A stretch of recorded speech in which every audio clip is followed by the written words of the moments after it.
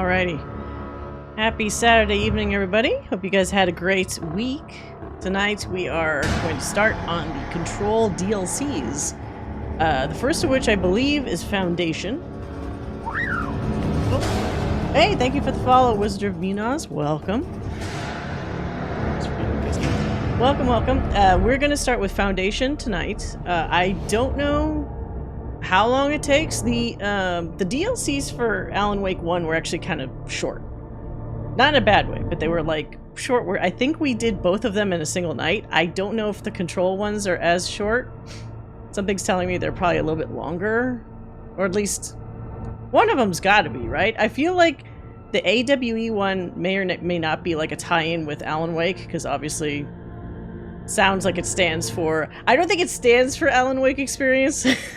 But every time I see AWE, I keep thinking that that's what that is. I think it's supposed to be Altered World something or other experiment. I just beat the base game and I can't remember what it was, but because they just keep saying AWE for everything. DLCs for Control are pretty good. I'm looking forward to it. So we beat the base game last stream, and it was very interesting. They kept things obviously a little open-ended at the end. So basically, for anybody that missed it, oh, hey, Igloo. Hey, Cryptic. Welcome. So basically what happened is Jess Faden, main character's brother, was... I don't know if he was like basically taken over by the Hiss or whether he actually thought that he wanted to merge with the Hiss, but he did it. And so she had to basically stop him and also essentially stop the Hiss in the process. Now, I know some people were saying that the ending is a little difficult to grasp, which, yes, I think that's the point, but I like the concept that it's a little like cerebral while still feeling slightly grounded, and I'll be curious to see if the DLC is kind of like a build on that, where it actually, like Alan Wake was kind of similar in the sense that it's like there's things that you understand that are happening, and then there are some things that happen where you're like, how does that fit in? Is that actually happening, or is this like all in somebody's head, or like a perceptive sort of thing where it's like not quite reality? So I think that's something that both games seem to have in common, where for Jessie in particular, a lot of the stuff that happened at the end was, it felt like she herself wasn't sure, like, am I dreaming this? Am I actually experiencing this? What the hell is happening? But she kind of wrangles Control by the end to be like the proper new director. She gets a new suit, so you know something worked. Hey, Mr. Joe, welcome. I liked Alan Wake, but I absolutely loved Alan Wake 2. I'm looking forward to Alan Wake 2. I've tried to not spoil myself as much as possible. Some of that was kind of ruined by the dance number that they had for the previous Game Awards. So I'm assuming that song, I mean, because it was a song in the game, supposedly, so I'm assuming that song pops up somewhere, but it was extremely catchy. So I'll be looking forward to whenever the hell it pops up. And there's, similarly in Control, there was that one section that had like that crazy, I don't know if it was Poets of the Fall, but whoever that was doing that number when she was in the ever-shifting maze. And that was pretty engaging. I feel out of touch. I haven't played any of these games. That's not a bad thing. I slept on these games for a very long time. Like, prior to just recently having played Alan Wake 1, I had only really played the Max Payne games. Like, if we're talking about Remedy games specifically. I'd always known about Alan Wake. I can't remember why I didn't get into it. I think originally, was it specifically Xbox and PC only? I was a PlayStation person for a very long time.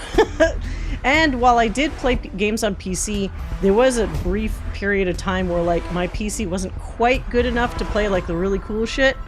So that was kind of the time where I kind of leaned on the console stuff a little bit harder. And I'm not sure, I feel like maybe it was like Xbox 360, like not first party, but like exclusive originally. Oh, okay, it was. All right. So that probably explains why I just didn't get into it at first. I thought the concept was cool because I know about the whole like writer and like this weird supernatural thing happening. I just hadn't experienced it. Yeah, wow, PlayStation. Or Woo. And that was like PlayStation, that had to be like the PS3 era, right? PS3 era was pretty hardcore. Like, I know they have the joke about PS3 no games, but at a certain point there were a lot of games. So I had a lot of things keeping me busy. I think the funny thing was, compared to the PS2 era, which I feel like the PS2 era might have been the most popular / profitable era of the PlayStation consoles. Almost everybody I knew had a PS2 at some point. There were a lot of games to choose from, and it also seemed to have way longer staying power than the, you know, either the PS1 or the PS3. Like, it extended. It had some legs, you know, until it finally kind of went kaput. So, yeah, Sony had a big library. PS1 was a lot, but PS2 I felt like really built on that. And then, like, the quality level also, like, took a very pleasant uptick, you know, like, during the PS2 era.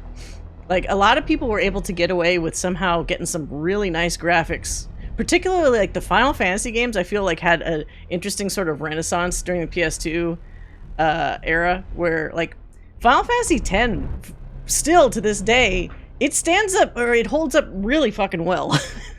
When you think about, like, how old that game actually is, and how good it looked for a very long time. And all it needed was, like, an HD remaster, and then people were playing it again. I started on PS1 and it got better and better. It really did.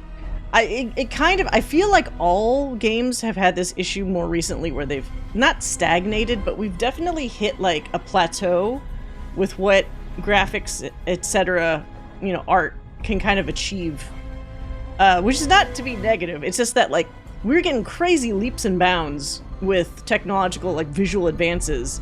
And now we're hitting that like top of that curve where you're getting to that super hyper realistic phase, but also you're starting to get people like pushing away from that feeling.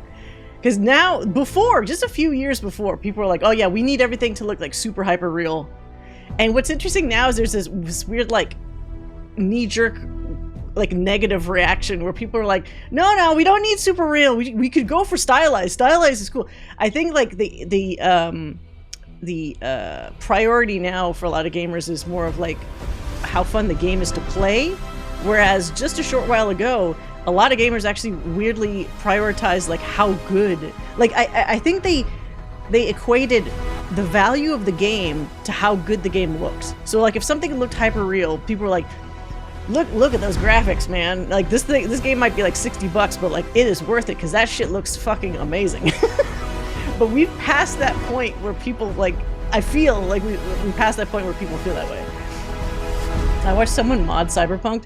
Yeah, so like you could do stuff now, just augmenting existing like current or like the past couple of years games and get some crazy visuals out of it. With photogrammetry being used, you're getting into that. Yeah, maybe, you know what? That might be a subconscious thing with people. As we're bumping up against the uncanny valley more and more, that might be why people are kind of going like stepping back a bit, going like, oh, maybe maybe we don't need to be totally photorealistic, you know, like there is that comfort zone visually for people.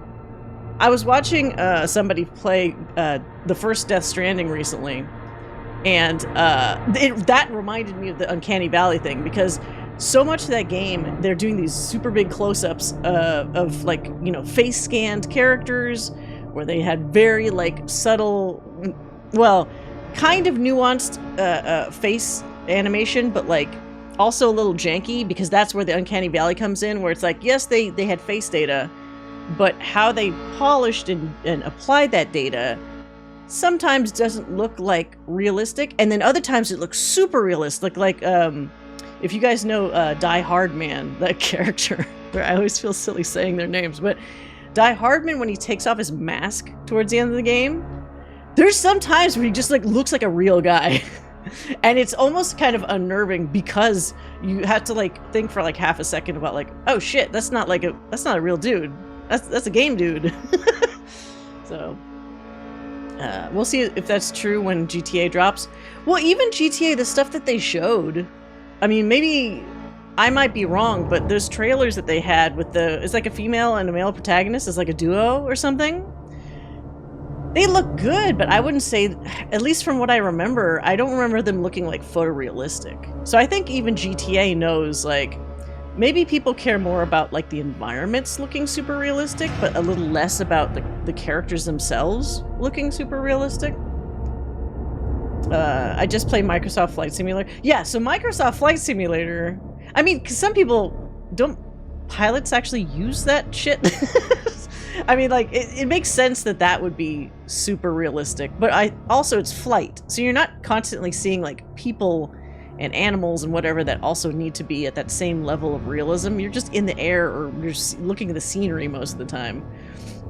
Yeah, stylized realism, I think, is the new, not necessarily the new hotness, but it's like more of the thing that people are angling towards now, where they realize, okay, we don't necessarily have to kill ourselves doing like crazy, super detailed, hyper-real graphics.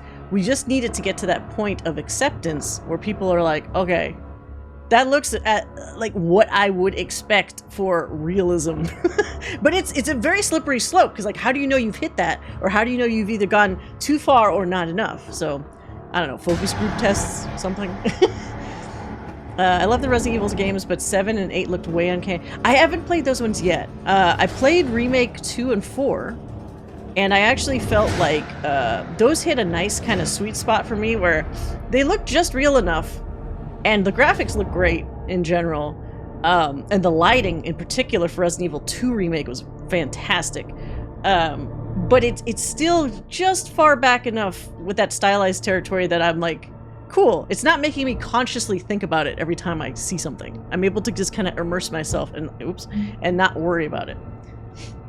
It's flight, so you're not constantly seeing people. Well, yeah, not if you're a good pilot. That's true. If you're crashing constantly, like, I've never actually played the newest Flight Simulator, the Microsoft one. So what happens if you're purposely crashing into populated areas constantly? Are you actually seeing like a lot of people, or does it not like populate those areas with people?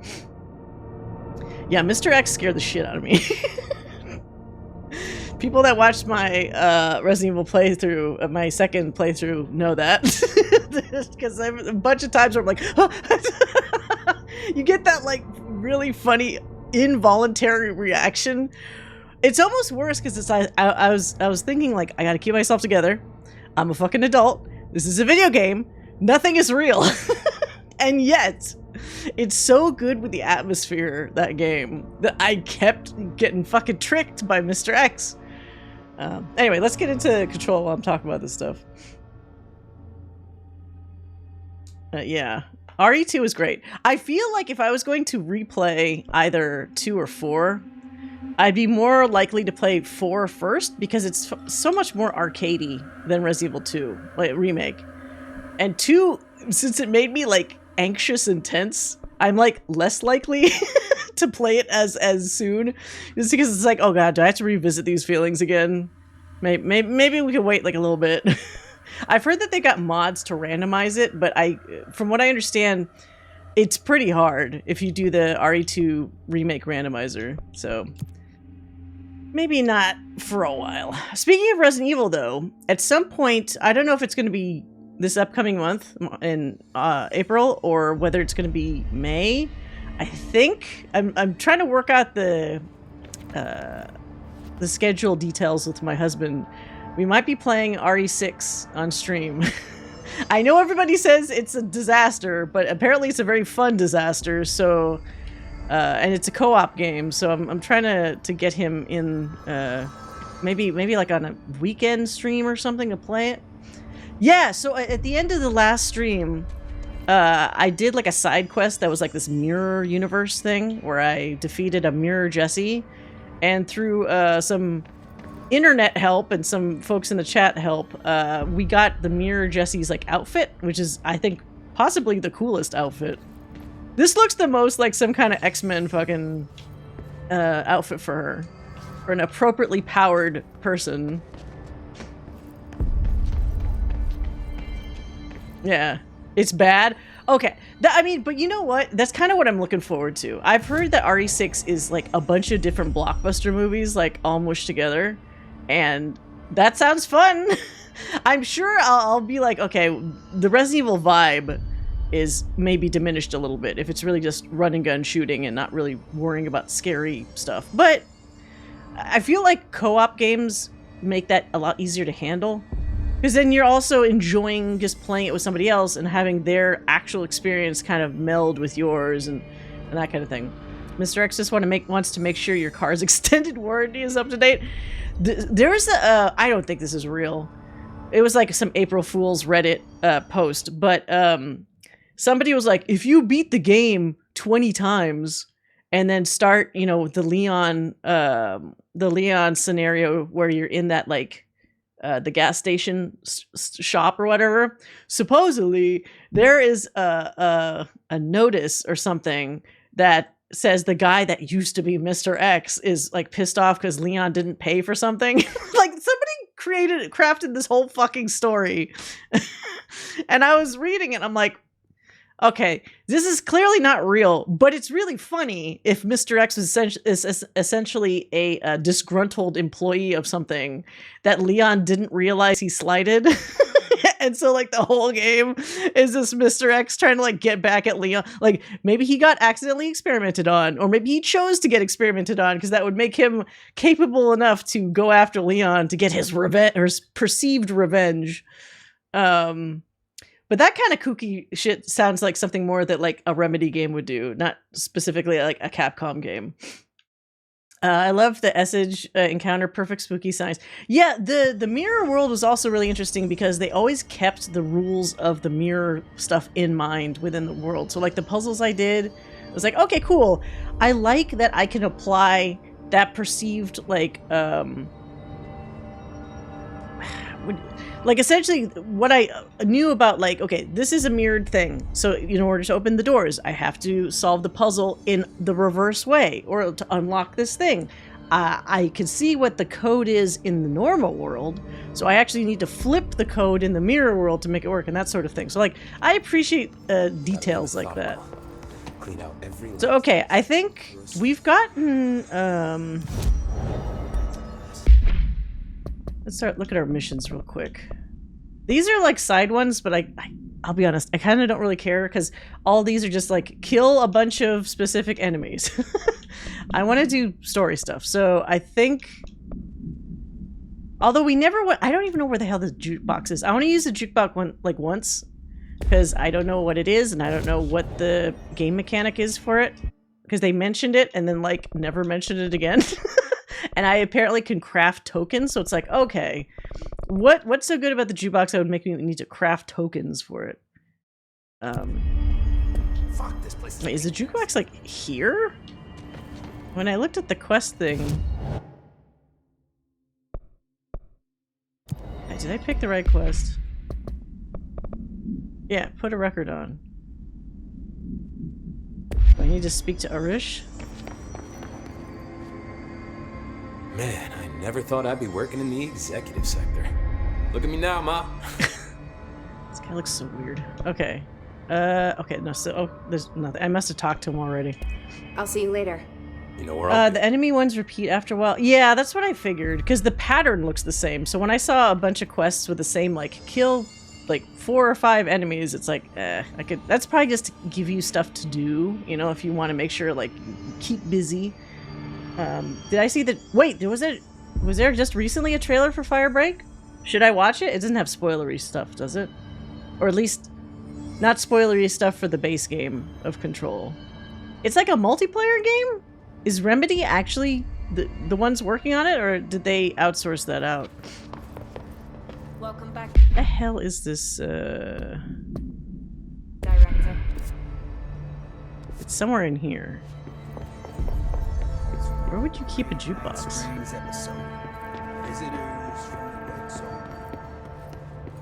Oh, wait, what? No, that's not that. Television proposal.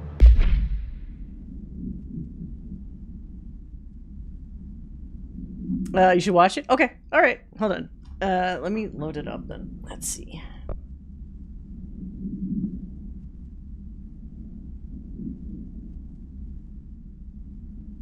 So does this, will this game take place, like after Control, during Control, etc.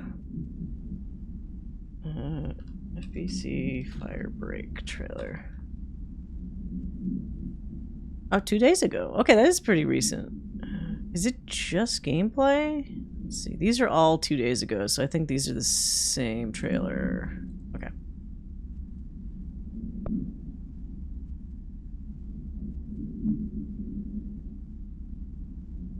Let's see. Make this a little bit bigger. There we go.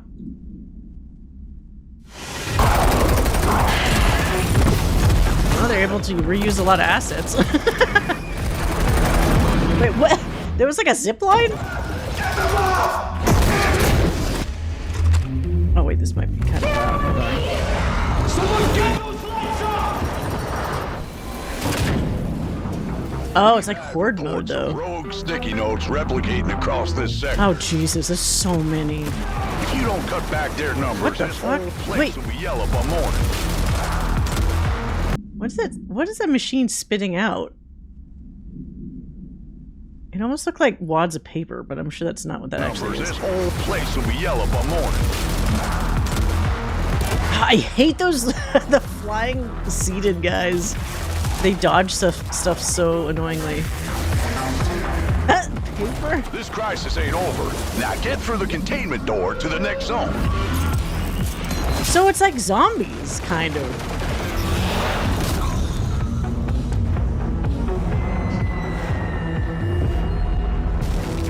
So I wonder what, like, Safe room if it'll dead have ahead. story, Might like, contain something useful, but it'll elements. probably attract a lot of... Oh, you already opened it. Never mind. You sure kicked the nest. There's hiss all over you. Stand back! Piggy's coming out! What is that? It's like some kind of... And why does this guy have paper? Why does this dude have post-it notes all over him? What is the significance of the post-it notes? Wait, I missed one. Did I? What the? Last containment door's open. Go, go! I'll watch the beginning bit again. I just was so kind of distracted by the I visuals. think I heard something.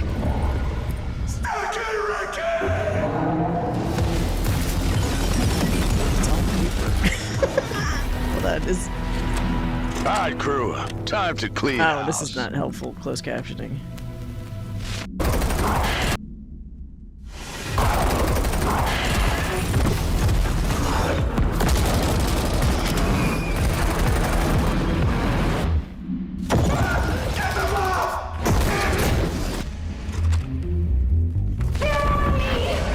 Someone get those lights off! Come on! We've had reports of rogue sticky notes replicating across this sector. But why? If you don't cut back their numbers, this whole place will be yellow by morning. So the sticky notes are the altered items, basically? That's a lot of fucking altered items. So do you actually need to accumulate them Get all? through the containment door to the next zone. Okay, you put them all. Okay, god.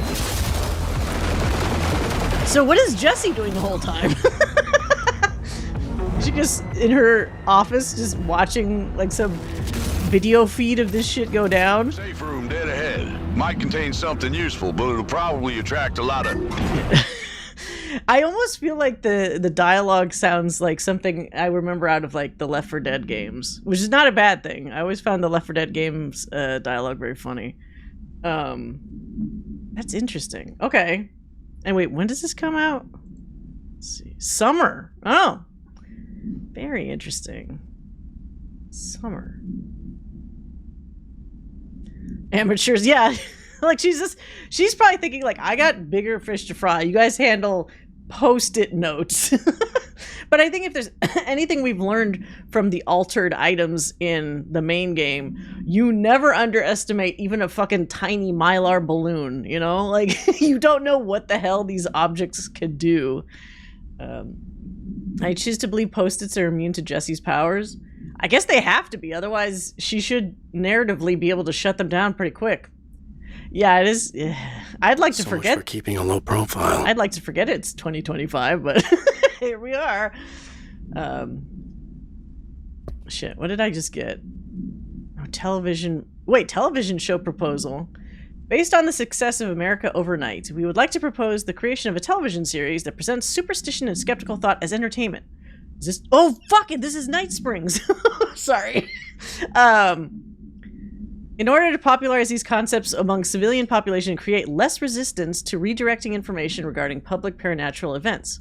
We can also use a solid media outlet to test paranatural concepts on civilian audiences, seeing how they react to certain facts presented as fiction in the event that the Bureau ever decides to make certain realities public knowledge. There's various show licenses that we could purchase and reboot rather than starting from scratch. One particular property seems promising, especially considering its content and tone are precisely what we're looking for. It's called Night Springs and has been off the air for a few years now. Interesting. So they didn't start it, but they're sure as hell going to finish it. They're going to make like a Night Springs 2.0. Now I'm wondering if Alan Wake, don't answer the question, totally just me asking stuff into the ether, but if they've established that they want to reboot Night Springs and Alan Wake 2 takes place, I think chronologically after this, I wonder if we're going to see those Night Springs 2.0s. I hope so. I have a different ending in mind. Yeah, that's why I prefaced it by saying, like, I'm just saying it out loud. I don't want anyone to actually answer my questions. But I enjoy kind of like asking this shit into the ether. Okay, one thing I will ask actually is, where the hell is the jukebox? Because I don't actually know where the jukebox is. It lists Central Executive, but this is a big fucking area, and I don't actually know where it is. I heard Pope was promoted. Head of I want to try out the jukebox because I have like a token. It's a lot of papers now.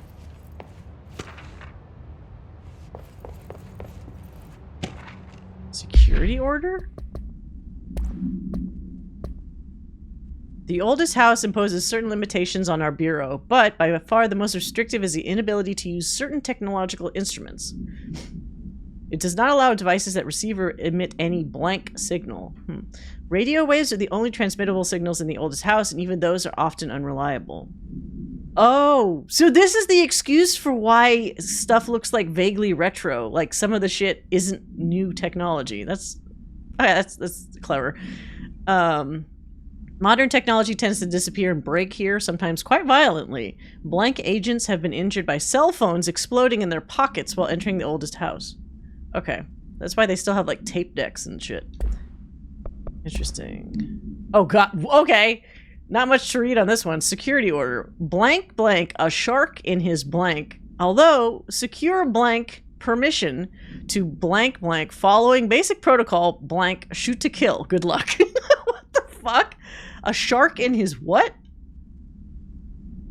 Why does that exist? Sometimes you nail it and you could scream called it. I mean, it's cool that there's certain things that lead naturally into other stuff. So, like, if you're theorizing it and it pays off later, it's like, oh shit, that was a thing. Like, those are fun moments. Pepperidge Farm will forget, but the record will remember. Wait, what? I can't believe they don't want to mass market Threshold Kids. Threshold Kids is fucking creepy. Night Springs at least has that kind of kooky vibe where you're like, okay, this is cool. But Threshold Kids is very unnerving. That is definitely an Adult Swim thing. Yeah, I found a file on the old director. Is it in here, maybe? Oh, there's a thing in here.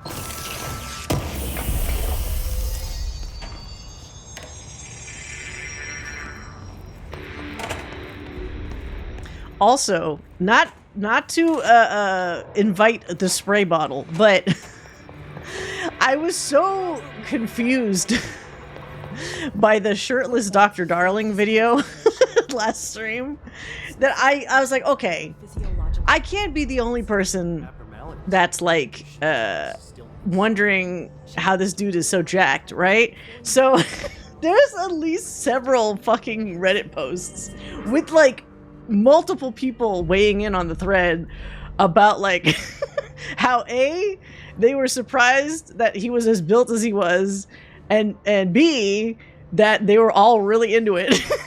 and I didn't realize there's a fucking name for him. People call him I can't even say it out loud. People call him Daddy Darling. To prepare. Can't you just process the staff files? So I thought that was really funny. That also made me feel better about like not like I was like, okay, I can't be the only person getting weird about this, and I definitely was not. It's it's extremely convenient. Well, first of all, I missed half of it because I was wandering around and I could hear him, but I didn't know what TV it was coming out of, so I missed it. But like, oh wait, hold on a second. This is not to like make me rewatch the fucking the clip in question, but I found a wiki page because I didn't remember what he said. He said something that made me go like, wait, what? And then already the video was over and I couldn't play the video again. So I wanted to read. Let's see. I'm Dr. Casper Darling, and this is my final message. It's not the end, but after this, I won't blah, blah, blah. And I think that's around the time that I saw the video, and I already was like, what's going on? I've exposed myself to Hedron resonance fully. It's changing me. I've been shown so much. Slidescape 36 was where Hedron stopped the spread of another. It's terrifying. It really is. Another source of resonance. Trench was exposed to this other. It will now spread. And then he takes a breath and he says, I've done everything I can to stop it. The Hedron resonance amplifiers, I don't know if it'll make a difference. I won't be here when it happens. I should have told Emily more. I'm being sent one more lesson, something wonderful, I think. And then he walks off. So if he was basically helped by Hedron, aka like Polaris, basically, it makes me wonder if he's not actually dead. Because I think I kind of started talking about this when I was playing it, but I also just oops, I don't want to quit. I got just really distracted by everything that was happening at that time. Trench definitely got affected by the hiss because even in, I don't want to say Daddy Darling, even in Dr. Darling's quote, he was affected by the other energy. So like Trench got the bad energy, which ended up being the hiss. But Darling seems like he was affected by Polaris, which is interesting because when we think about like, when we see inside Jessie's head, when she's talking to Polaris, sometimes she could I'm sure she could sound crazy too. Like if we didn't trust in her and that she was the protagonist and she kind of knew what she was doing, she might also sound kind of like as weird and unnerving as Darling did when he was in that video. So the fact that Polaris helped Jessie makes me think like it must have done something to help Darling. And we don't see him either become a hiss or we don't readily see him kill himself. So I'm hoping that means like maybe he's still around somewhere. I'm still holding out hope that there might be like an in-game model of him. Just so I could see like, did they do the full face scan? Does he basically look like a one-to-one of himself? But I'm very unsure as right now as to his status. But it did seem like he has some like higher purpose or calling. So it's like, that would be kind of weird for that to be like his last moment ever. If there wasn't more. I just really like Dr. Darling. I feel like his weirdo videos and like his periodic like appearances made him possibly the most endearing character. And thus, I don't want him to die. I want him to be alive somewhere, goddammit. Whether, I don't know, maybe like we've seen instances of where they say there's like parallel versions of people in like the Alan Wake version of the universe. Like there's a Thomas Zane here that's a filmmaker. And then there's obviously the Thomas Zane and Alan Wake that's the writer or poet. So like maybe there's a Dr. Darling in like the Alan Wake universe at least or something. I mean, that also probably means there's a Jessie and whoever else, like if we're doing actual parallels, but that's probably getting into the minutia of that. The room you unlocked across from that is the jukebox. Oh! Wait, room I unlocked? That one. Okay. Cool, thank you, NWA Tank. Let me go back up there. Sorry, I've just been blabbing, so I'm sure I've been just running in circles. I'm perfectly sane. Now stay with me while I borrow this janitor's Walkman. Wait, did I not unlock it up here? Oh, right, through the security doors. So this? Oh! Huh, okay, alright. How's the controls in Control? I've actually liked it a lot. Especially when I've gotten more like X-Men powers. Like, it's pretty fun to play. Okay, so... Challenging expedition that ran... Oh, wait. So you have to do like an objective? I thought this was going to be like a gotcha machine. Alright, let's try one, I guess. Wait, what? Player and enemy weapon damage 100%? Oh, just start... Okay, it's like an instance. I don't know if I like that music, though. Warped music.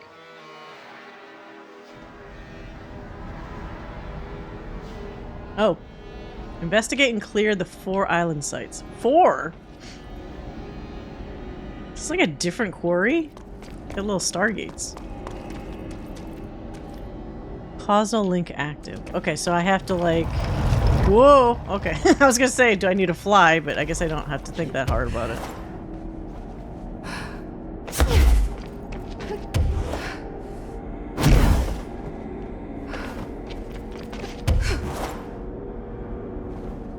So yeah, I wonder if people will be into that Firebreak multiplayer. Like, has the response been positive?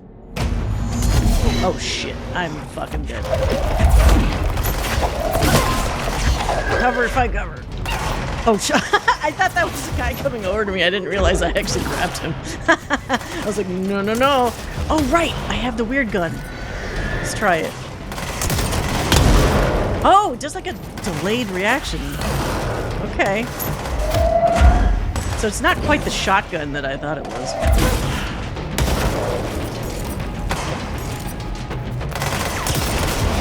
Oh, it's a heat-seeking thing? Okay, this is a cool gun. I actually like this gun.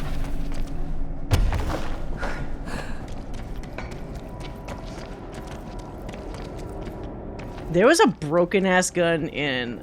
It vaguely reminds me of... If anyone played Resistance 2... what's it called? The Auger or something? There was a really cool rifle that had bullets that would basically go around, like heat-seeking fucking bullets that would just lock on to enemies, and I loved using it. I'm sure there's other games that have similar things, but that's the first thing I just instantly thought of that reminded me a little bit of this. But like a rifle, so you could do like way more shots than just like 3. That's another game that had really fun multiplayer, and you could, it was like 60-person multiplayer or something like that. Unlike the, was it PS3 era? Like that was in itself crazy. Is there an enemy here? Oh, oh, oh. I see you. Oh shit!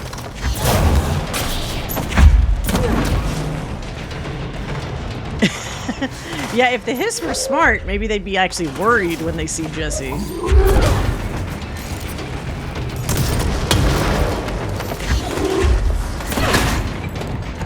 Oh, damn it.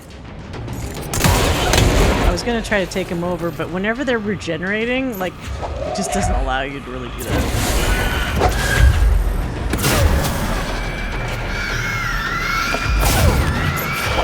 Oh, fuck. Jesus.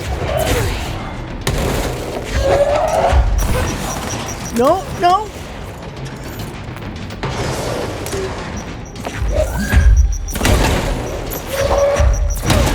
Yeah, shoot more of those.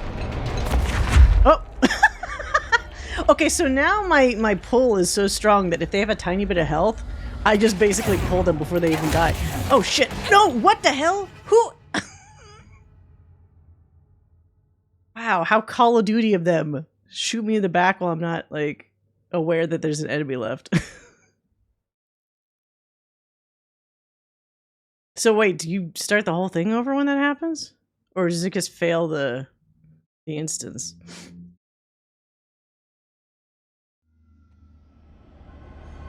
Oh, the timer is also still clicking down. I think I had like 24 minutes to begin with. Don't now. Whoa. Okay. Yeah, now that I'm so powerful, it's like the game was like, let's remind you of how actually powerful you are. But again, it's my own fault because I always like build this shit up like a glass cannon. Every character I make is basically a different kind of glass cannon. And I never account for that. It's really my own fault.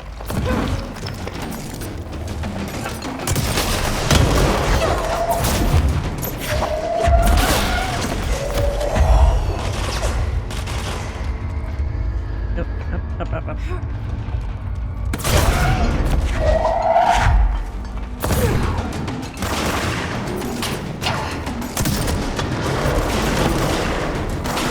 Does that not go past their shield? Oh, there we go. Oh, I didn't go on this bridge before. Oh, no.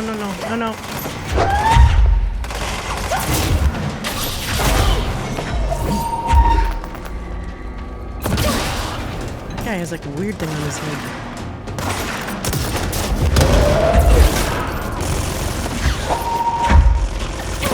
What the fuck?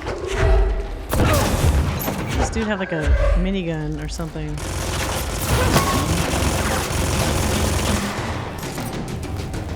Come on, show yourself.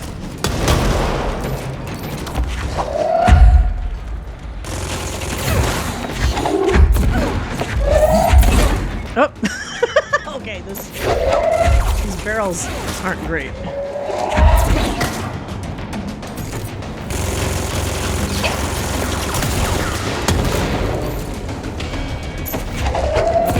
Whoa!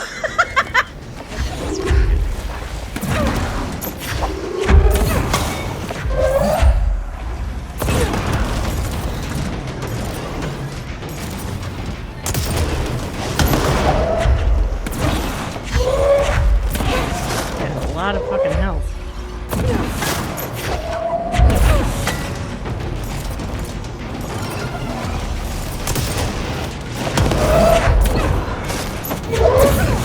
No, you stupid shield. Stop it. Maybe that's the guy that killed me before. Oh, I keep going up. I think that's a mistake I made. I didn't see this shit. The barrel's not great. I could never... They're like plastic barrels too, so maybe that's also like part of the... Like, I don't know if they take materials into account. Like, they just don't hit as hard. How much do I clear here?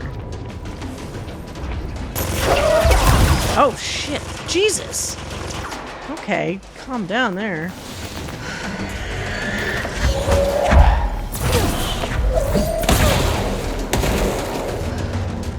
And this is just one area? How the fuck am I doing this in like such a short time? Cleanse the 3 broadcast plates. Wait, so I do need to do... How do you cleanse them? Okay, that guy's a problem.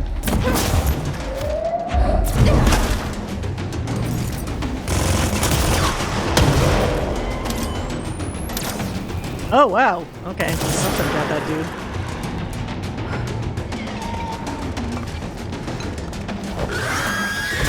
What the fuck? Oh!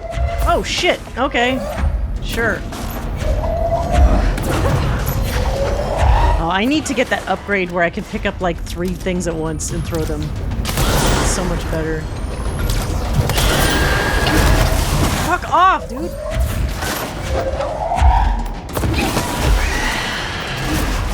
Oh!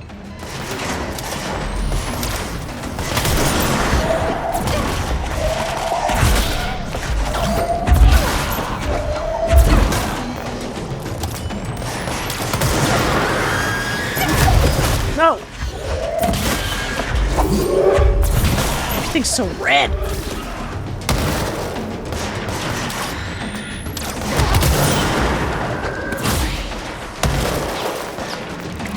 Health.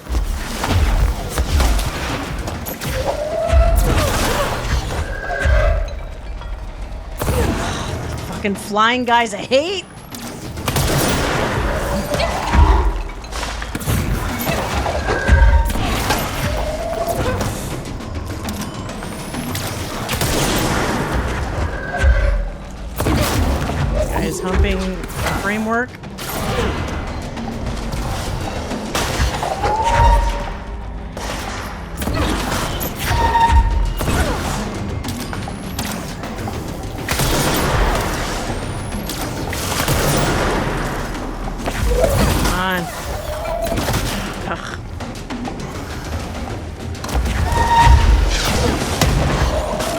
a lot of things to fight here. They expecting you to do a bunch of these jukebox things? Like, this is like one fucking jukebox token worth.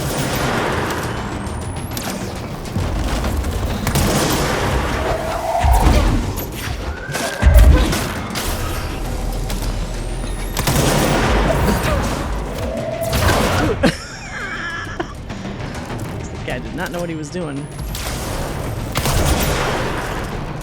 Alright. Where's the other plate? So we got that plate. There was one like up here, wasn't there? Shit. Oh god! And they just keep coming, I guess. Right. Just ignore all the guys. Oh, have I not? I don't think I've actually been up here yet. This is where I think I got killed last time. Oh, here's the plate.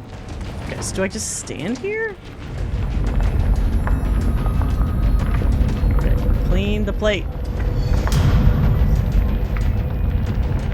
It's like a multiplayer. Maybe they'll have this in the multiplayer.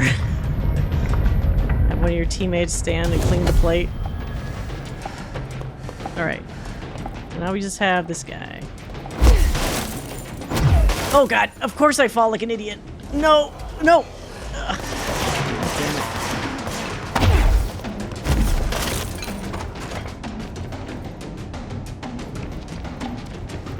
This was already fixed.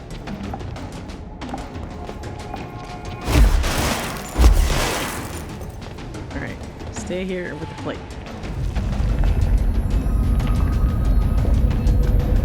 I do also need to... Oh, Jesus.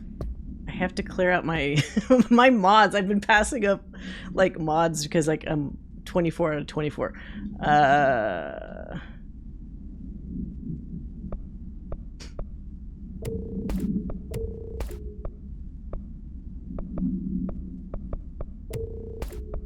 These are all terrible.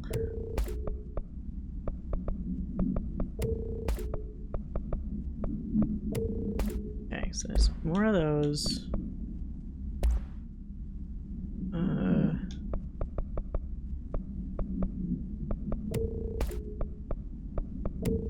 Get rid of that.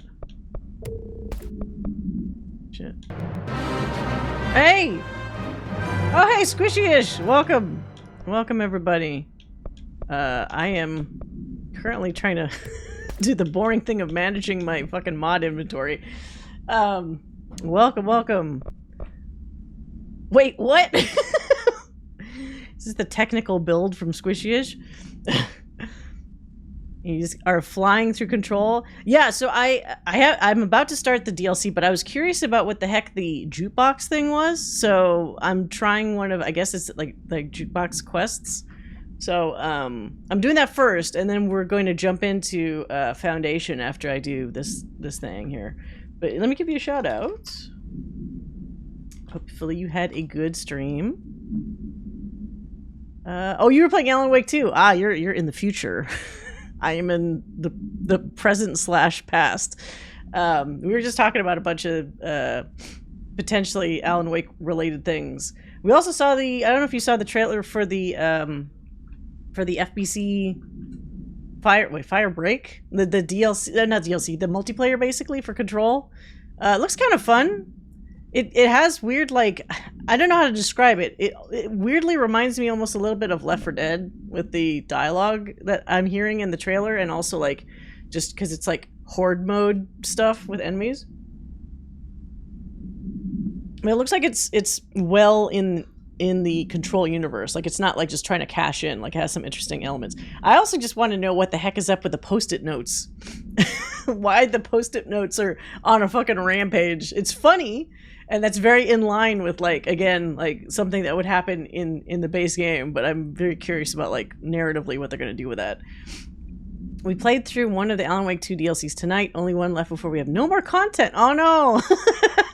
Yeah, what are you going to do after? I was actually thinking, I don't know if I'm immediately going to follow these up with it, but now that I'm kind of on a Remedy kick, I was almost thinking of doing Quantum Break. I just don't know when to line that up. Whether I just straight up play it after Alan Wake 2 or have a little bit of a breather and then get back to it at some point. Have I come across any post-it notes?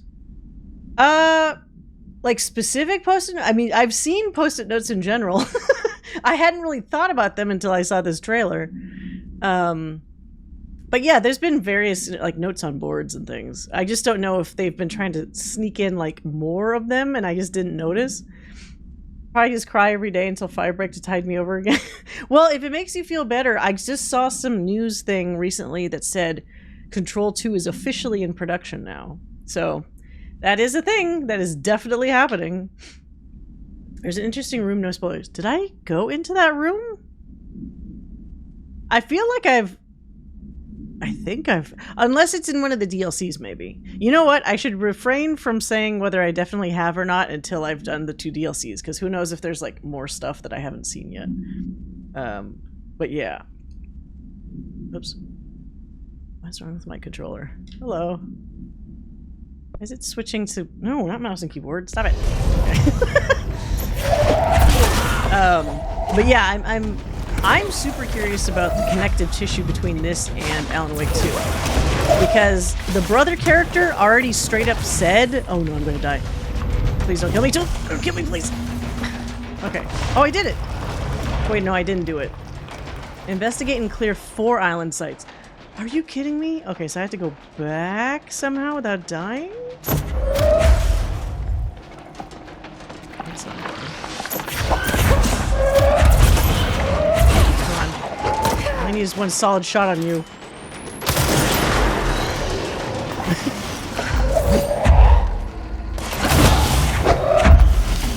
Where's the other guy? There you are.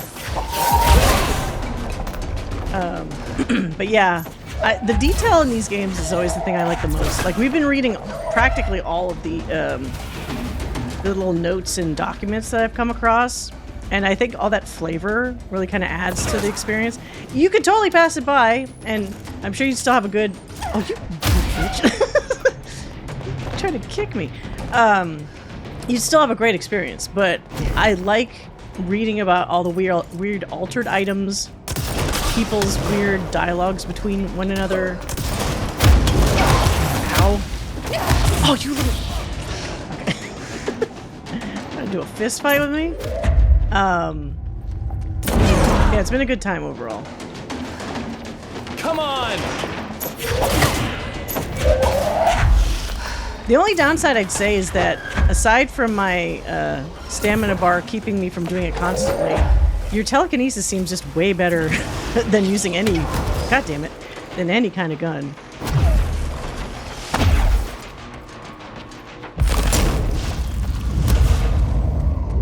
Alright, who's doing that? You're doing that. Oh, that still hurt me? You little bitch.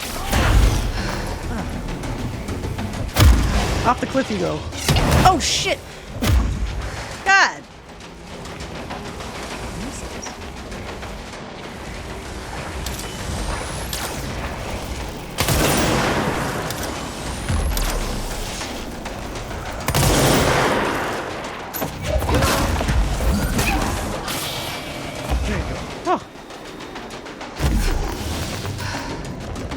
TK is the cake, gun is just the frosting. That's true. It's there for when I am out of energy for TK, basically. Alright, how the hell did I get out of here? I think it was the other way. Okay, we gotta do our little leapfrogging out of here.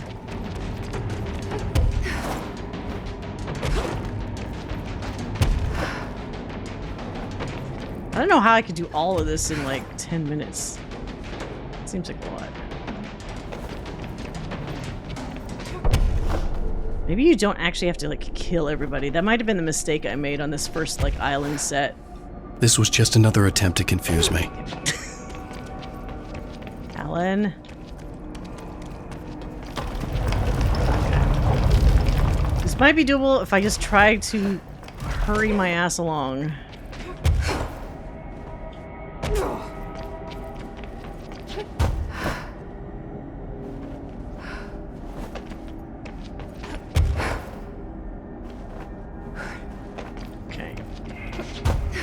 I think the same thing as before. Oh, this is different. Lost specimen data. Okay, what if we just rush past these guys? Let's just not pay attention to them. Is that one of them? Oh, man. Okay. I was hoping to avoid that. Oh, well.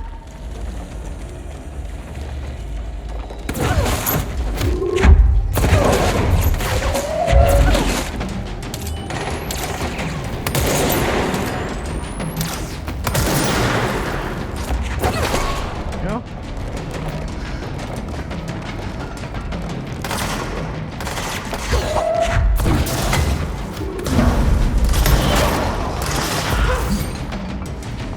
Who else? Oh, that's a big boy. Nope. I have a different ending in mind. Headshot. Alright. Come on, we gotta hurry the fuck up. Hurry the fuck up time. Is that everybody? Come on, Hiss. I don't have all day. I literally don't.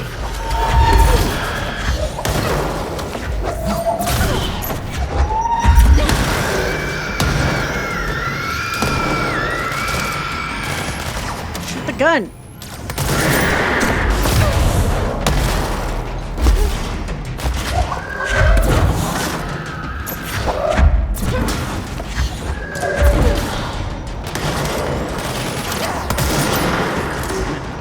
Having the low ground is definitely not the way to play. Okay.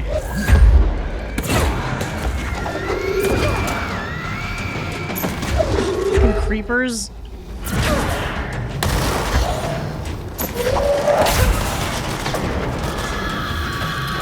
Whoa!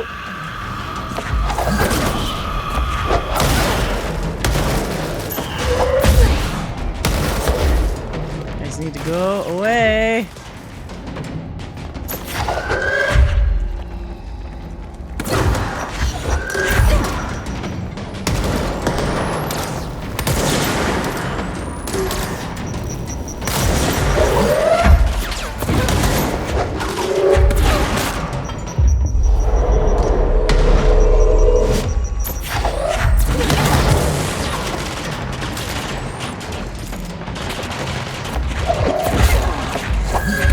Hi.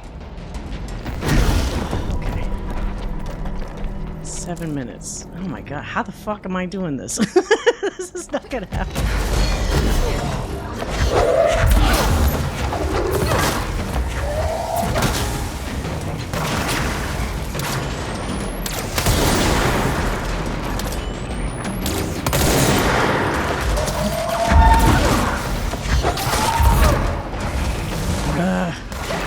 Whoa, what?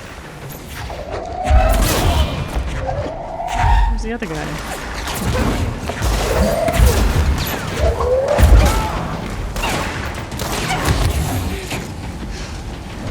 Fuck.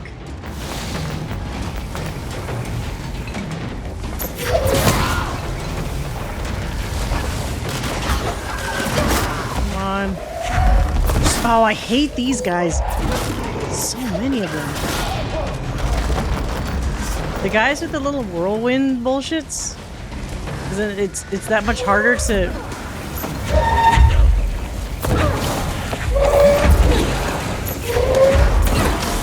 Need all these guys coming after me, really?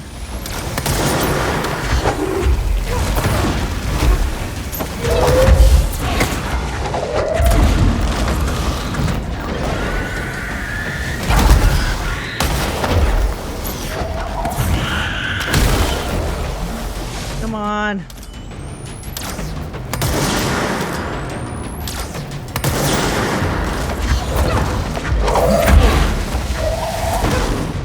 No. This. Oh, God damn your fucking health. There we go. Okay. Is that enough? Okay. Now we got... What? 5 minutes?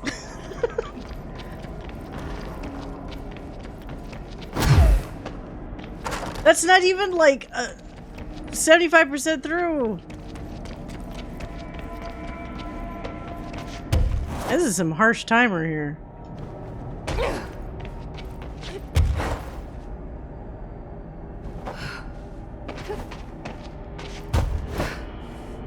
Oh, pretty ornery for deputy. Deputy. They're all, I guess, all the ones taken over are deputies. They seem to have a similar. Oh, what is this? Okay.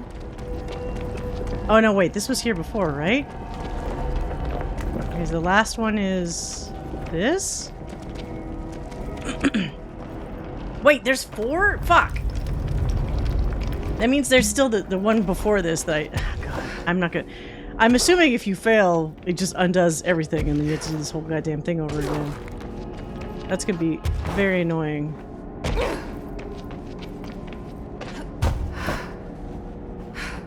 Come on. Let's hurry our asses. Burn the hiss corrupted material. Just like that, clearly.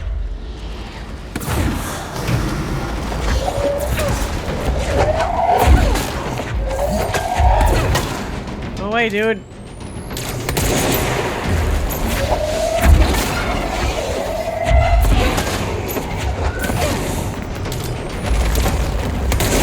I don't have time for this. Fucking die. You get to keep the mods and mats you found. I mean, yeah, I guess that's cool. I'm just like a completionist, and I don't like it when it's like, you failed the mission.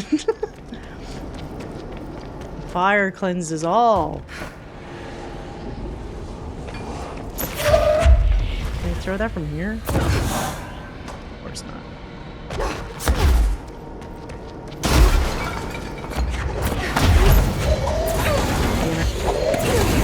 How about we just ignore those guys?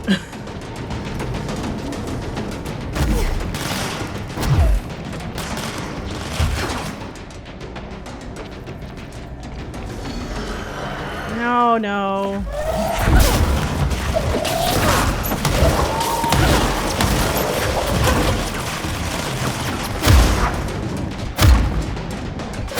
Dude, fuck off. Oh, okay. Where's the next piece? There's one.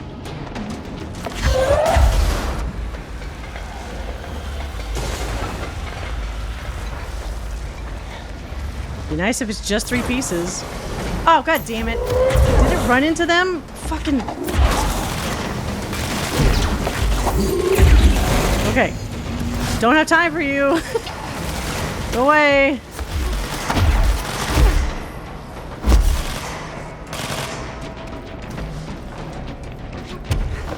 There's no way I'm doing this in 2 minutes. Are you fucking kidding me? It's not even 2 minutes. It's gonna take me that long just to get there. Why is there even a timetable? What's the narrative excuse for this? Okay. So we'll give it a shot. The old college try.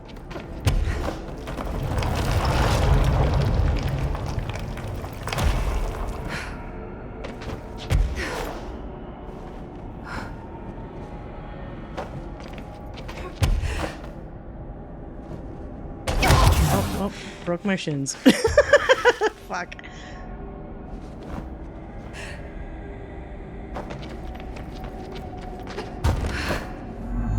Biometric logs from the dead rangers. Are they actually dead though, or do I have to actually make them that way? I don't know where the fuck these things are. What? I can't run. What? Stop. A good time for texture or clipping problems.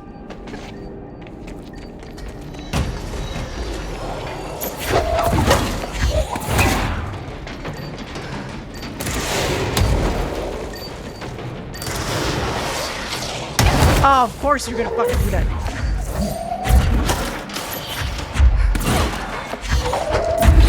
Oh.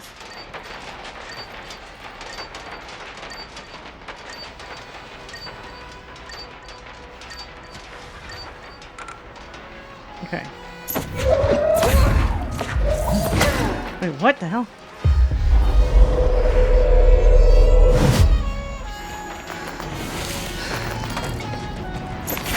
Wait, what? No! No! Ow! What? Oh.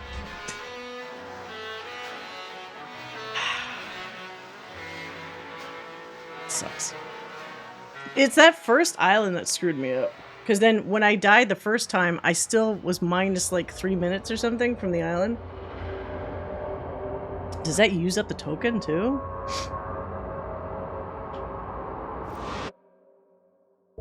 Oh, I guess it didn't. Alright. Player shatter damage negative. Wait. Which one's shatter again? Is that from the gun?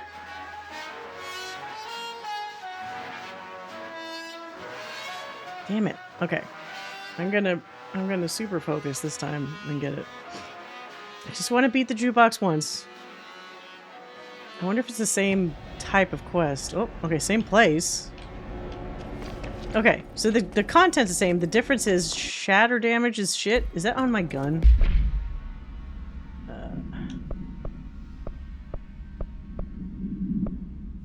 Oh, I do need to clean up my mods inventory.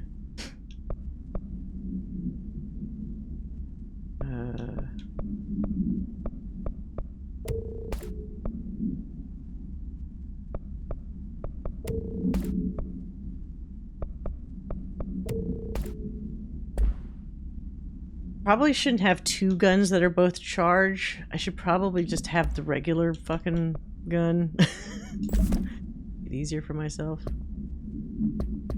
Okay.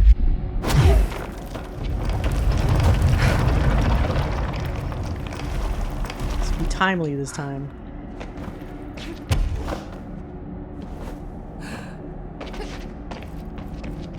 This island is the worst.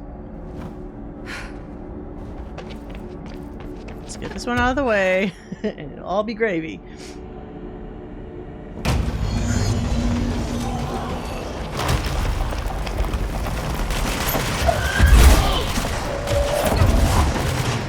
Key, I think, is not dealing with every single one of these assholes. Just getting to the devices first. There's one down there, but there is also, like, I think an easier one to get to over here. Do this one first.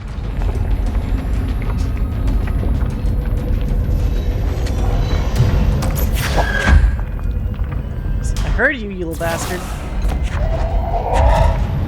Grab you for your friends. Okay. Immediately go to the next one, because fuck these guys.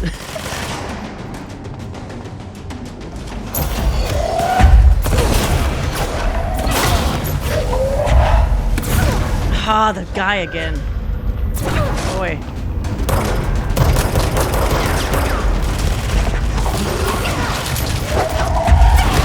Fuck! What the hell? What? Oh, I don't have my fucking power.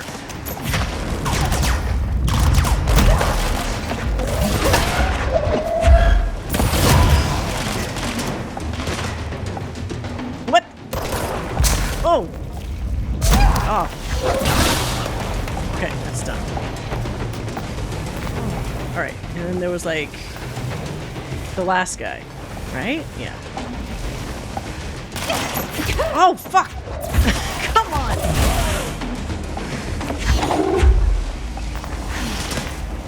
You're out of nowhere. Wait, that one down there.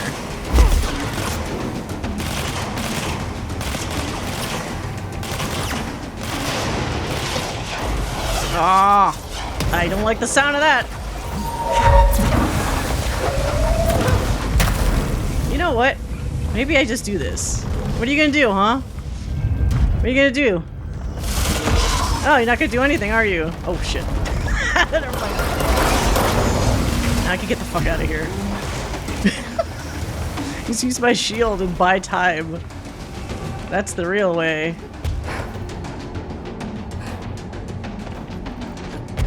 Because when you waste time, like, going toe-to-toe with them... Wait, what? Where's the... What the hell? Isn't there usually another block here? Can I actually make it all the way? Yeah, maybe I can.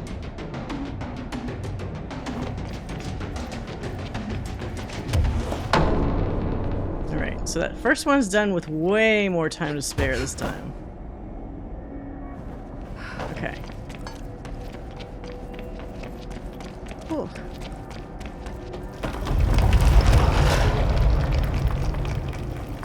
Next.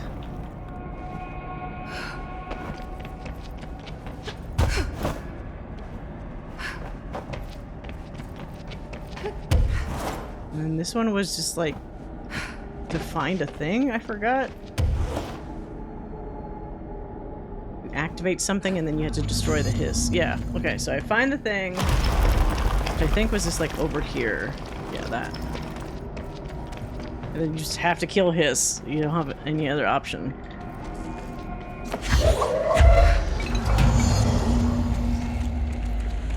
This one might be the worst just because you can't cheese it. Like, you do actually need to kill these things. Something's coming.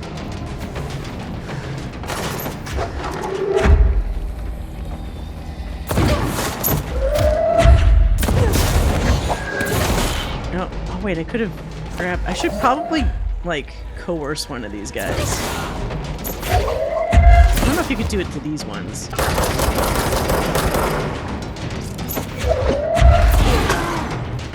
That would be nice because they're the harder hitters. Can I?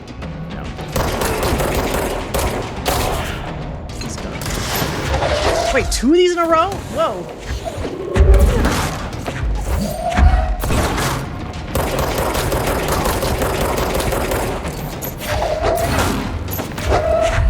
This guy's not getting in one goddamn hit.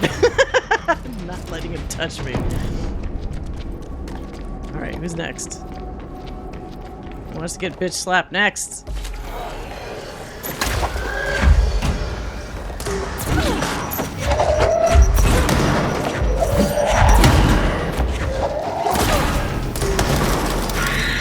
Oh shit!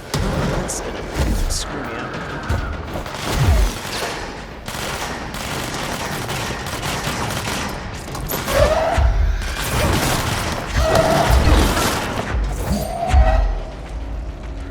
Come on, supervisor.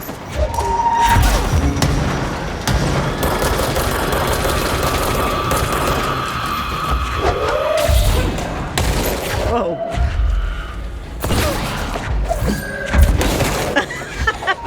Does that make them more explosive when I throw their bodies at someone else?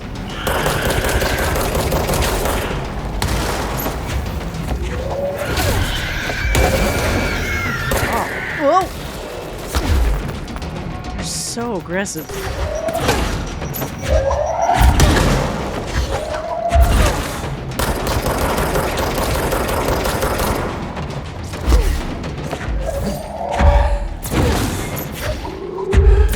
Oh, pick up something big. Alright. So who's next?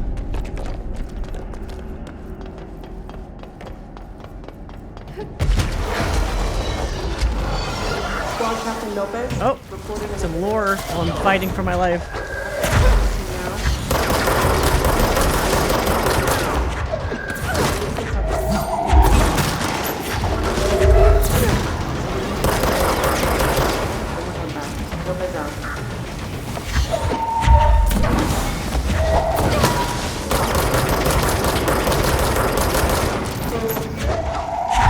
What? Where do you go? Come back here. That's hide and seek over there.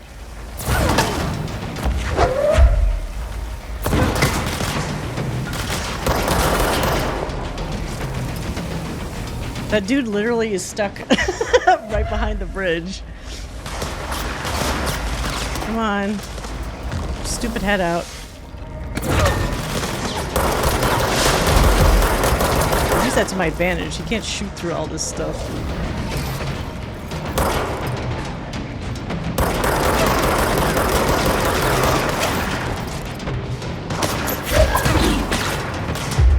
Here, you help me out. I don't have time for this shit.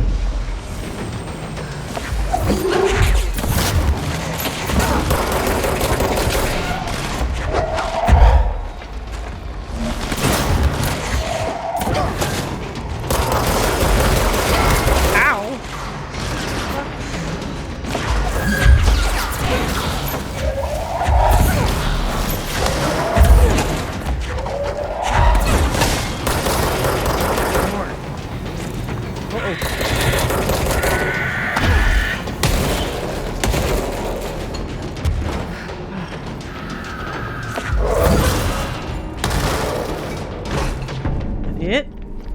Yes! Get me the fuck out of here.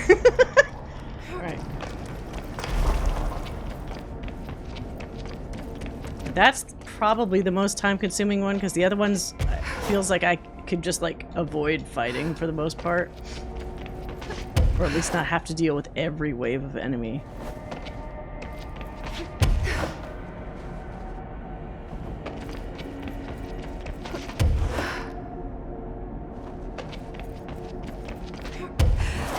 Yeah, that would be so convenient. Just fucking being able to straight up fly. Even if it was only for short bursts, like, still.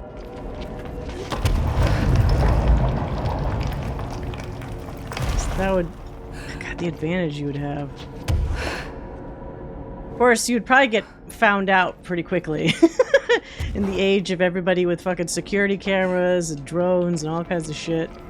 You wouldn't be keeping that secret for very long.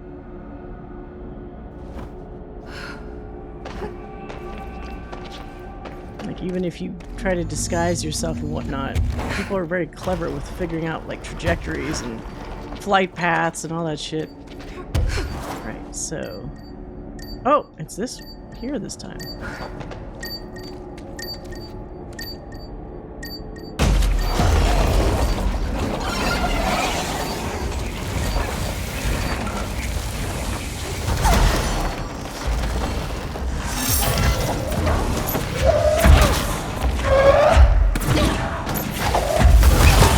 Really? What the fuck?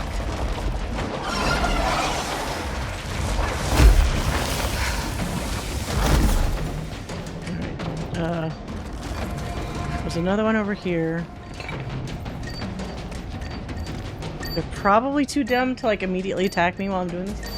I've had detailed dreams where the entirety of humanity gained the ability to float slightly above the ground and launch for short distances.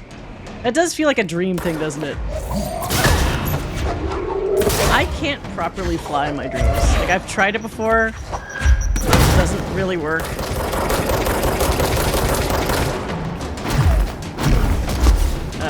I can fall slowly.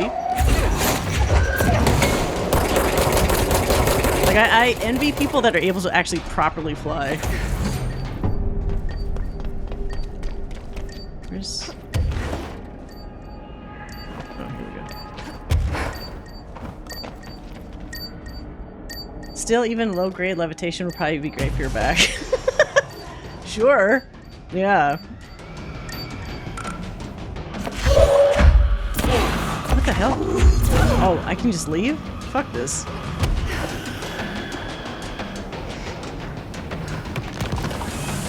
I am not gonna follow your rules anymore. So, like, I always have the problem where I can't run fast, and I can't specifically fly. I can float, but I can't, like, you know, like a fucking hang glider. I can slowly decrease all the way to the, you know, from a high, like, tower kind of height to, like, the ground. And I can't run fast, which is super annoying. It's the same thing as, like, I think some other people have described it before, where if you run backwards, you run faster, but then the downside with running backwards is you're seeing your aggressor, like, running towards you, like whoever the fucking enemy in your dream is, like, the entire time, so it's like a fucking horror movie. Whoa. Oh, what the fuck? It boosted me up. I can only fly straight down, but my acceleration is amazing. Well, that's... yeah. Then that's really just real life, isn't it? Okay, so this one is the molten objects. I think there were only 3. This one might be the fastest one. If I just don't get interrupted by enemies. Oh, and that just didn't want to count for me for some reason. In. Shit. In.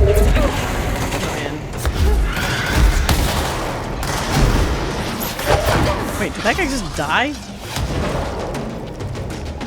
Hey, Fuentes, welcome. Alright, I need to get... I'm just gonna fly up here. Fuck it. Okay. Nope, not that. Picking up everything but the object I want. No! Okay, Where the hell did it go?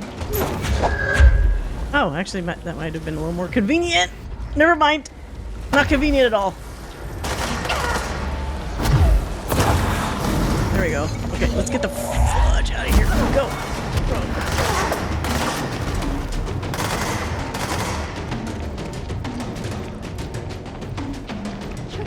Alright, we did it. So what happens now at the main thing? I wonder if they're gonna give us like a fucking boss fight.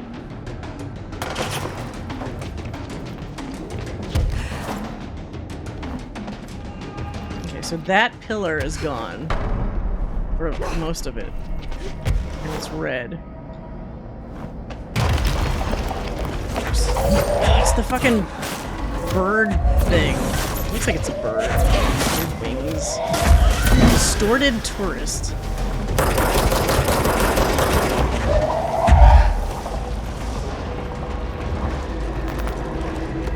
Where are you, you little piece of shit? Ow!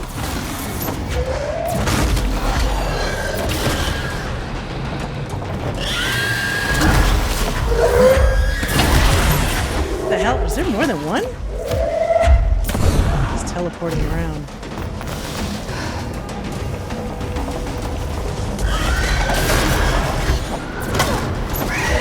Oh, maybe there are.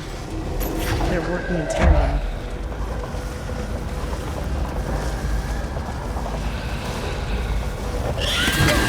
Did that not count? Fuck. Jesus. Ah, we did it. My main thing is being confronted with the amazing views and vistas of Dreamscape and realizing I don't have my camera on me. It's really wild how quickly, like, I'm sure everybody else is like this, but how fast the dream dissipates once you wake up. For the first, like, maybe minute, I can still recall, like, most of it. But wow, does it just, you know, out of my head almost instantly after that. I've never tried the whole dream journal thing, but I also kind of, I'm never really sure if my dreams are that great to, to write down. Okay, so what did we get? We got another token. We got a level 5 of whatever that is. I don't know, look at that. Come on! I think that's the personal mod.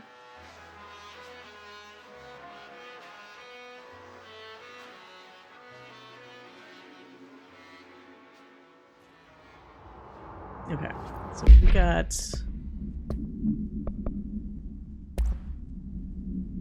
What did I just get?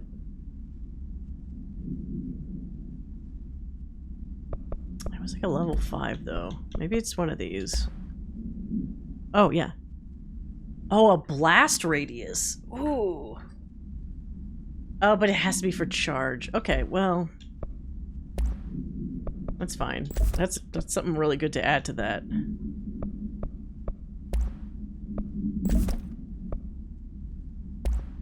And then, what is this? Reload speed?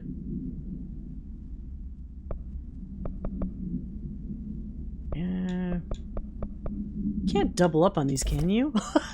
So you get 2 blast radiuses? Does that mean that would just be a giant explosion? Something tells me you probably can't double up those, as awesome as that would be. Let's just boost damage. Why not? Okay. The highest energy recovery speed? Yes. Okay. Guess the song ended. Good timing. We did it. This was just another attempt to confuse me. Oh, god damn it. Actually, you know what? This is perfect. We just finished the quest. We'll have a little ad break, and then we'll go into Foundation. Yeah, one blast radius per... Because otherwise that would be pretty broken, right? If you basically have a small nuke every time you shoot your gun. I mean, that's the gamer's dream, really, but... Oh, also, we got 2 ability points. What can we do? I ultimately want to do this launching 3 things at once. So that sounds ridiculous, but I think we need a lot more points for that. We need 3 points just for this.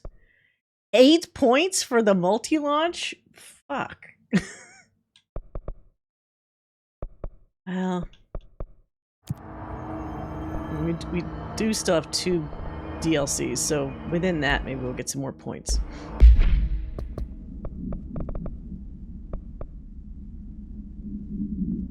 Is this? Oh no, this one.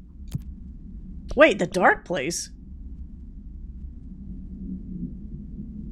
No, is this the other DLC? The AWE one? Dark place. Let's not do that one yet. I have a feeling that that's the second one. Alright, we need to talk to the board. Oh, we also need to eradicate the mold. I have a different ending in mind. Oh, but this isn't like a boss mold. This is just like side shit. Okay. No, we're not doing that. Alright. Foundation. Where is the board? Oh, in the hotline chamber. Is there an easier way to get to that shit? Everything's good here, Director. Darkness engulfed the elevator. What? What? There was something there, reaching for her, trying to make her act. It was a distress call. Faden sensed a drowning man, a hunger in the dark. Wait. Investigation sector. Investigation sector, huh? No, not... Okay, so the dark place is definitely... Hold on, Jess. Jesse, we're doing Foundation first. Fucking Alan Wake is always coming in and going, me first, me!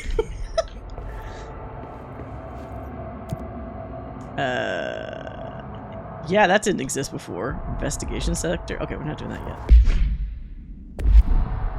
Dream journaling, it works, but not immediately. You learn the kind of stuff you need to write down quick and stuff that lingers. Interesting.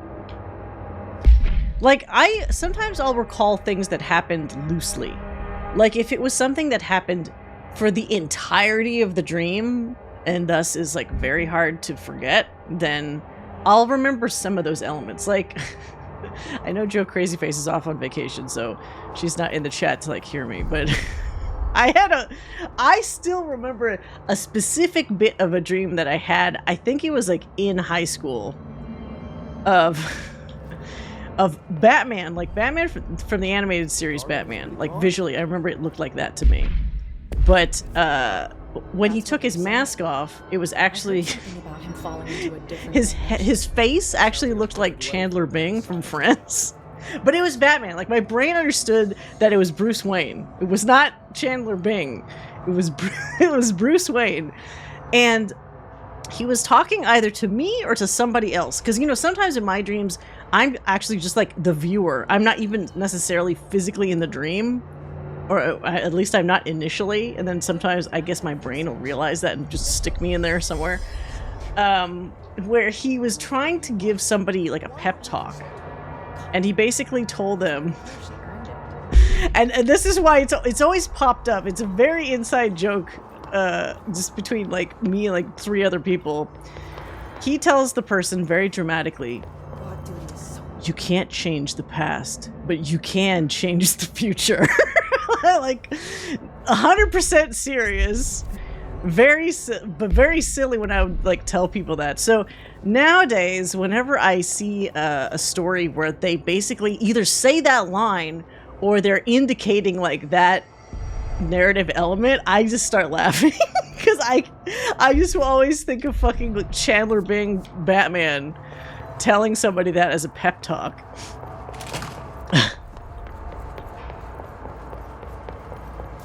What's the deal with causality? Well, if it was Seinfeld, that would also be really fucking funny. Wait, did I go? It's to the left of the director's office? Oh, in the director's office. Hold on a second. Oh. Was this door here before? It looks like it was not.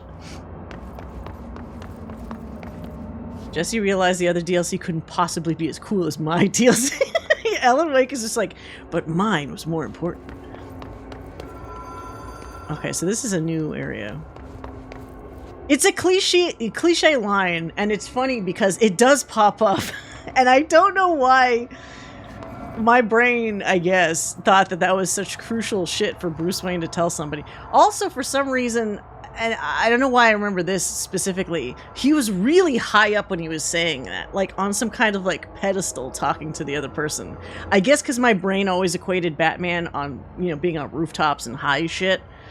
But the tiny visual memory I have from that is like Chandler Bing on a really high up surface as Batman. The door that appeared after you first found the hotline. Okay, so that probably, I think that happened after we beat the base game, wasn't it? Like where we actually had access to that door? Because I don't know if we... Maybe we actually physically went there before.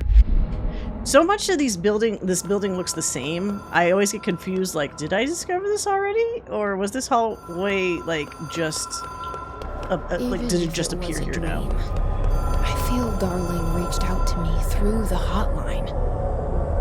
So I have a feeling he and Trench won't be the only callers from the beyond. So Trench and Darling can use the bat phone?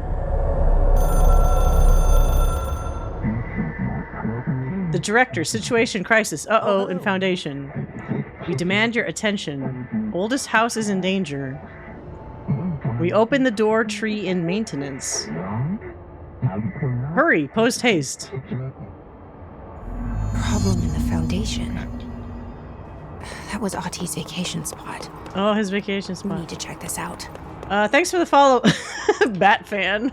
Was the Chandler Bing Batman story enough to make you follow? If so, thank you.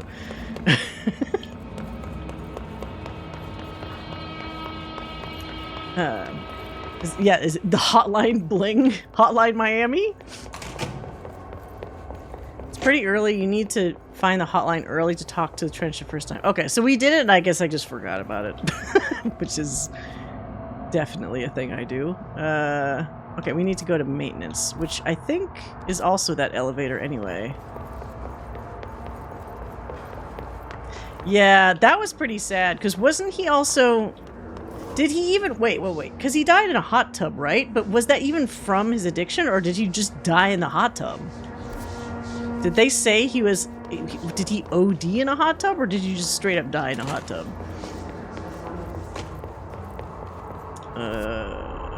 Where's the... I need to go to the elevator, I think. Hotline Miami is pretty cool. She expects a pat on the back. I guess they never made like a sequel? Oh, whoops. I did a full turnaround. Where the fuck is the elevator? Did I open... I haven't opened this before. Oh! Well, okay, found the post-it note room. Hadn't opened that one before.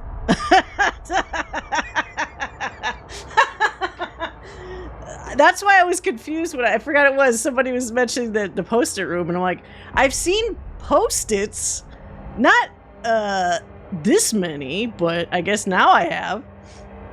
They did make a sequel, wasn't as good. Oh, maybe that's why I haven't heard of it.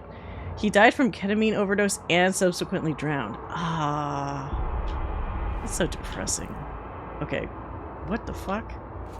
So this is the lead-in to the multiplayer, then. Sticky note complaint. To whom it may concern, in case you are not aware, something caused a sticky note in my office to duplicate. My office is unusable now. I'll be working from home until this is resolved. You can reach me on my cell or home phone. Sincerely, Jay Bozer. This dude's lucky as fuck, because if that means they're working from home and they're not stuck in this building, they win. They win because they're not trapped in this weird hell. When the record is played in the jukebox, anyone within earshot is translocated for as long as the album is playing. Oh, so that's why there's a timer. Those involved in the object's first known incident report being transported to a tropical beach. When this object's used in the oldest house, it only transports users to an area located in the recently manifested quarry threshold. Researchers theorize that this site's unique spatial density results in all transitioning material gravitating to its position. Okay, so that's the excuse for how it looks like that. So is that the only clue?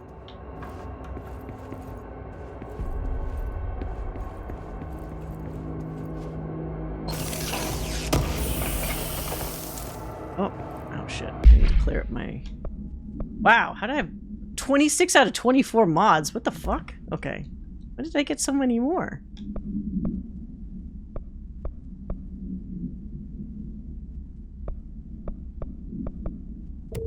Alright, hold on. I've got to clear this shit out.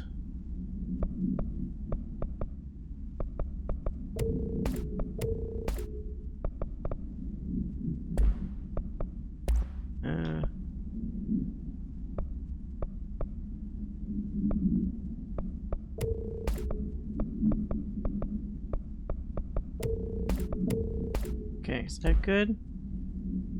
I could do more. Yeah, it's essentially my over encumbered for this game. Can't help myself. I always collect too much shit, and I don't even use it, which is the worst part. Wait, why is that? So this level 3 is worse than this other one? That's odd. Okay, whatever. Oh wait, but these are way better. Okay, let's just get rid of that. He was considerably younger than I thought. How old was he? Was he like maybe 60? He couldn't have been that old. So this room is really weird. Like, if you didn't know about the multiplayer game with the whole sticky notes thing, you would have just thought like, oh, what a wacky room, because you get that one document that says my sticky notes multiplied and kind of nothing else.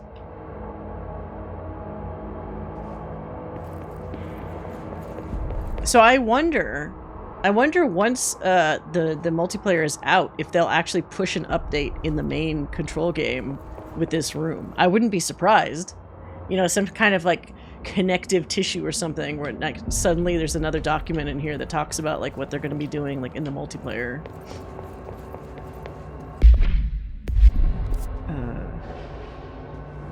Oh, it's downstairs, the elevator, isn't it? Good to see you, man.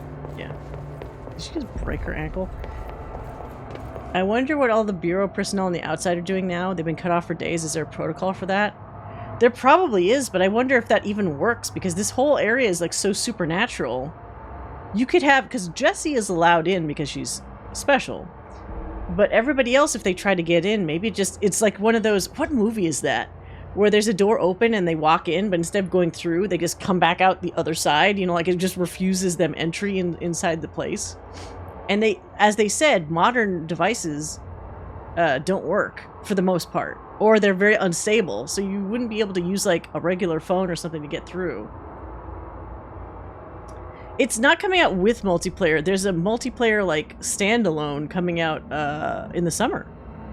Yeah, we just looked at the trailer earlier. All right, so I need to get to maintenance sector. Wait, do I need this? The access corridor? I think maybe just regular maintenance. Did you hear about... Yeah, George Foreman passed away. He was what, 76? They didn't say how. Maybe just, you know, natural causes. Oh, wait. Foundation. We finally get to go into the question mark area in the quarry. That's good. I should have just teleported to the quarry, though. Maybe that would be smarter. Yeah, you know what? Let's do that instead. Something caused a post-it note in my office to duplicate. Recommend we send a team of 4 to execute an insanely fun firefight full of thrills and laughs or a Actually, how much is it? Did they say how much the fire break will cost? I'm guessing it's not going to be like full price. I'd be surprised. Okay, so we need to get to... Wait, how do I... Oh, there. This one. Okay.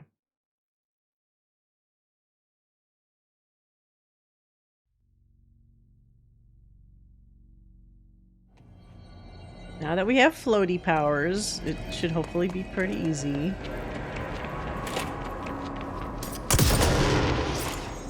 This is like a fucking flare gun. Alright, that door is open. We will go to the door.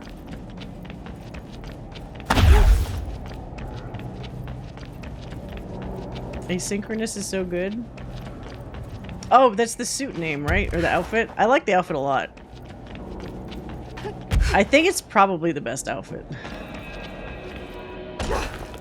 Like, that other Mass Effect-y one is okay, but I don't like the little, like, nodules and shit being on her head. Like, the little experimental shit. This one is just a very clean look. This one is like, if there was a modern Jedi game, and you wanted the equivalent of, like, how could somebody reinterpret the concept of, like, a Jedi robe, but, like, as a modern outfit? I feel like this could do the job. And it would look cool.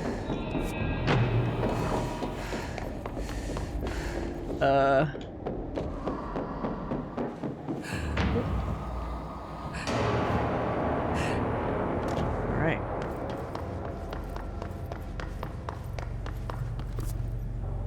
It's somewhere in here. Oh wait, there's a save. Did I not activate the save here? Modern Sith robe, maybe? Well, it is black, so yeah, I guess it's true.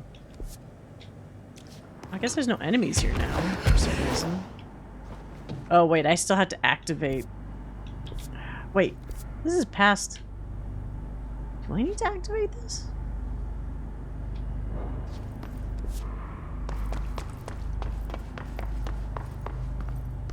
Alright, maybe I do.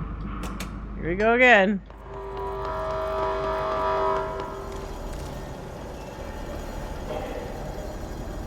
Oh, are they not... Last time I did that, they sent out enemies. Maybe this time they're like, she doesn't really want to fight us anyway. Firebreak's gonna be free for PS Plus. Really? That's interesting. Okay. Then you're probably gonna get a lot of positive responses, basically, I bet. I mean, if it's free, who's gonna shit on it? No one. Well, I guess there's always somebody that shits on things. Same colors as the Sith pajamas. Yeah, that's what I was thinking. Knights of the Old Republic. I love that, like, light gray, dark gray aesthetic. This shit is way too sweet. I don't know if you guys have ever had this. It's like a Korean cold brew drink. It's very sweet. Brown sugar latte.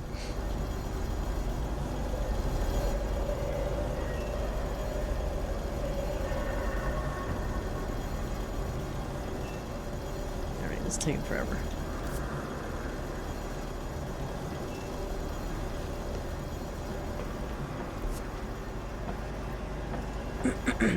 While it's doing that, I guess I could look around. Is there anything else I missed?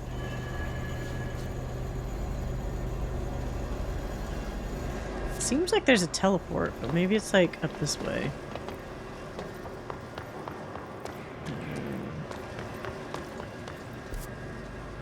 How is it on the map? But it's like not on the map. Maybe it's not actually in here.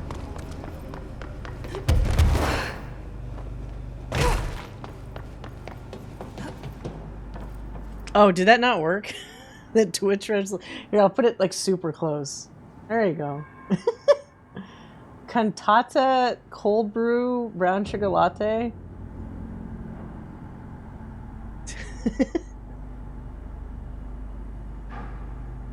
Honestly, free-to-play multiplayer games have been the way to go nowadays. I mean, I'm sure they have to make their money somehow, right? So I'm kind of curious how they benefit, basically. Maybe there's going to be some, like, cash shop for the characters or something. Yeah, like cosmetics or something. Joke aside, Twitch's codec settings seem to be set to potato recently. Really? Well, that's not good. I mean, the VODs thing, maybe that's some fucked up incentive for them, from them to say, like, stop saving your VODs, because they cracked down on that recently. I've been pushing everything to YouTube, which I think it's looked okay, but it always looks a little bit worse than the live stream. Like, even from before. It would never really look like one-to-one, so... You're always crossing your fingers that the saved video is fine. I know my husband's always harping on me to, like, just record it in OBS while you're playing, but I don't want to do that. I don't want to do that, goddammit. Stop telling me to do that. Yeah, it's meant for you, Crimson. The drink is meant for you.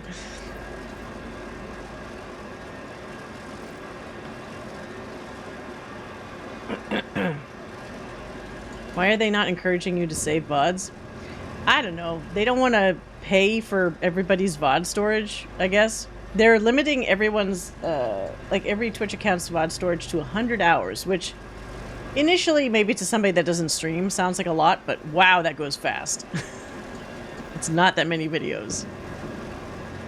I had like over 2,000 hours from my couple of years streaming, so... Okay, so what do I need to do here? Why is it all dark? And then I can't activate that, so...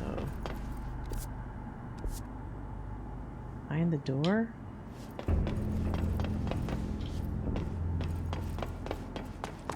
Dark, quiet, trans-dimensional. Okay, so at least she's talking, Really suits Ahti. which means I am in the right spot.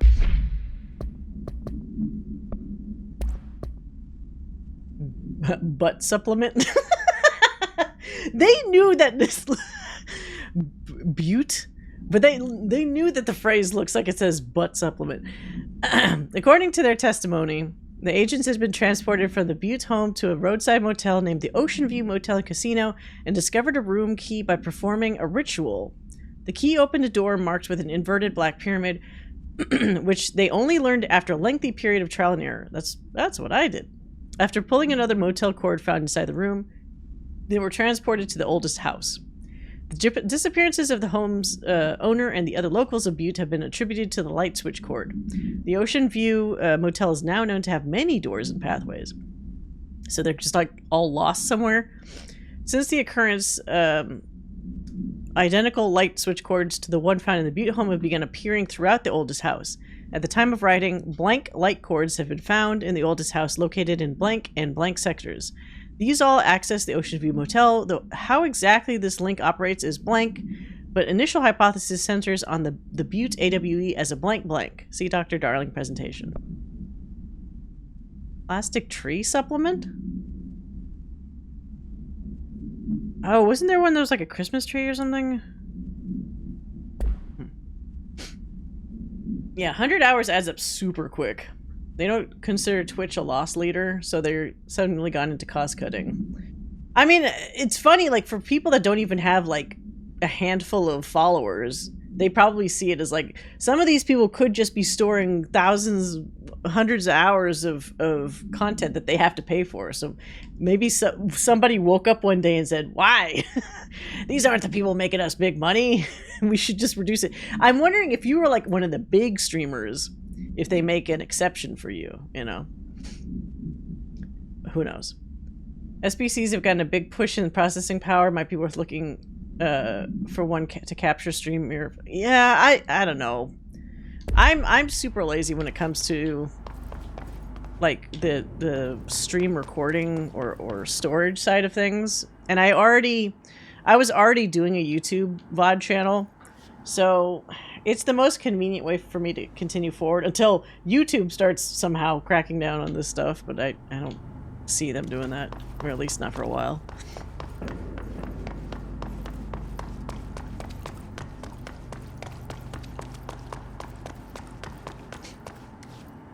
A single board computer, small form factor.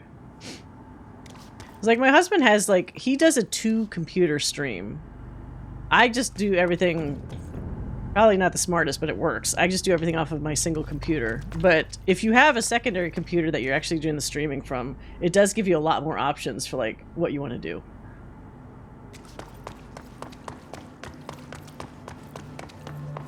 Oh, here we go.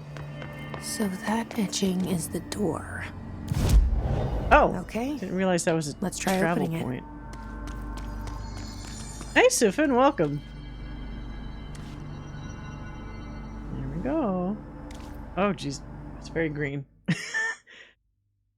Speaking of items, tracking down some of Langston's missing charges leads to a few good quests. Does it? Shit. Like, No time worthwhile for from a narrative standpoint? The board said this was an emergency. Hey, Twister, welcome. Wait, what? Why am I even here again? I actually don't remember why she's looking for... Is she looking for Ahti in here? She's gonna find out he's a fucking alien.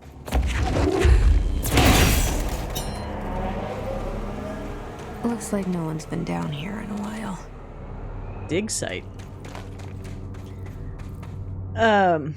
Who's my favorite star? Like, out of all Star Wars things? For the record, the named side quests aren't fat, just the jukebox ones are. The jukebox ones pretty much looks like I wanted to do it the first time to understand like what it is, but that one definitely seems like you just want more like combat content, right? Here you go. There really isn't anything narrative there to speak of. I don't know who my favorite Star Wars character?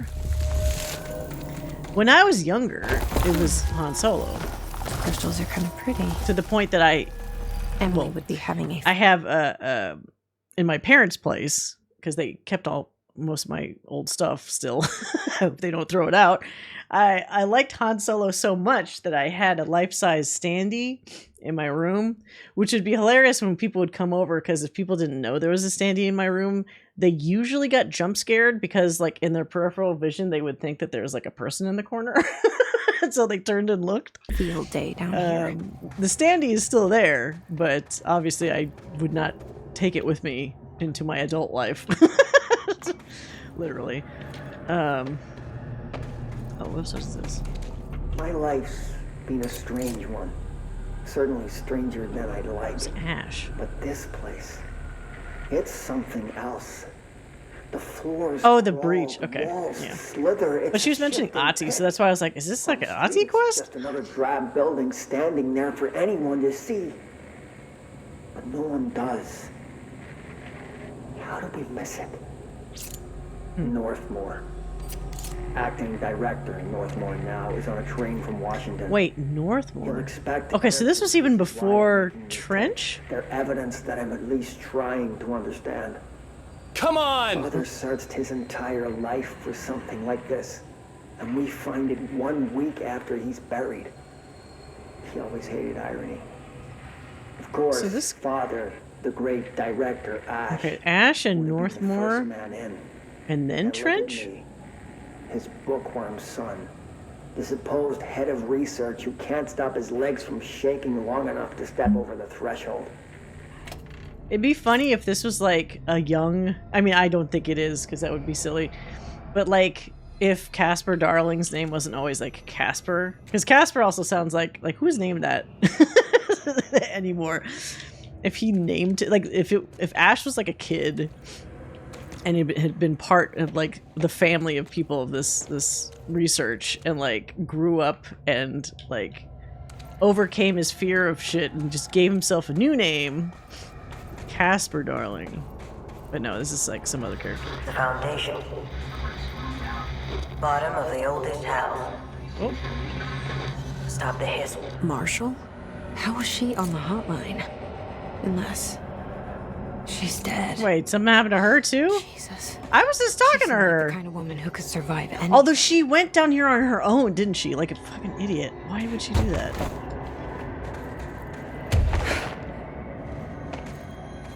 She went to do a thing on her own, and I can't remember if she even had an HRA. I thought she did.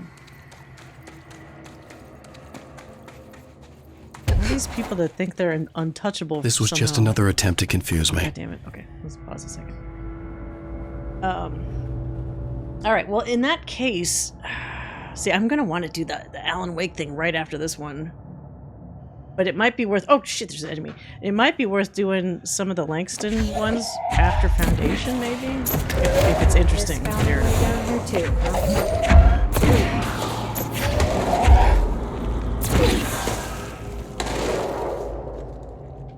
Okay, but yeah, so... I don't know what I'd say my current favorite Star Wars character is. Getting back to that topic.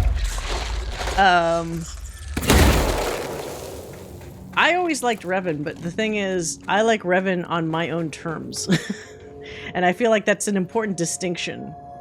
I don't like how they've changed Revan over the years and in the different forms of media.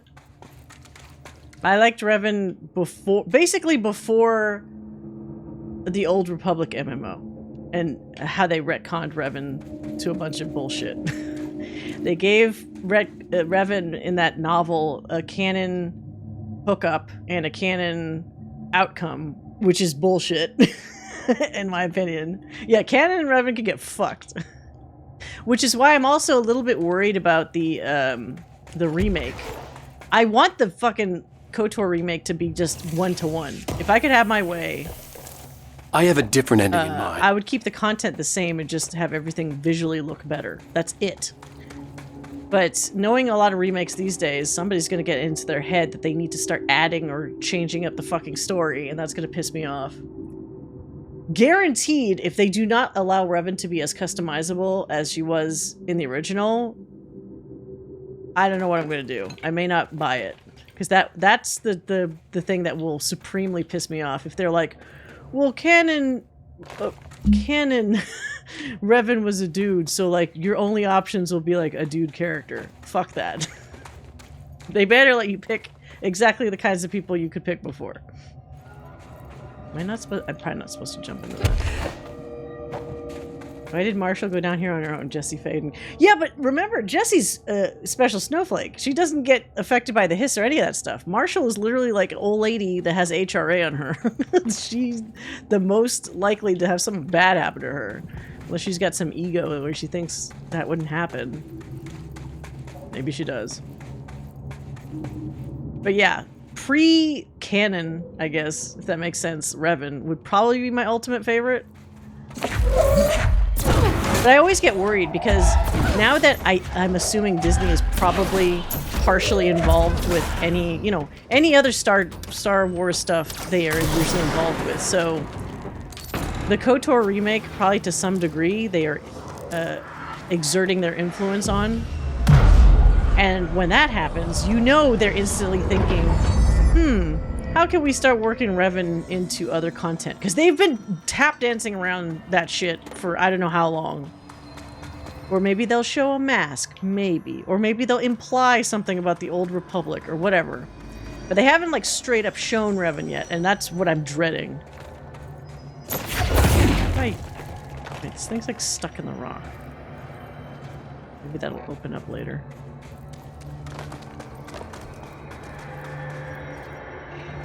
It would be so like them to just ruin one of the last little elements of Star Wars that it was universally liked, you know?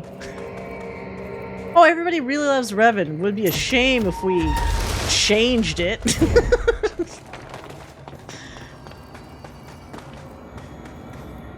Why are there no enemies in here? Hello, enemies? Did I, like, not trigger something to happen? Oh, this is a big-ass cave system. Okay, whatever. Research Site Gamma. Oh! There we go. Some enemies, finally! Oops.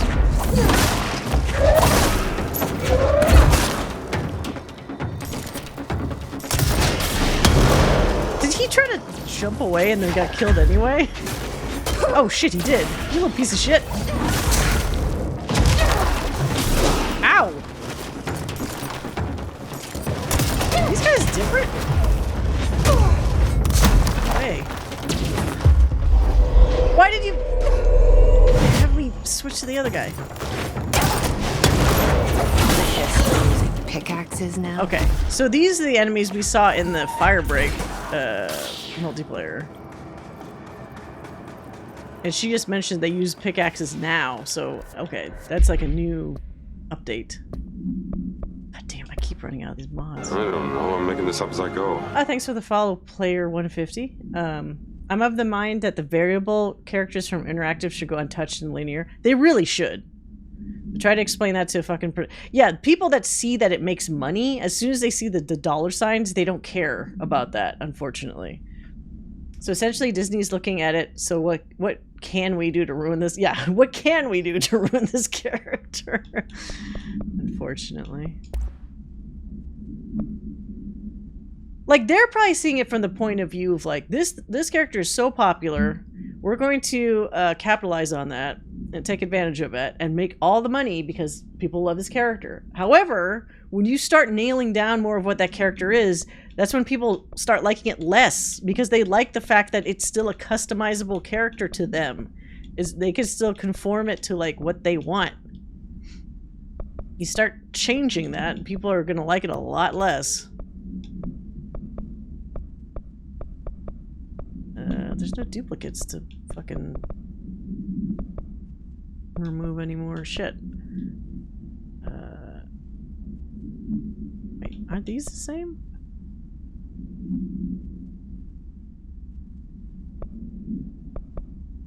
Oh, these... Okay. It's the same icon, but they're different things. Reload speed and reload efficiency.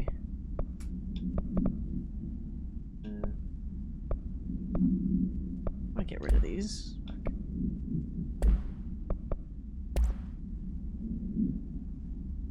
Finally took you long enough, the vibes from them spawning. Yeah, they were like, we were waiting here to surprise you this whole time. There you are. Now we can come out of the rocks or whatever this is.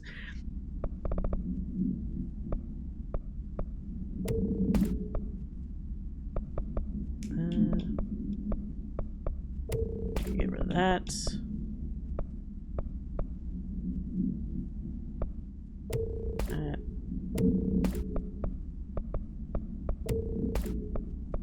These aren't that good. Alright. I mean, the MMO already did a good job of it. They can... Yeah, they really... God, they really destroyed Revan. You know what sucks, too? I think I've talked about... I'm sure I've talked about this before.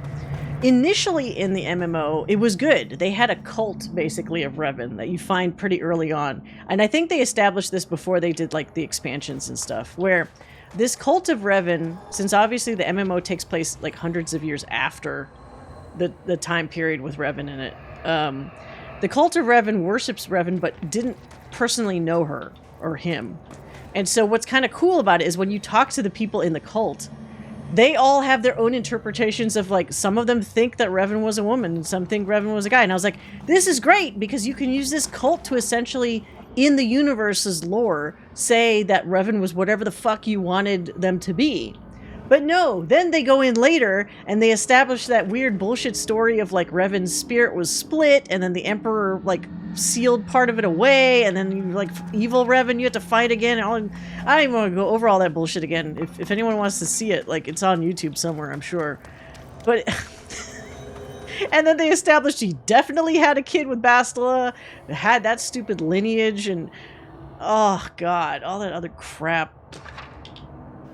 And the most depressing thing, too, is, like, narratively, it's such a bummer to see Revan fall back on being a dark-sided Jedi or Sith or whatever, because it's like, I mean, obviously, again, subjective, but I like the concept that Revan learned their mistakes, like, as long as you don't pick a dark side ending, in Knights of the Old Republic, about not staying dark side and learning from their experiences by the end of the game.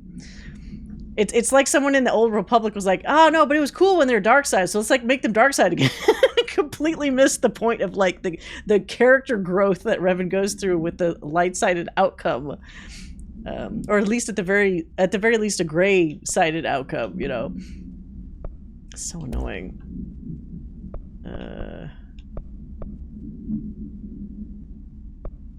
Don't really need ammo cost while levitating. Let's get rid of some of this shit.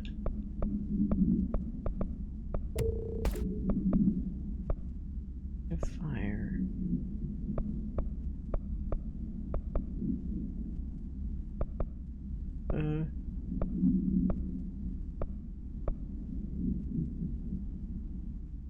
It's like Worf syndrome. Everybody knows Worf is the toughest guy in the bridge, so every new enemy tosses Worf around to show how powerful they are, but after a while you start... Yeah, that's... You know what? That's actually kind of true.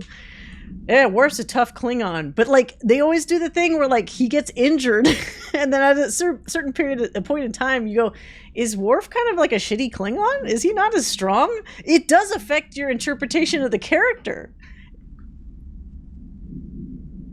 I would like ultimately not for Revan to be like super light-sided by the end, but considering her experiences, she would be still ultimately light-sided, but leaning towards the gray. It's like somebody that was smart enough to take in their experiences when they were in the touching the dark side and to grow from that. Because it's like everybody else does the fucking absolutes. And I thought what we were supposed to be learning from this is that you shouldn't deal in absolutes, because both the Jedi and the Sith screw themselves over by doing that. The real way is somewhere in between, you know, to understand both. We've sorely missed that aspect for whatever reason in all Star Wars media. Where are the fucking gray characters? I mean, I guess maybe you almost came close to that with Acolyte, but it had so many fucking narrative problems it just screwed itself. Accuracy... Damage after kills? What does that mean? Energy from headshots. Oh, these are very weird and specific. Oh, whatever. Kid with Bastila? Yeah. So, like, in the novel, I think they have a child, right? Because then Satele Shan in Old Republic is, like, Bastila's great-granddaughter or something like that. Still Jennifer Hale's voice, which is funny. But that's supposed to be, like, the... And then also that one dude, I think that's also... No. There's a non-powered guy with Troy Baker's voice. I forgot what the fuck his name is. He's got, like, piercings also, which is funny. He's Satele Shan's son. And then he's a character in the Old Republic. I forgot what the fuck his name is. Croissants. Look, Greyside's got cool stuff. I don't know what they have, but, like, there should be, like, a Grey Order. Camera blinked? Don't... Oh, no, I think it's the connective thing I have. The camera itself is fine. I think it's the cable. I've noticed that on and off. I probably have to get a new, like, HDMI connector thing, because it's actually, like, daisy-chained with, like, 2 different, like, adapter... You know, like, it's going from micro USB to, like, USB to HDMI. Like, there's several points in which it's probably fucking up. It works! And it's worked for a while. I just think it's old, and I probably have to get, like, a new one. But I know it's not the camera, because I just bought this camera. And it was doing this with the previous camera as well. Am I supposed to avoid this shit? I don't know if these little gusts hurt me or not.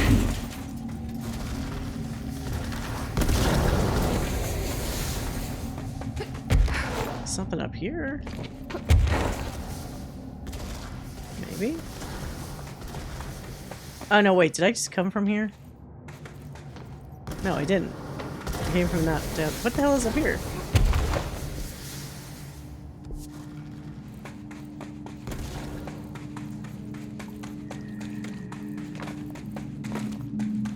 Oh, well. Wait a minute. Wait, what? Did they copy and paste this? Didn't we come to another pit that looked just like that before? But I thought I approached it differently before. Honestly, I think the only Star Wars media that was well received in Andor, and you know what's funny is, like, even with Andor, there are some people that are like, it's too slow, it's boring, whatever. So even Andor wasn't totally free of, like, complaints. But relatively speaking, it was a lot more successful. Mr. Wilder, I have some bad news. You remember that Robert Ricardo fellow we brought in as a special consultant to map the lower caves? Well, today he found a chamber with weird eyes covering every inch of the wall. Oh god, am I going to see this?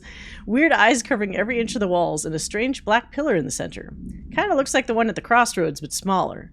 We had a bureau meeting, a member shadowing him, but whatever happened in there did a number on our guest. The docs are taking a look, but it's pretty clear Mr. Adventure's exploring days are over. I know we were careful to limit this guy's exposure to the non-ordinary. Drugging him and carrying through the upper floors was a real hoot, by the way. But we need to reevaluate our policies on external contractors. Honestly, we'd be better off forming a special division trained in repelling and orienteering than subjecting more outsiders to the shit we deal with. They almost always end up dead or loony. I mean, your own character... I mean, your own... Not characters. Your own people also end up that way, too, but... Okay, so these guys are called the Hiss Sharpened just because they have pickaxes? Alright.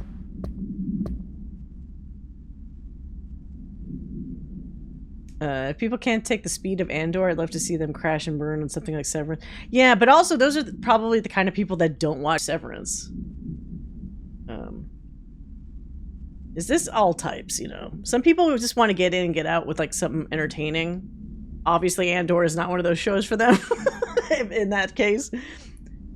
Tom, you missed the good news. I'm sure the official memo will go out soon, but Northmore called in all hands at the crossroads to announce we're finally moving out of this hellhole and up into the house proper. So this is some not information. This is some interesting information building. Because, so they found the Foundation first, back when, like, there's no dates on these. So Northmore clearly came well before Trench. And so, like, they found the house through this section first, which is interesting. I wouldn't have figured, like, physically finding a foundation and then building upwards, basically. Bureau Brass apparently solved the moving walls problem, or at least figured out a way to pinpoint where and how they happen, or when they happen. All I know is going up means goodbye darkness, goodbye weird lunches with that ex-Nazi scientist, and goodbye pissing into the pit. I know that was you, Barry. Northmore's ordering the Foundation sealed as soon as we can haul our stuff out and somehow convince Ash to come with us. Okay, this Ash guy again. He's the only one kicking up a fuss. This is long overdue. We've lost 11 men and damn near $10,000 in supplies moving between the entrance and the Foundation. And for what? Research? Ash is batty if he thinks we want to stay here and sift through more sand for him. It's just rusted iron flakes anyway. Did you know that? We were breathing that shit in.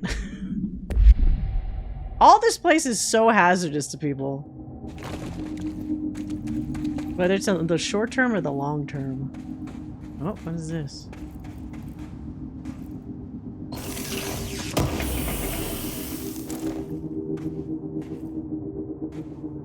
Goodbye darkness, my old friend. I'm surprised they just didn't straight up say that. Okay, these are still good. Can I push this? This looks like something I should be able to move, but I can't.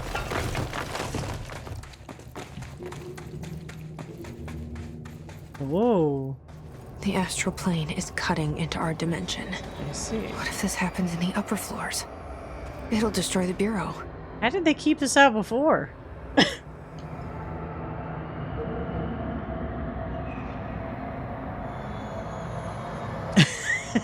Inquisition war table. I feel like when it's one of those missions where they kill people that they don't personally know, I don't think they're that bummed by it. They're just more pissed off by the statistics rather than the actual, like, bodies. Also, they said $10,000? That's like no fucking money. So that's probably also another way you can figure out, like, how long ago that was.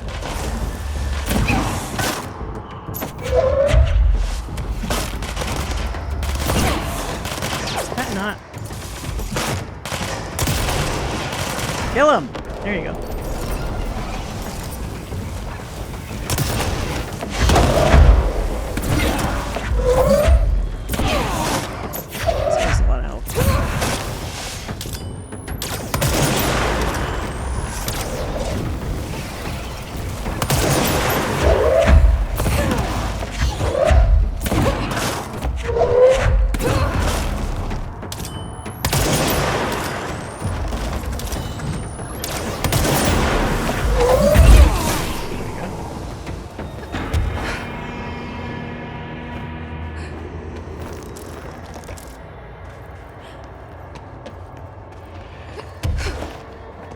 I wonder how long Hiss can live. Like, they don't seem to need to survive off of any, like, materials. I wish I'd brought Emily with me. I could really use my head of research. How could you bring Emily right with now. you here? Unless you can, like, just pick her up when you're flying? Marshall? Oh! Marshall! You're alive! You sure about that? Oh, she is. Wait! It's Jesse! Live by the rock, die by the rock. It's a lot of rocks. This place is huge. Marshall? Can you hear me? She was on the hotline, so that person couldn't have been Marshall, right? One problem at a time.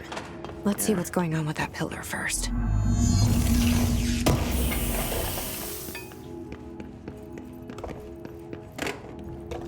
Wait, did I already run out of fucking space? God damn it.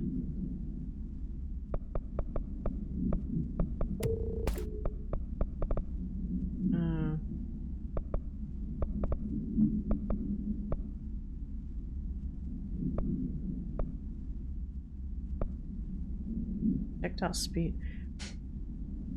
Imagine Jesse flying through here, Emily in her arms, listening. So, I mean, if she can, we haven't had to carry like a significant weight with us when we do the levitate. So as long as weight isn't affected by levitate, sure. Do the Superman Lois Lane thing. I'd go for it. These add or recoil efficiency. I don't care about recoil that much. Alright. Oh. It's been 5 days since we first entered the building. Traversing the interior is dangerous due to the shifting, but we did manage to find a lower cavern that seems structurally predictable, which is a scientific way of saying its walls won't crush us in our sleep. Northmore even made a discovery. A pistol placed on a stone pedestal in front of that strange ebony pillar. Seems like something out of a storybook, except the heroes usually find swords, not handguns. But it is the perfect lure for someone like So he's the one that started the fucking service weapon? Hours after finding this weapon, Northmore cornered me to spout some nonsense about how the board had made him the director. Oh. He ranted about the title being meaningless before now, calling Father and all other previous directors shams, frauds, and So worse. even the term director had different meaning. I think this place is worse for Northmore than it is for me. Strangest thing? There was no pedestal in front of that pillar a day ago. This building has swallowed a dozen of my men, and now it's handing out presents. I mean, that's a good question to ask. Is it playing some sort of game? I wonder if it's manifesting stuff based off of like the subconscious around it. Is it a film recorder? No, it's nobody uses. There was also what do you call it? Magstock, like for audio, specifically just audio, like an audio deck. I feel like audio was one of the first things to make the transition to digital. So like when I was in college, when I was doing film courses, we still shot on film, and there was a sound editing class where you get Magstock, which is probably this, record sound, and then also have to splice that with your, you know, you'd be splicing, yeah, in the 1900s. I mean, this was still in like 2000. So, yeah, people would edit with like physical, like, track audio, Magstock. But that made a transition to digital pretty quickly. Film took longer, where there were a lot of holdouts still, for, you know, good reasons, for film before it went like digital. But audio was always kind of one of those ones that I feel like people universally agreed, like, this is the better method. Digital is the better method.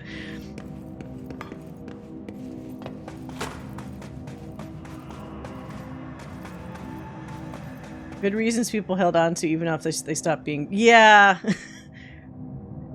Like, I'm sure there's probably some people that still deal with physical audio editing, but God, what a pain in the ass.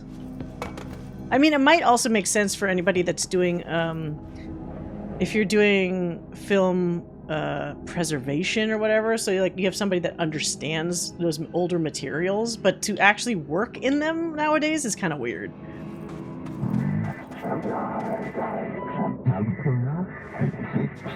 Touch it to enter? Alright.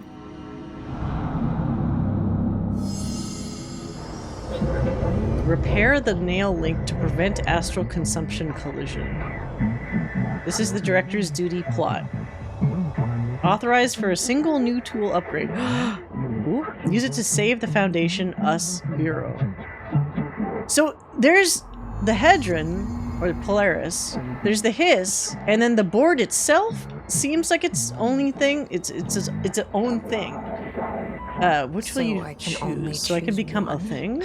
I thought I was done with these tests. I wonder how well the board, like, deals with Polaris. I mean, I guess Polaris... Wait a minute! So if the Hedron was destroyed in the base game, how is it still releasing a resonance? Is it just the lingering essence? Because if all those fucking devices that Darling was making to keep regular people safe, if those were relying on the Hedron, its resonance and amplifying it, with the destruction of the Hedron, shouldn't they all be screwed now? Because they don't... Unless somehow it's actually drawing upon the stuff left with Jesse. That's quite the drag. I'm still mad about the Incredibles score not having a direct-to-digital recording. Oh, really? Really? That was... Okay, I didn't know that. Was that a Michael Giacchino, like, decision?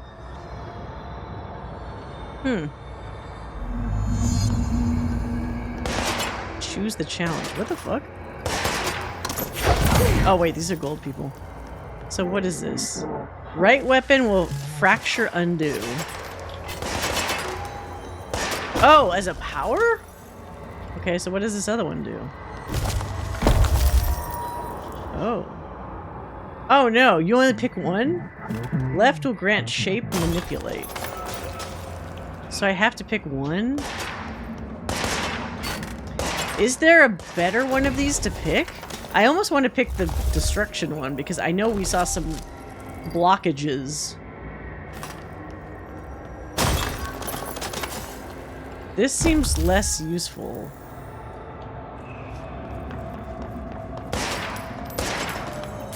What was this again? Come on! Fracture. Hold on. I'm actually gonna, because I don't want to screw myself. I'm just gonna look up ideally which one I should do.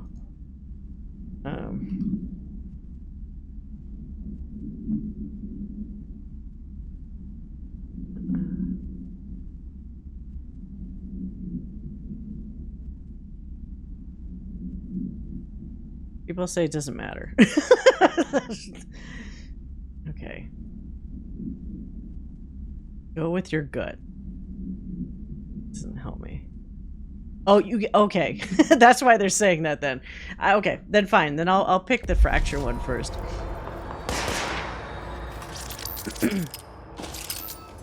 I just wish good audio wasn't incredibly expensive.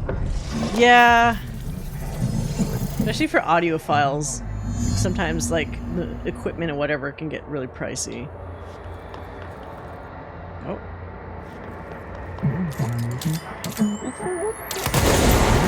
I should just switch to the regular gun for this shit.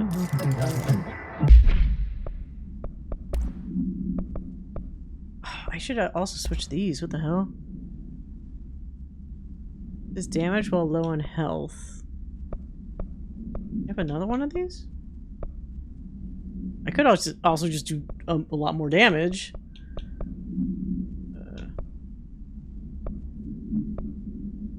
So much for keeping a low profile.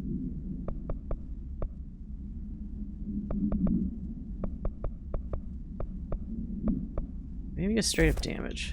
And then headshot damage.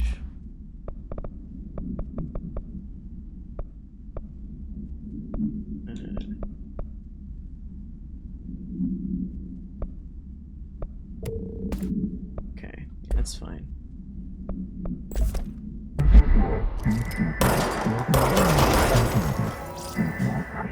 I do like the companies like Schlitt tried to keep things within the realm of affordability.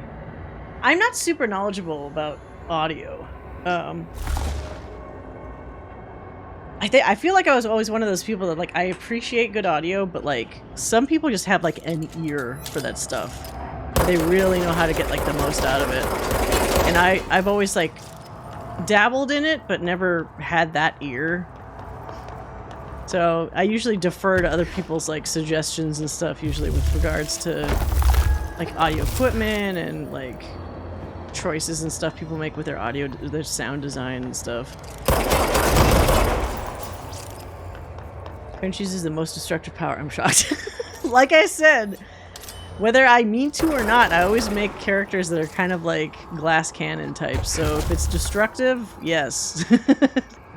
How hard can I blow a thing up? I have a different ending in mind.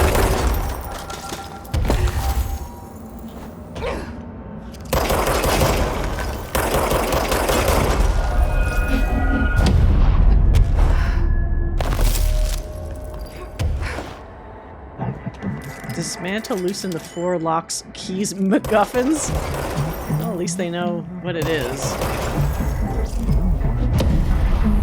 Astral bleeding collision has spread, lost them. Do this and nail will be repaired, glued, crisis averted. Bonus round, hiss are present in Foundation. Trespassing, snooping is forbidden. I tend to care more about sound effects, adds to immersion for me. I mean, I think a lot of people don't realize sometimes really good sound design makes a significant impact. It's always the visuals that are like the easy things to figure out, but like, I highly value good sound.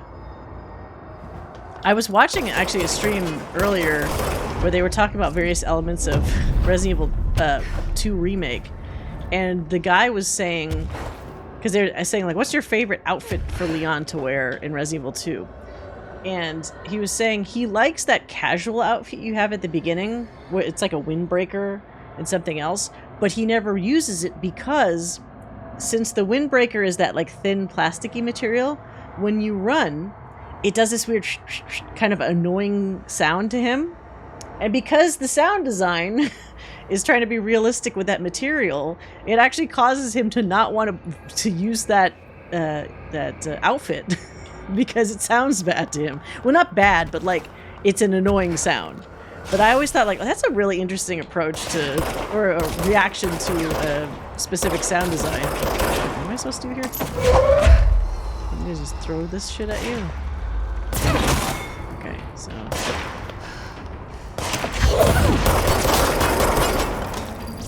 Oh, okay. Why was that there? Did I shove him?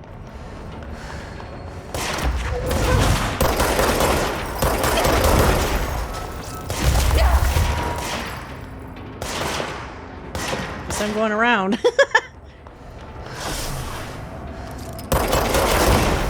Oh, I thought they were standing on that. Okay, he was. Whee! Then that guy doesn't.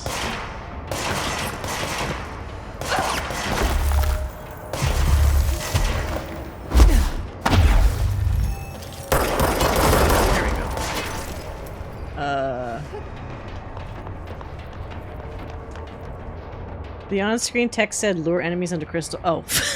I didn't even see it. I was so distracted thinking about sound design. Oh well, we figured it out.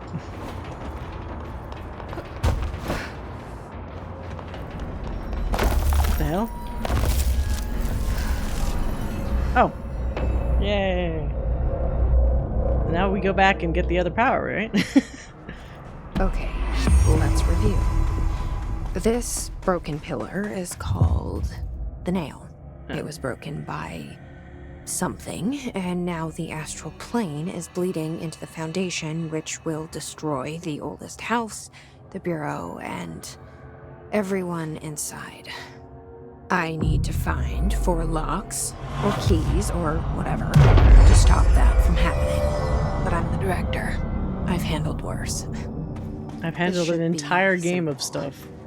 Ish. You with me? Oh.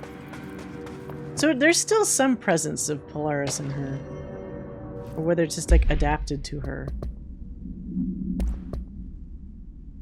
On the nature of the pillar found in the crossroads is best described as an onyx spike that protrudes from the cave floor like an imposing stalagmite. Despite its aggressive silhouette, the structure has an undeniable allure. Freud would certainly have something to say about the pillar's overly erect nature, but I'm more drawn to Whitmore's essay on dynamic layers, structures within structures, the fractal mirror in every being. Given its significant location, I believe the pillar is either the very heart of the oldest house or an intrusion within that heart. Or perhaps it's like the husk of a seed in which the oldest house sprouted. Trottier wrote that a great architecture isn't built, it grows. But then why does the pillar look so different from the rest of this place's concrete walls and rocky caverns? It's easy to see it as an anomaly, a buried artifact, a foreign body, a demonic phallus. I wonder if this pillar is any more welcome here than we are. Why does he have to keep saying it sounds like that? Who wrote this? Theodore Ashe. Oh, Ashe wrote this! Kind of weirdo. Oh, Ashe is the last name, not the first name. With the astral plane now physically accessible, a torrent of new information has been collected about the entities known as astral copies. The copies' bodies are composed of a dense stone-like material that is both resilient under controlled circumstances and brittle when struck with significant force. Whether the astral copies possess individual consciousness or directed by a higher intelligence, such as the board, remains unknown. However, their shared aggression seems to indicate a unified goal. Direct-to-Faden's encounters with these entities when binding objects of power in the astral plane indicate that they serve as live targets for potential para-utilitarians to practice on. Some have been equipped with Bureau weaponry, although it seems unlikely they were armed by our personnel. It is important to note that they appear immune to his corruption. Refer to blank for full report. Yeah, they're kind of like a separate thing altogether.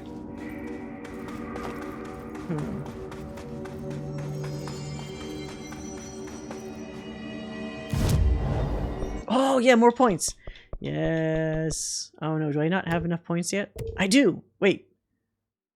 It's only 3 points? Okay. The next one is 8 points, so that's going to take a while. Oh, no problem, Twister. Yes, I'll continue to enjoy Control. I hope you have a great sleep. Oh, we have to go back to Research Gamma? Wait, there's 2 of these to go to.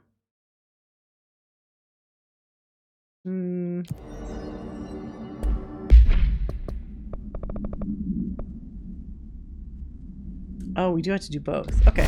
Well, since we're already here, let's see. It's this way. Oh, perfect. We can break the stuff now. That damn gun. Oh.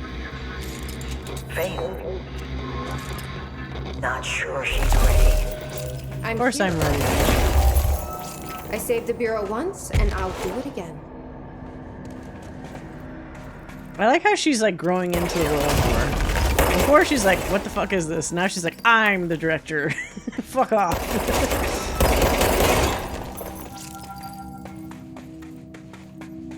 It has a certain kind of pride.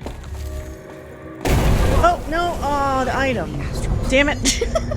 They tricked me. I should have floated, god damn it. I was one click away from just floating there. Wait a minute. Did it actually land here with me? Okay. That's fine then.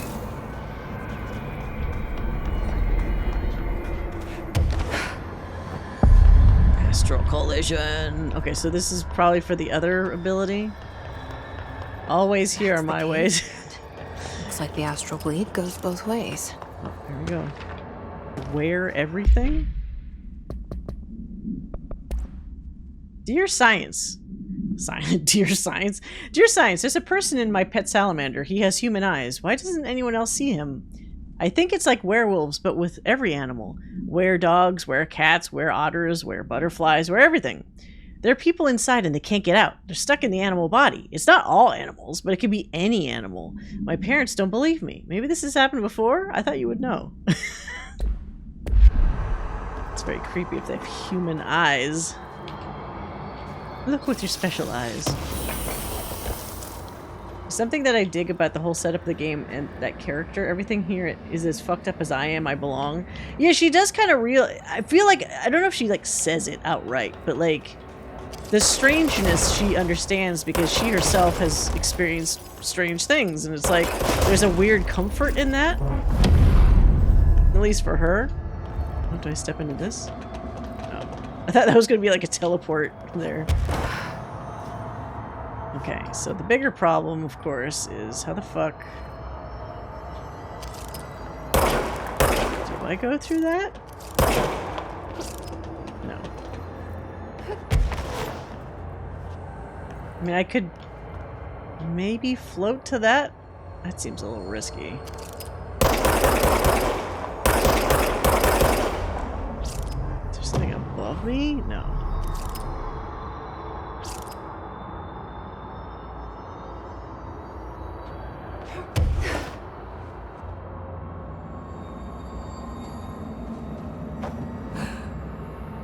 Okay, at least lets me land.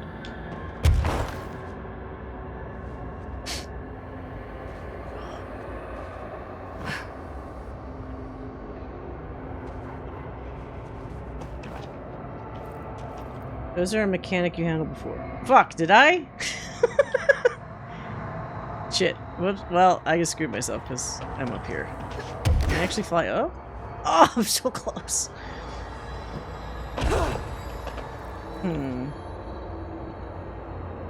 Oh, wait. Was I supposed to grab those little cubes? Fuck. I'm not gonna make it out of this. Okay, well. Let's rip the band-aid off, I guess.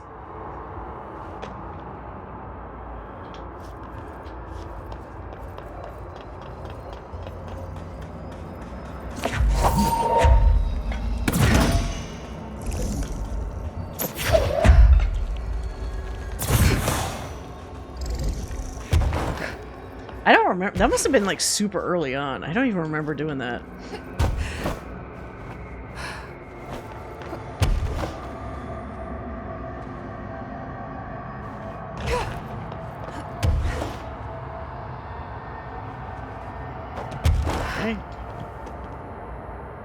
Oh yeah, night one? Okay. My little goldfish brain was like, what? I don't remember. That didn't go so well last time. There you go, help me out. Wait, so they're even fighting other... Oh, these aren't his, that's why. They're just like weird Onyx enemies.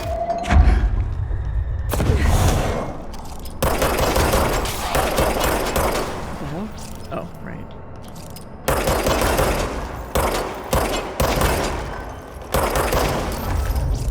Somebody had fun with this game mechanic.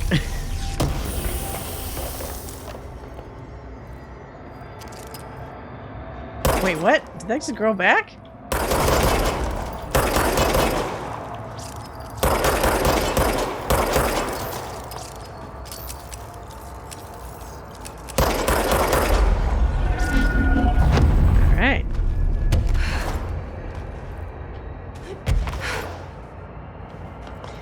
Interesting, they're like little like geode looking surfaces.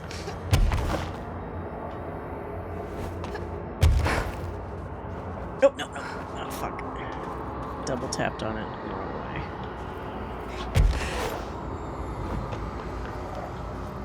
There's nothing down there, is there? No. Wait, was there like a... Oh, that's just the wall. Okay. I thought there was like a little explosive thing to shoot in there.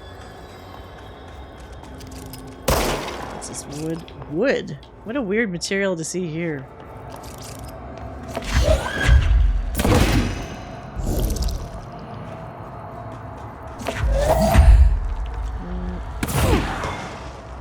Oops. Shit. Well, I hope that was okay. Maneki Neko procedure? Neko? Oh, it is a cat. Oh, it's the little praying cat. A ceramic of a beckoning cat figurine. A common luck object found in Japanese storefronts. So what does it do? How the item originally arrived to the oldest house is unknown. It was first discovered sitting in the director's chair and was immediately contained in a panopticon cell. The next day, an agent noticed 2 additional figurines had appeared. Hours later, all 3 vanished. The items had been sighted throughout the Bureau, appearing while agents performed blank tasks. It is theorized that fulfilling certain unknown criteria will encourage the items to appear. So they're not harmful, at least. Yeah, Astral Plane has some interesting features. Oh.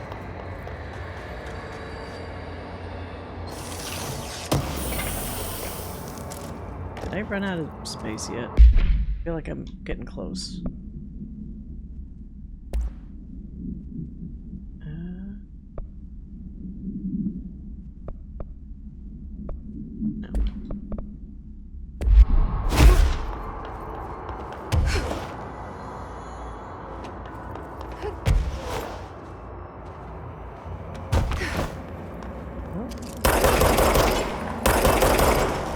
No. An extra one there.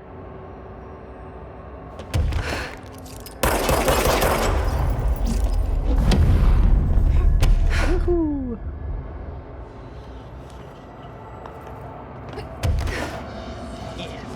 Alright, oh! What is this? Oh, control point here! Unusual.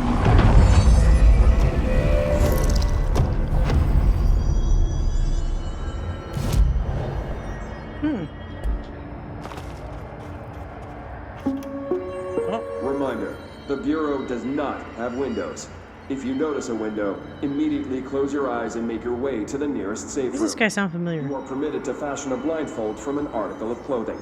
Any resulting lapse in dress code will be excused. Thank you for your attention. Okay. I need to make a blindfold.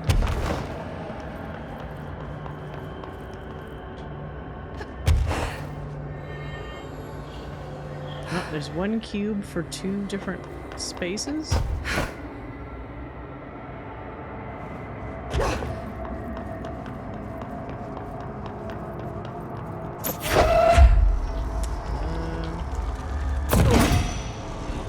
Oh. I wonder if I picked the right one. I mean, they look identical, I guess.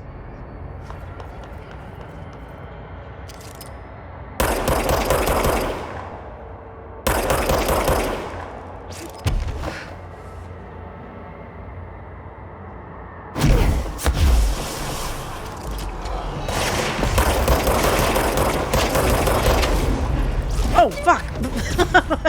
Just up there. Who are you?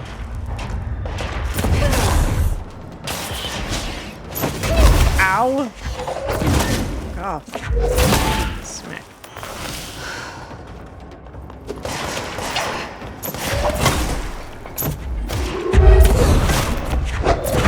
Clonk. Kabong.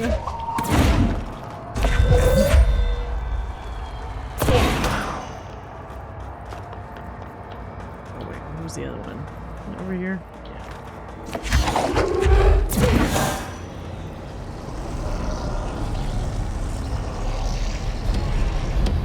You know it's gonna be like a long mission when it actually has a control point like in here. I was just thinking about like, usually the shorter ones you wouldn't need a control point in here, but that means they probably intend to extend this out for a little while. Or there's a chance you could die, maybe, and they want to make sure you're not, like, set back all the way to the beginning again or something.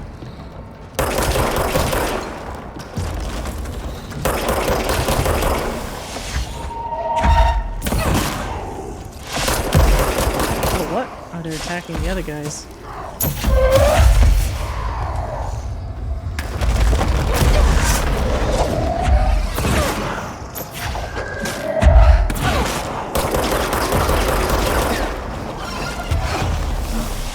Nope. Ow, what? Fuck! Whoa! Okay. I was not as safe as I thought I was. What the fuck? Okay.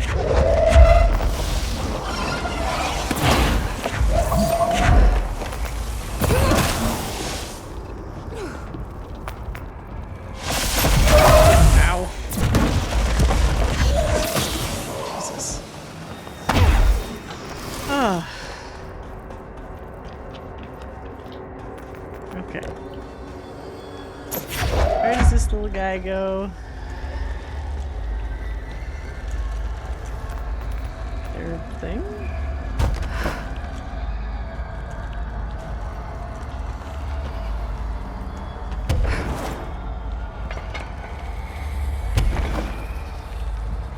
Or was that just... There's gotta be a thing for this, right?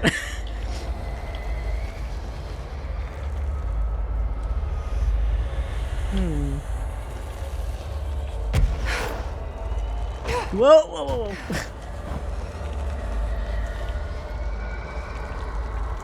Whoa, no, fuck!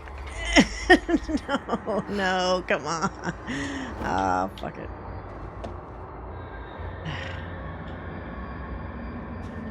Oh, you just dropped. For once, the checkpoint is like really precise. Oh. Gotta think three-dimensionally. Oh, that would have been good for the guy. Now that there's nobody to kill.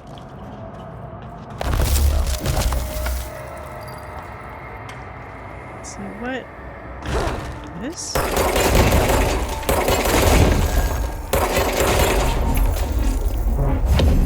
Oh. Okay, now we're talking.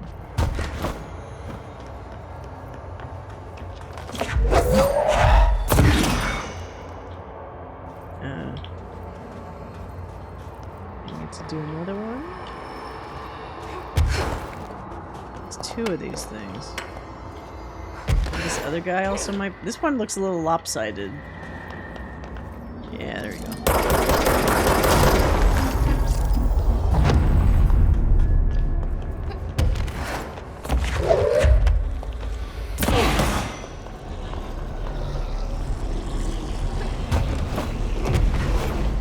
Alright.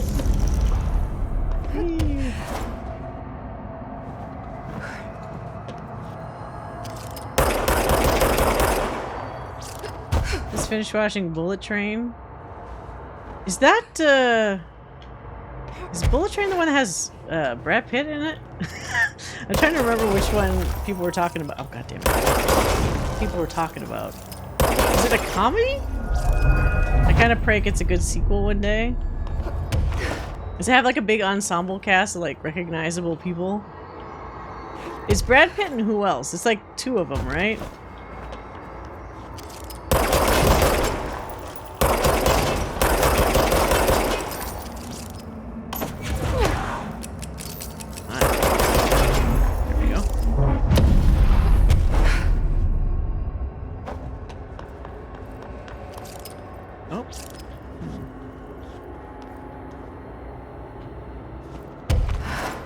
Another checkpoint?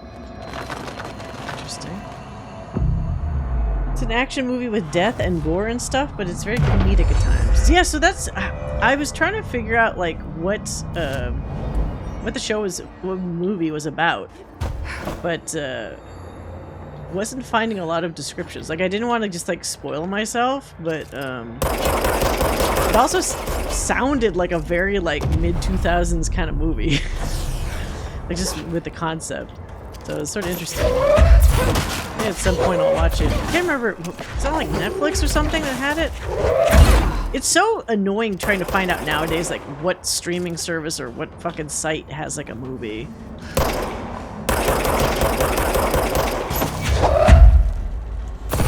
Stupid floating body. Come on. Come on, just die. Oh, it's on Hulu. Okay. If that's the case, I'll try to check it out.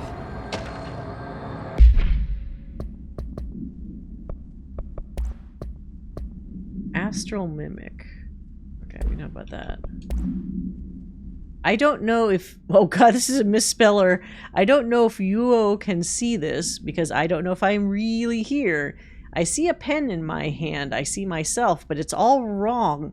It's the wrong angle, it's the wrong me, and it's all green. Look out for the color green. Everything turns green when it's close. Don't let it get close. Don't let it in.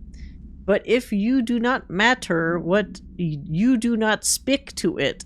Please, I need you safe, Peggy. I don't want you end up here too. I don't know where I've gone. So who sent that? Somebody whose brain deteriorated while they were stuck here? It's kind of unfortunate. Oh. That's the exact feel, maybe not with as much subtext as some of those mid-2000 ones. Well, really no subtext. Well, I mean, I feel like we had that a few years ago where people were just like, we just need like a fun movie without any weird bells and whistles. Just like something you can turn your brain off at. Am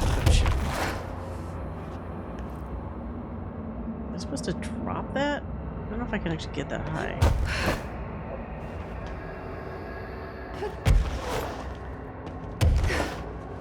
Oh, never mind, I can.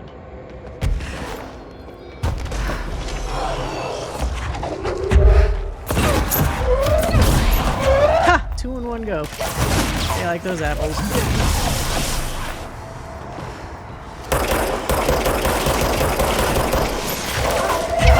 Ow! What the fuck?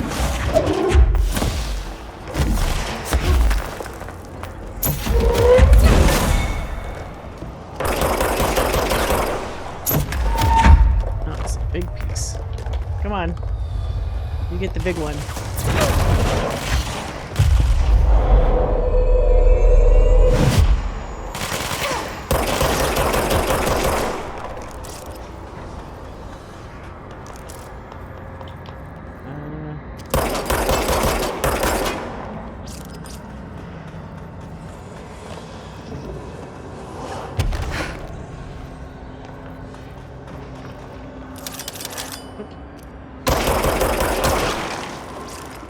The little destructibles.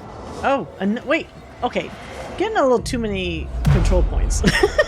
We just did a control point. 3 astral control points. Oh, another thing. Is this Ash again? Entry day plus 86. They've been here 86 days? Come on! Numbers 3 and 11 attacked my staff today. 2 fatalities. 3 if you count Mabel. So they went crazy? She was always so kind. As a result, we are abandoning the Foundation. Damn. Northmore gave the order to transfer our resources to the upper floors. Now that my control points allow us to safely come and go from the New York streets, did I forget to include that fact in my previous logs? I've been so busy using the arrays I made. Control points. So he made the control points. The oldest house. Excuse me if I don't sound excited. It's just a few months ago I would have been overjoyed to leave the Foundation. But now I realize I've grown fond of it. There's something deep in the stone here, deeper than that watching presence. Something warm. I feel It'll become part of the board. I won't go. I refuse. Northmore won't be happy, but so be it. I'm starting to see him for what he is. An impotent storm. Father Shade in a cheap suit. Impotent storm. That is a description. You know, Ash, you can use the same tape machine to record multiple reels. You don't need a fresh machine. It is a little funny that, like, I get it. For keeping a low profile. I get it. You can't just leave like a fucking thing, like a tape reel, and expect that to make sense to like a gamer.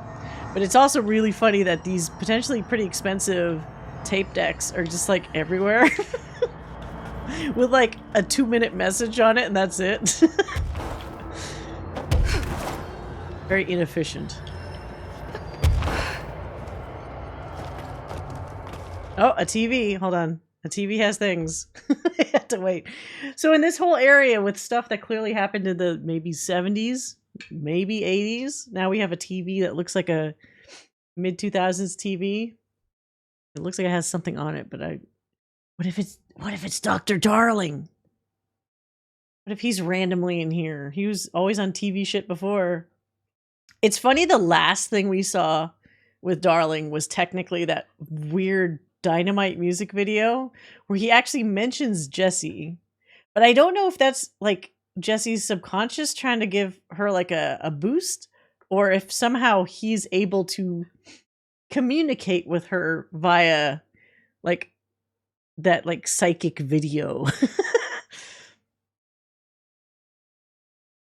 He's a media darling? That he is.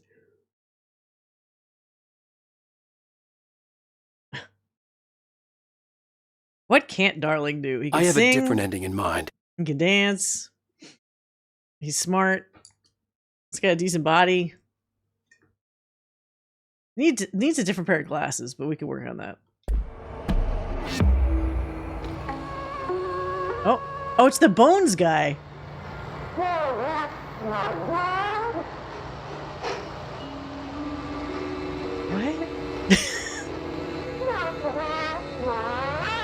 That's the sound is creepy.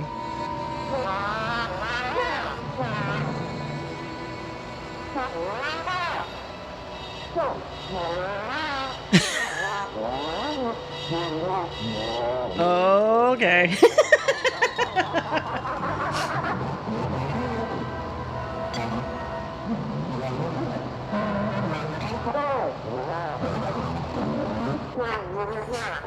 Is this essentially recapping what happened down here, but we just don't have the audio? What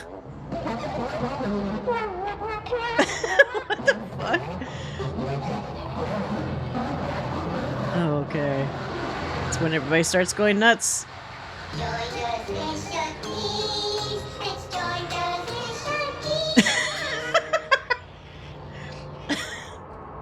Oh, see you later, 56. Have a good rest. Sorry, I didn't see that message. I was distracted by whatever the fuck that was. Oh, there's a bunch of tapes everywhere. What does it say? Classified?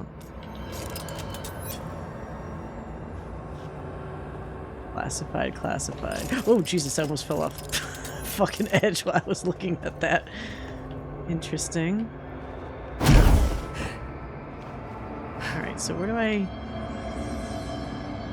go from here?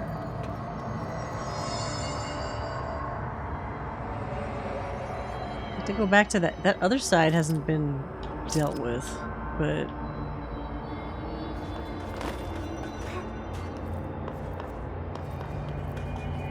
nothing else to do here? Oh.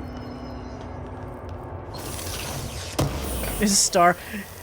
Do people still use star wipes? I even wonder if the comment, like the term star wipe is something that like a younger person, a younger person just won't understand like what the fuck that is. Oh, ammo recovery on evade use? But you have unlimited ammo, so what the fuck? I don't really need that. I feel like that's kind of not that great.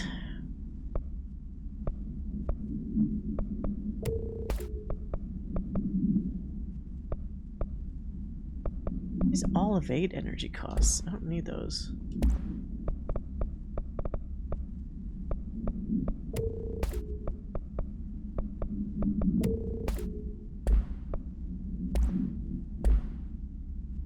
I love that the wipe compositing node in Houdini is a star wipe on an old TV screen. Is it? That's like the icon or whatever for it?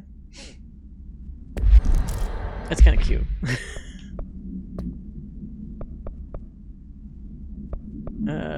Wait, what was I doing? Shit.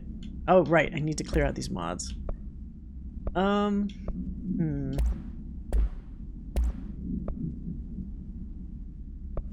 Any duplicates? Please, duplicates? Oh, whoa, what the hell? Oh, shoot. I'm gonna click that, sorry. No, I see it,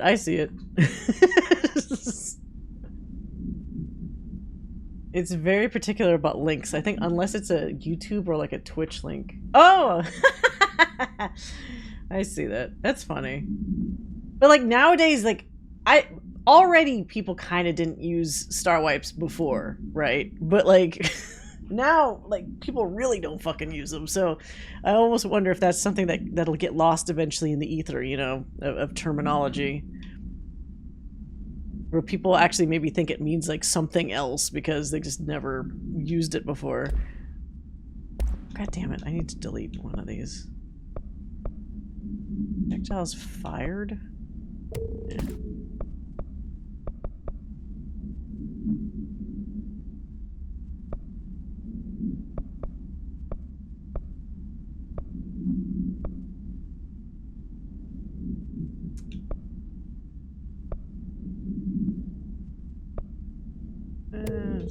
Fine, get rid of that. Okay. Alright, so we already went that way. Maybe this is why they gave us control points to click, because if this looks if this is perceived as a dead end, that means maybe we need to go back to one of the earlier ones. Although, what is that? Is that my control point from before? Or is that a separate one? It looks like maybe I haven't touched it? Got like a haze on it.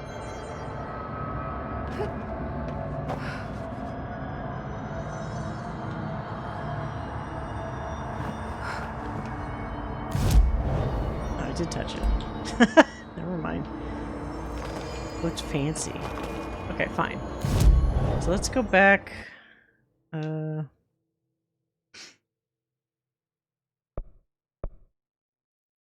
This one? Right. Wait, no. This is... fuck, this is the one I was just at. Okay, so it's not those two. It's the... fuck, it's the other one? This one?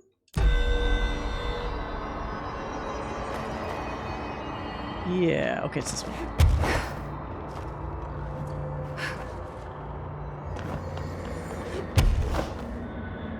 People couldn't handle the power of the star wipe.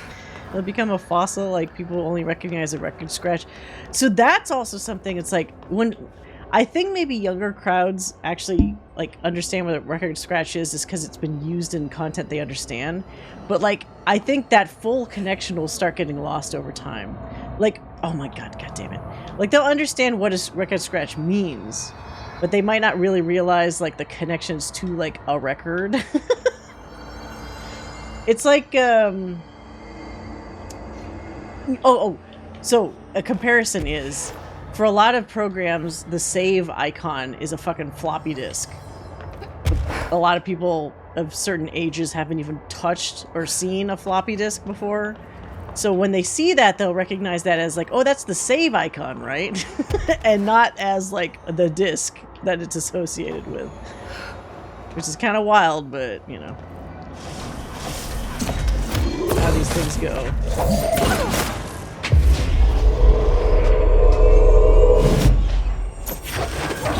Ow! Little bitch.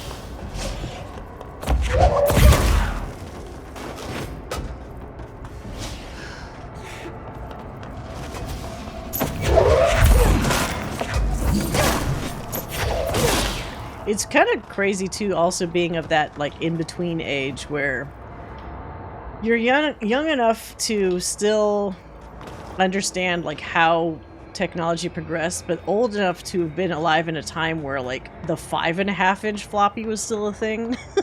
Like a normal use thing. I do recall when I was a kid liking the, was it the 3.5-inch or whatever, the 3.25 whatever inch ones more, because I always thought the smaller discs looked cooler. But I think they technically held the same amount of space? Unless I'm remembering it wrong. Also, hilarious how many discs you needed to, like, install a game. Like, I think the original Master of Orion was, like, a couple, like, small discs.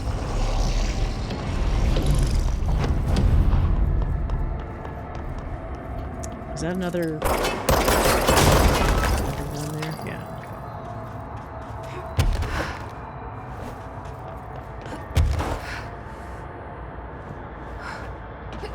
I think I was also saying in one of the previous streams, like, I miss the concept of, like, shareware stuff. Because back in the MS-DOS days, there were so many games that had, like, the first couple of levels, like, as shareware. To the point that, like, I distinctly remember certain things because all we did was, like, play the same, like, 2 shareware levels over and over of a game. There was one pinball game we had where there were 2 pinball, like, tables. One that was, like... Ah, fuck, I forgot. One that was, like, a fantasy table that I can't remember. And the other one that I played a lot was, like, this cyberpunk cop pinball table where the robot on the middle of the table clearly looked like a ripoff of what's the anime? Patlabor? Or Patlabor? With the little ears. Oh, no, wait, not Patlabor. Appleseed? The one that has the police robot with the little, like, stick-uppy ears on the robot. Maybe both of them have that. Anyway, like, a lot of those things we played the crap out of the shareware and then never ended up getting, like, the full version. When if you wanted to protect data on disk, you didn't change the program setting. You know, the little clicking thing! That era of the little locked or unlocked on the fucking disk. Now, for the 5.5 inch, I think you did have to put a piece of tape over it, right? Because it was a little notch that somebody cut in the top part of the disc so that it was like essentially locked. But then if you covered that, you could... That's insane when I think about it now. But then on the compact ones, they had a little one you could flip, like you click that little thing, locked or unlocked, to save or to lock your data. Wait, what the hell?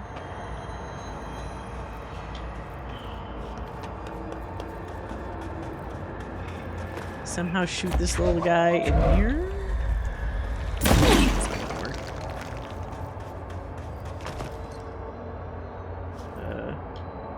Supposed to go under?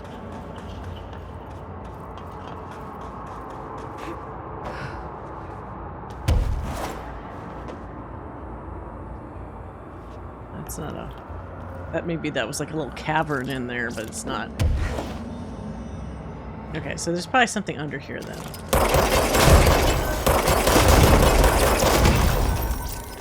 Oh? Or not?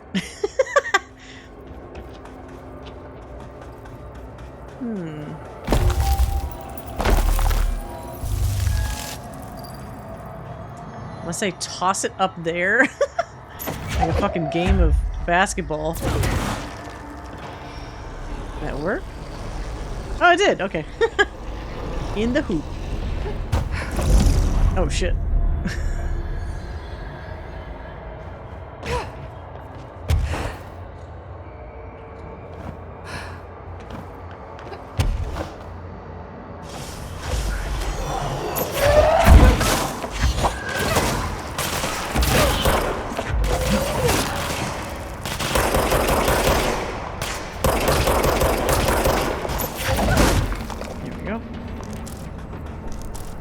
But that's also how they did it with, like, VHS tapes and stuff.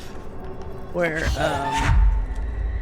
it also had a very manual way of allowing you to record. Oh, did that not fucking work?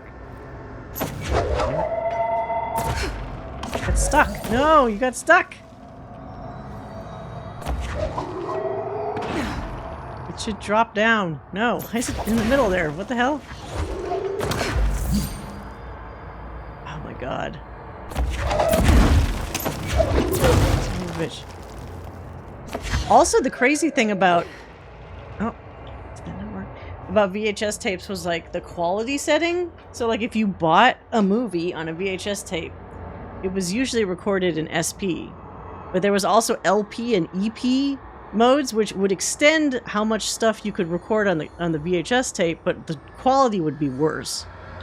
But you know, since I was in that era where everybody was copying like anime episodes and shit and giving it to each other, everything would be recorded on EP, and you'd fit like at least half a season of an anime on a VHS tape and like share it with people. That's how I had gotten like a bunch of seasons of, it's like the, oh, not seasons. I gotten a bunch of the OAVs for Ranma 1/2 and like, fuck, what was the other show? Oh, El Hazard back in the day. Oh my god. Fucking anime of old. Anime of old. Oh, there's a fucking root in there. That's what's stopping this. I see that. I'm always in EP mode. That's what a current person would understand when you say EP. Shoot this. Okay, so that grows back, so... Oh shit, I almost fell off a cliff again. I love retro stuff. It's so quaint. Well, not quaint. It's so funny to me, I guess, that like a lot of that stuff is considered like retro now. Where for me it was like, that's just how things were. And to me, retro stuff sounded like when people were talking about Betamax or like fucking whatever came before.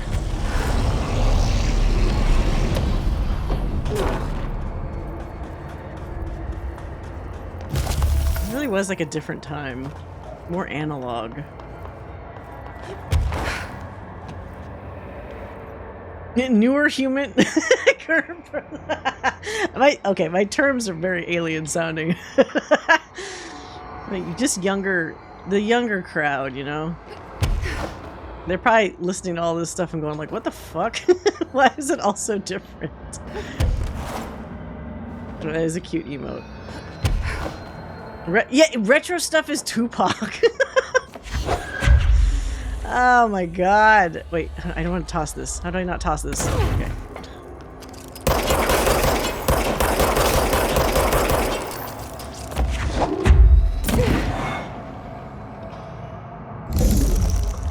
Alright. I still have one of my grandfather's B-track cassette thingers. Cassette thinger? Like a cassette, like a tape deck? Oh man. You know what sucks about, if you have a cassette tape or any kind of music on a cassette, I would recommend digitizing that as fast as you can. Because cassette tapes do degrade over time and they are very difficult to like fix, you know, because what basically happens is that tape is stretched for like decades, right? And at a certain point it deteriorates and either it'll straight up snap when you try to play it one day, or it'll have been stretched to the point that it will degrade like the sound of the music. So if you have one that still works, I highly recommend transferring it as soon as you can.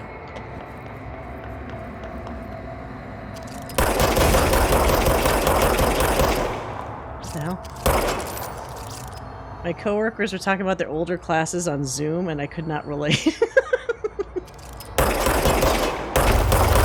the fuck? Okay, am I not supposed to do that yet?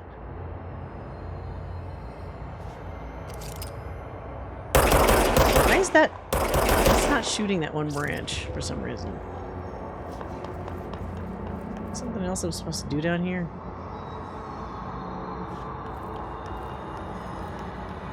Was I supposed to shoot that from... Whoa! Fuck! Slippy slope. There we go. Okay. I don't know why it didn't, like, register the shots to that before. I did see someone's post about vintage flatware from the 1980s. Oh god, I feel old. Vintage. My coworker... I had to physically go to school. I mean, that's not... People still have to go to school. What the fuck? I mean, sure, maybe when you're in college or something, you get to the point where you don't necessarily have to go in, but, like, people still have to go to, like, high school and shit physically, don't they?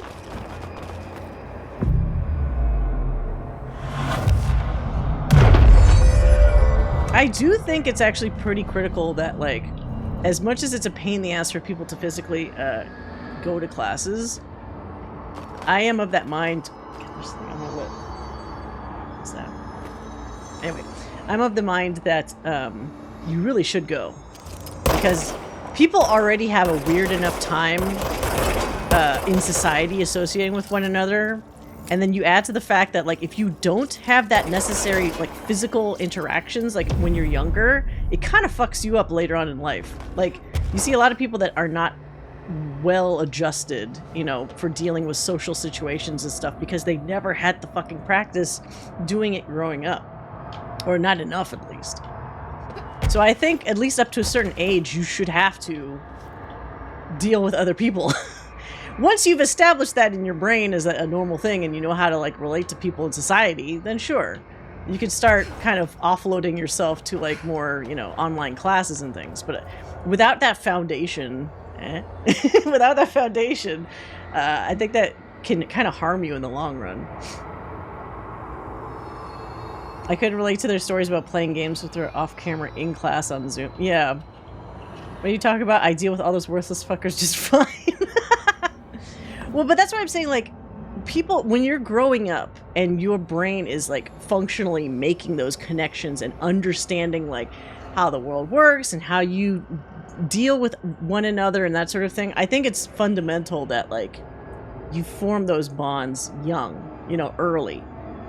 Once that's established and you understand it, sure, do whatever you want. But I feel it's like the cart before the horse, where people just jump to the work, not the work from home, but like everything at home first. And then you get kind of screwed in the long run, honestly. Does recall Miss Manners. High school dancers are important for giving young people deep emotional scarring that makes them so interesting later in life. Not that I'm saying all those experiences will be, like, guaranteed great or whatever. But I mean, to sound like a meme, we live in a society. You know, you gotta learn how to deal with other humans. Once you learn that, then you can decide whether or not you want to. It's like people, I feel very old school in terms of, like, for example, learning animation. I honestly feel the best way that you can learn animation is to learn the traditional stuff first. Then break out into the stuff that you... Like, for example, you want to learn 3D animation, fine.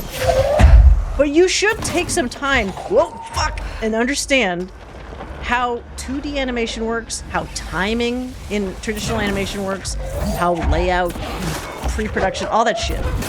Then when you go to 3D animation, I shit you not, you will be so much better prepared and better at doing 3D animation than you would have been if you just started with fucking 3D animation to begin with. I guarantee you.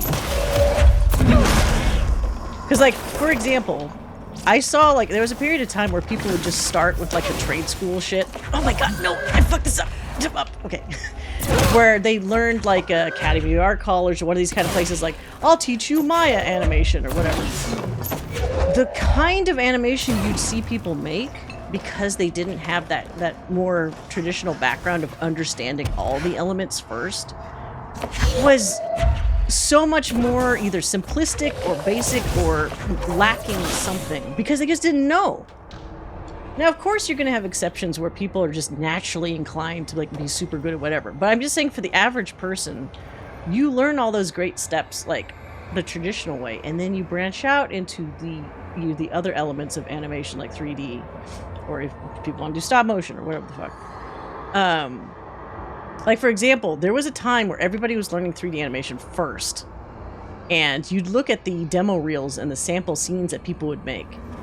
And because people learned to do things in 3D first, there was a tendency, you know, because 3D is cool, for people to constantly do these always moving cameras where they're always circling around the character as if to, like, show off, like, look how cool this animation is.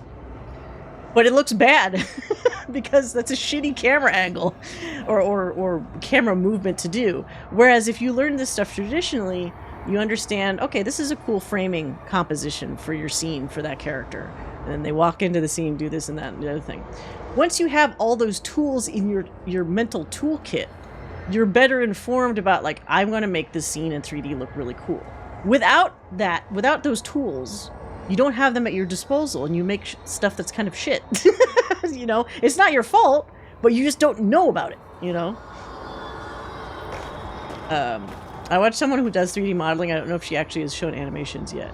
But that's also a completely different field. Like, for example, you could teach yourself 3D modeling, but in a way, there's kind of a similar vein in that where it's like how to effectively model and, like, for example, not use a million polys, or depending on if you're doing this for, you know, feature games or whatever, and how to save yourself steps when you're doing certain kinds of meshes or whatever. Like, it's nice to have a proper education of those things so you get a good foundation from the beginning about how to do it well.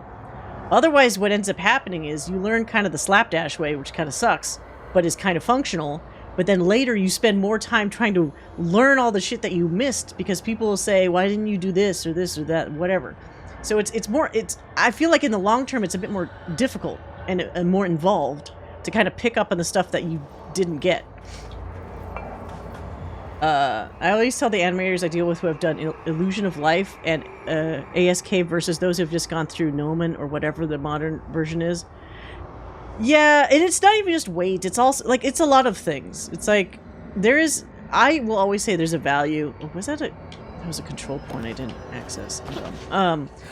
There's always a value in taking your time and learning things in, like, in the right order. Or in the order that facilitates understanding why they do the things that they do. Like, I had taken film classes that, I'm sure this is probably the controversial topic, but film classes that demanded that you first do your first short film on film and not digitally. So that you have to learn the whole process of, like, using a light meter, making sure your ISO and all your aperture and everything is correct, shooting responsibly because you're using up a physical reel of film, so you can't just, like, constantly, you, like, undo, redo, all this kind of stuff.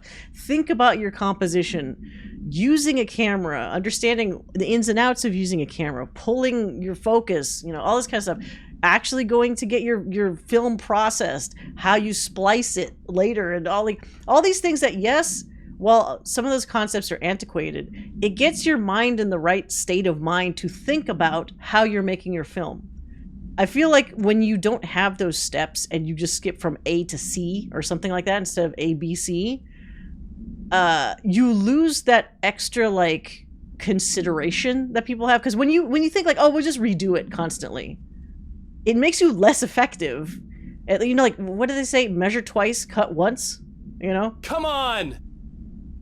The weight thing was a tack on to something you're saying. Oh, yeah, no. I get what you're saying, though. Like, there's elements where you could tell that somebody didn't get, like, the full foundational education. Limitations are the basis of language. Yeah, and then I feel like when you understand all the things that go into it, and then you go to digital, you have that also that proper respect of the process.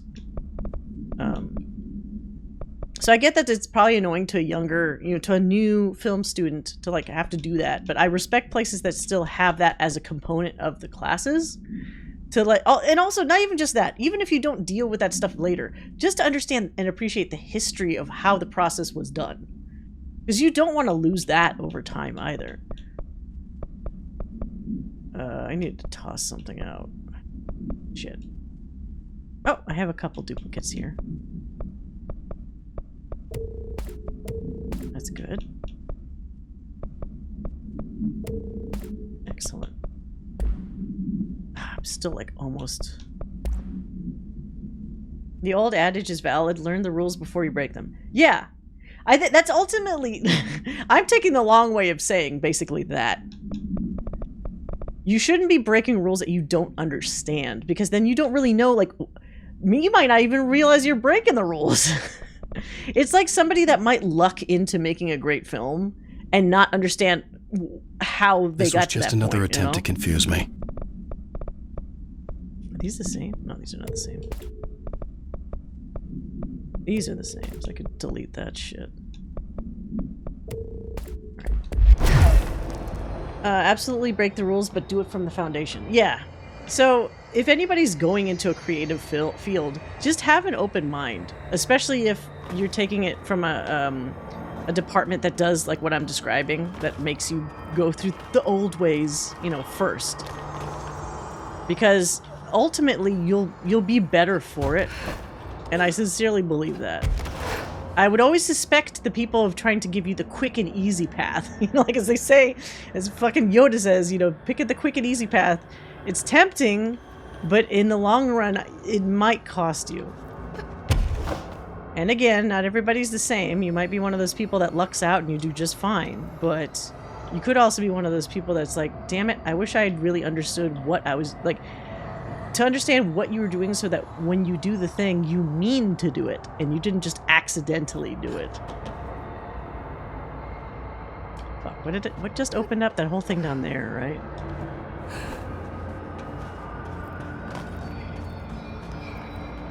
Can I teleport to that? Or do I just float? I'm wondering if I float, if it'll even let me. This is really far. Let's try it.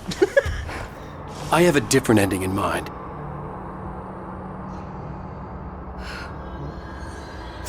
Maybe I should dash. I'm feeling like I might not make it. Okay, cool, we made it. Easy. What the fuck is this? Oh, fuck. Ay, ay, ay.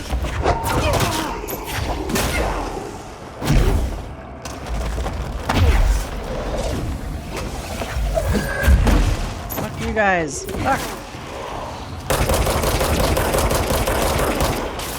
Oh shit, that dude exploded. I work in software. I can't really comment because there's no real standard way to... Yeah! Oh. Wow! What? Just beat me upside the head. Okay,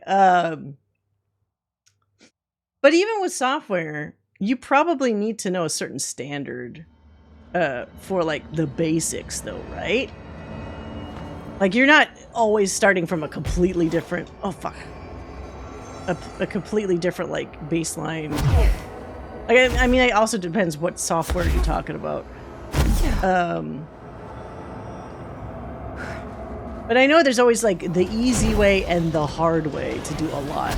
And sometimes you learn, like, the easy way through, like, actually being taught these things and not, like, trial and error. Like, I put in a new team, so yes, I'm learning. Yo, well, there you go. But see, that means they're also giving you training. Right? Like, they're not just... I mean, unless you're in a higher up position, they're not just expecting you to... Piece of shit. Oh my god. They're not expecting you to just know stuff instantaneously. I need health.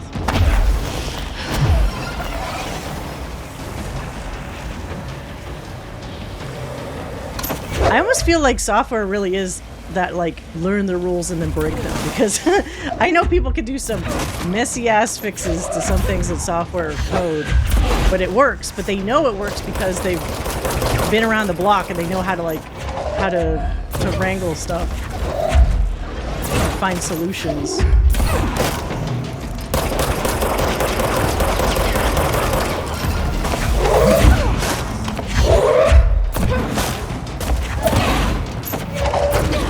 Oh, die! Oh, come on. Wait, that didn't break the hole? The ground?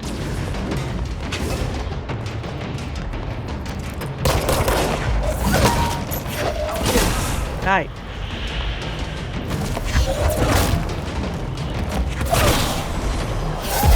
Wow, what the hell?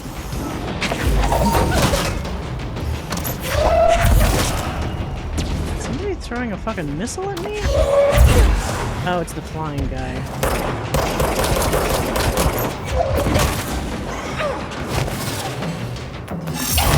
Ow!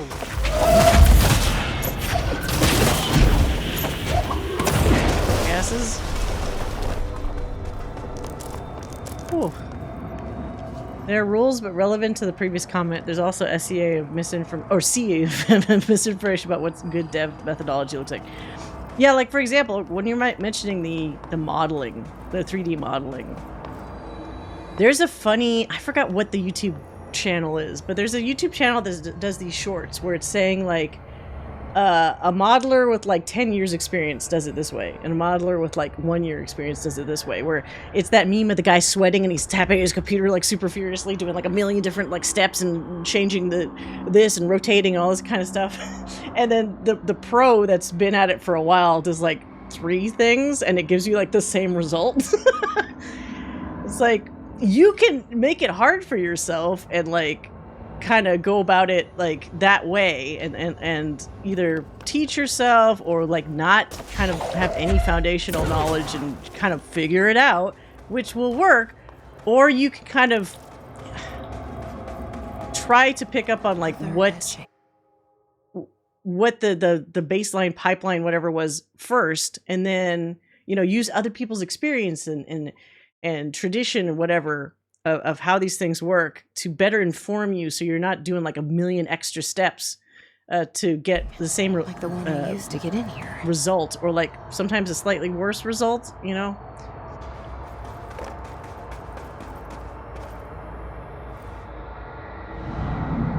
But yeah, going back to the beginning, like the work from home thing is nice once you've established yourself.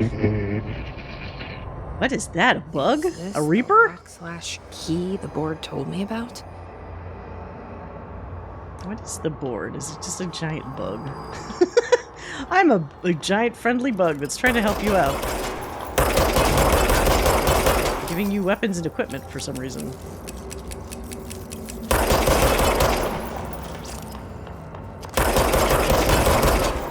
Is that not everything? Well done, seasoned. Only 3 keys tethers remain. Our nail is rebuilding, loosening. Just doing my job. Alright, so the board likes me. We're doing good.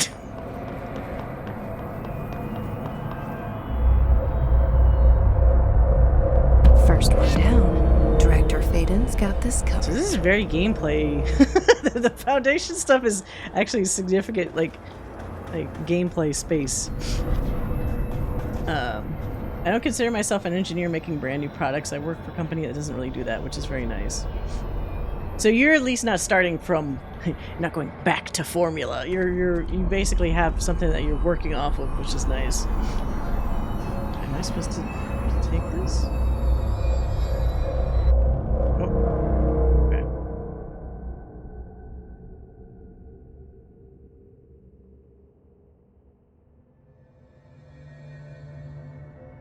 Wait, is that a... We have a friendly here? Okay. I was gonna attack the first. Whoops. Sorry. Ley lines.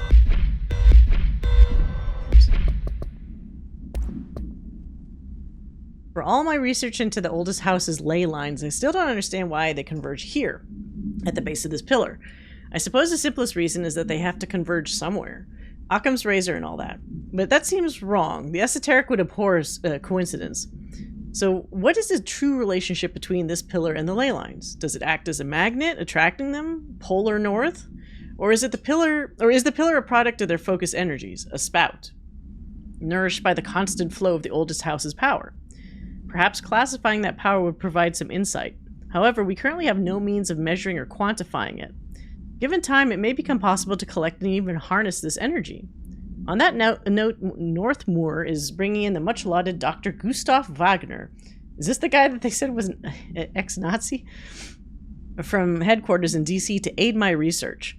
I suppose this is his way of saying he doesn't trust me to work unsupervised. Let's just hope Dr. Wagner is as smart as his dearly departed Führer once believed him to be.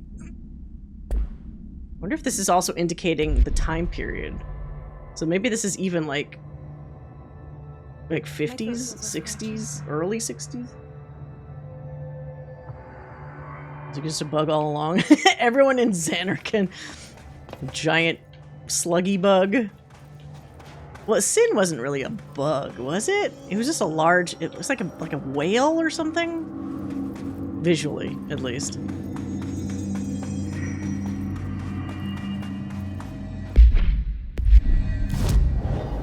Six ability? God damn it, I need more points. Oh, I need 2 points and I can get the super throw. Okay. Oh, we need to go to research site Gamma. Let's do that. I was watching, I don't know if you guys watch Connor. He's a voice actor guy, British guy. What's his fucking Twitch? like Connor Dog BA or something. I can't remember. His name's Connor. He recently finished Final Fantasy X. And he's insane because he was doing it like straight all the way through. Like it was just a long ass stream of just him playing it. And he cried at the end, which is kind of adorable. So all these guys trying to act all hard, and then the end of Final Fantasy X happens, and it's like sniff, sniff, wipe tears. Makes everybody do that. Let's see, let's go this way for this. It's been a while, but I thought the giant whale creature was just an outer layer of the armor. The core of Sin was actually the bug thing. Was it? I need to replay it. Because the visual of Sin was always... What the fuck? Was always the big whale. But I think you might be right. That's just like the outer housing.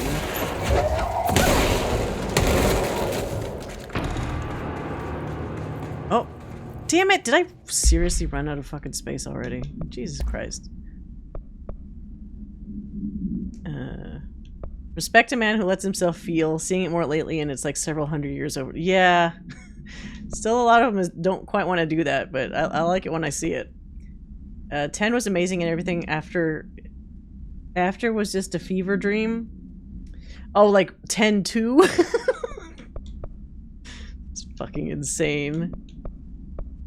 Dress up girl characters that... Wait, it's like your job changes based on the dress that you wear. I mean, I'll give credit where it's due. That's a very unique idea. But wow.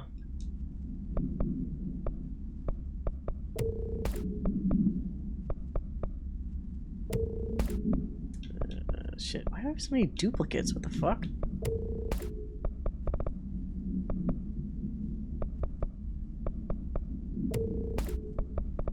They just keep giving me I swear I keep cleaning up these duplicates and they keep popping up like fucking bugs.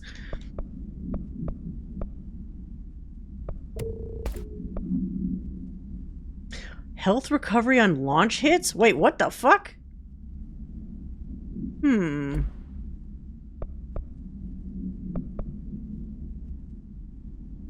That might actually be better than what I have. Let's try that instead of this. Because, like, I'm launching things constantly. That would certainly help my ass. Let's try that. There's sticky notes, yeah. Sticky notes actually would be the far better example, wouldn't it? Okay, so we need to go to Research Site Gamma for some reason.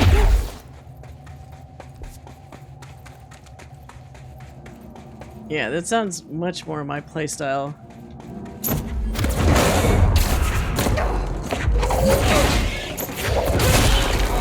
Ah, die.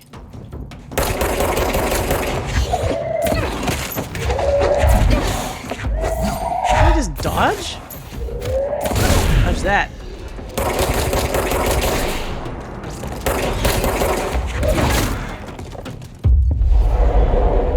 Oh, why is this glowing white? Does it normally do that? Vampiric ranged attack? It really kind of is, isn't it? It's ideal. What the fuck? I wasn't sure if that thing was alive. I thought it was just a floating body.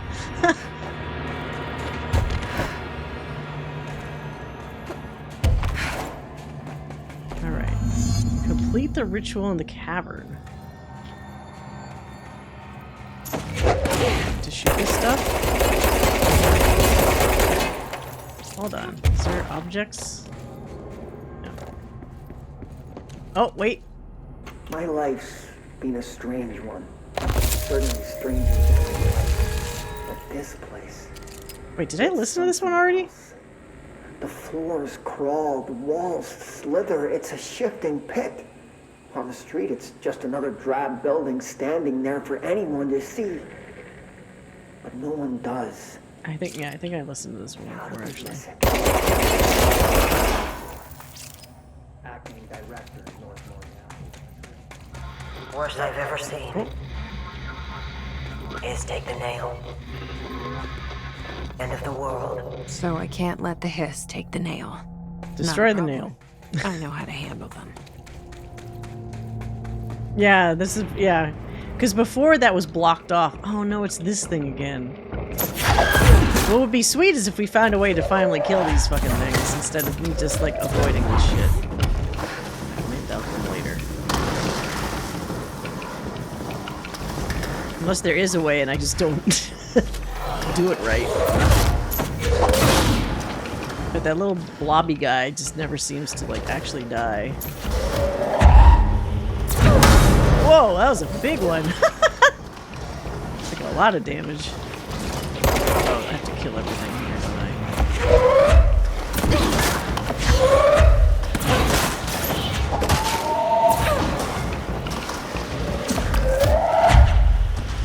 How are you? Where's the other guy? It's right next to him. Is it eating him?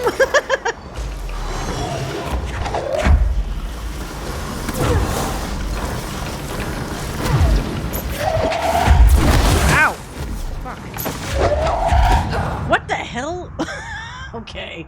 As soon as I left the high ground, I got wrecked.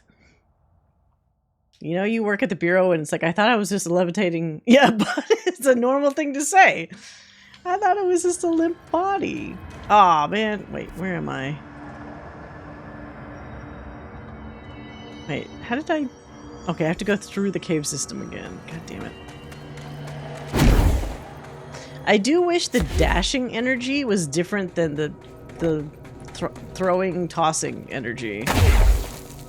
So I could at least get to areas faster with dash.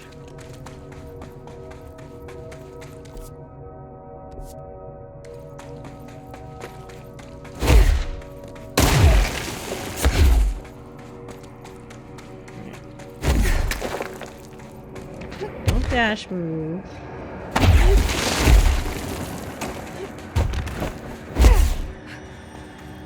I see the jog update. Oh, yeah, I wonder what the hell that's gonna look like. So it's a different anim set, basically, for everybody's movement. Because right now, there's run, there's sprint, and I don't think there's really anything in between, right? So I guess there's gonna be something else. Great, a new way for my Ellison to look awkward when he runs around. Somebody said it always looks like they have a stick up their ass when they're running. Because he runs so upright. I'm expecting the jog to also look equally not great. The bigger thing I'm curious about from the 14 update is they said they're doing another visual, like, graphical update. So it's like, will I finally get my character looking like how I wanted him to look? Or is this, yet again, more of him not looking like the way he did in 6.0?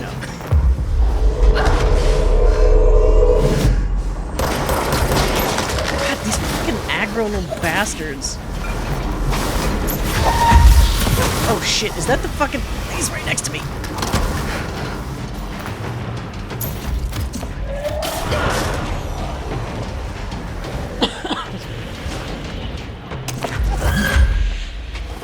where was the other guys? Come on, stop. Shit.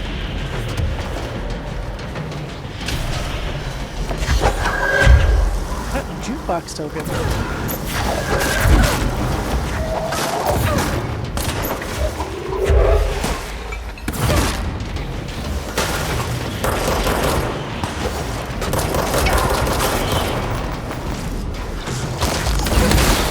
So wait, they also manipulate stuff? Oh god! I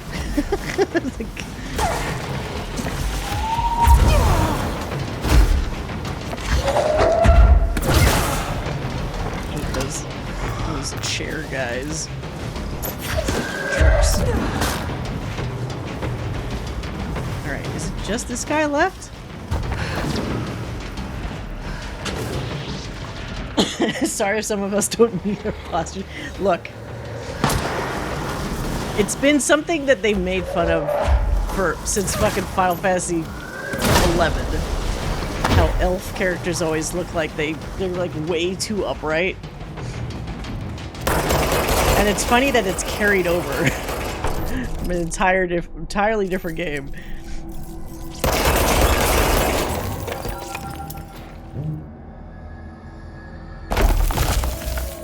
Oh. There's this whole upper area I didn't really think about. Am I supposed to bring this with me?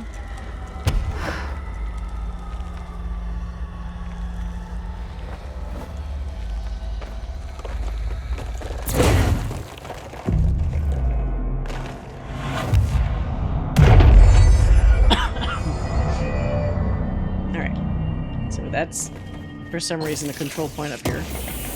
Directly above the other control point downstairs.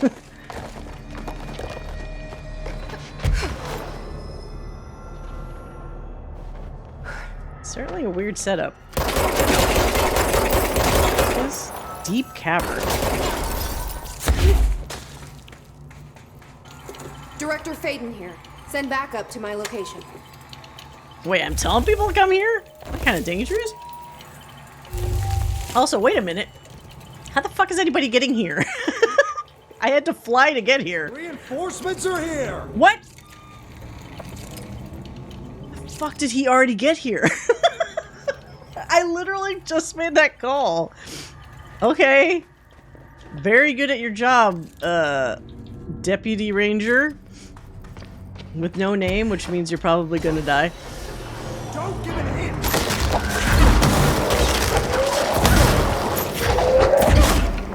Here, why don't you help me?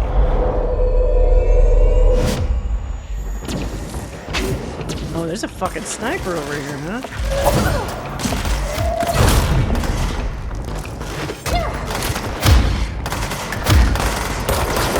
Dude, fuck off. Does this guy have so much health? Or like he's not really getting... Oh, god damn it. It's because he's regenerating. That's annoying. I'm just gonna hit you up from up above. Ranger, you're gonna die. He's got some balls. This guy's health is regenerating ridiculously fast. Holy fuck! It's it's going up so fucking fast. How is that possible? Dude!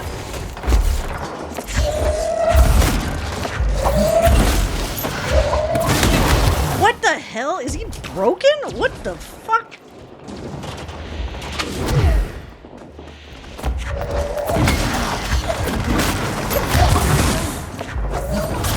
Oh my god.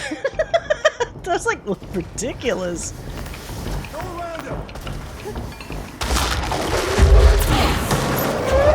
Yeah, everybody's health here regenerates super fucking fast. I can't even, like, the time it takes to pick up another boulder to throw, they already regenerated most of their health. Oh, okay, I got lucky with a crit there. Fuck. This is something I think they introed in AWE. You could call for NPC backup. Oh! I just am gonna feel guilty if this dude fucking dies. Now I feel like it's on me to make sure he stays alive. Ow.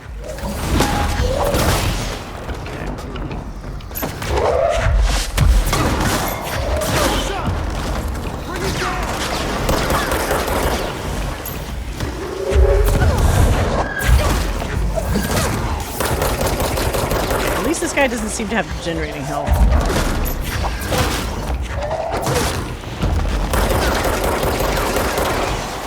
Fucking hell. Whoop, okay.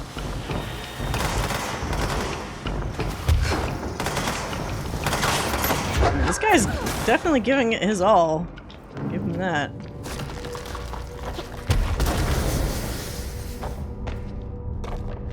His lunch was in that drawer. My sandwich? What the hell is that spout? For a guy with no special abilities. Yeah, he's doing a pretty damn good job of holding his own. I respect it. I already ran out of fucking space again. They're just tossing two. Look, before in the base game, I occasionally need to sort my mods. Now I'm doing it like every fucking battle. Holy shit.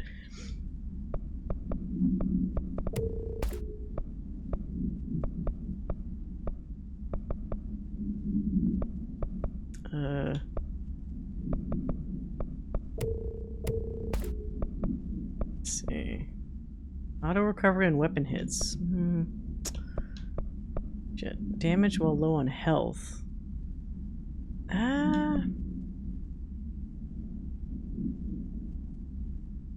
Spout. Let it all out. Damage after kills. I don't really think I want that. After taking launch damage? Wait, you take launch damage? The fuck? Unusual.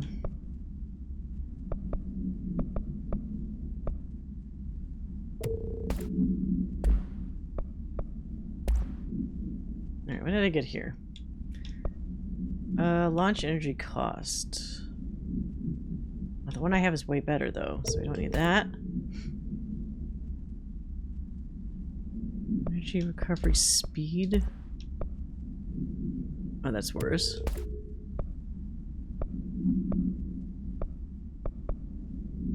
What's this other one? 10%? Yeah, it's not. That's not as good. All right. All right. So where the fuck are we supposed to go? Down here? Oh, that's death. Cave system. Somewhere up.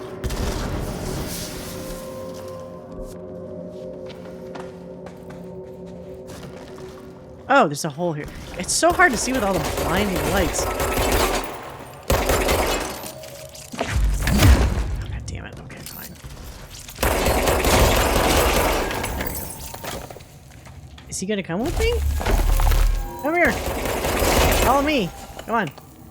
Ah.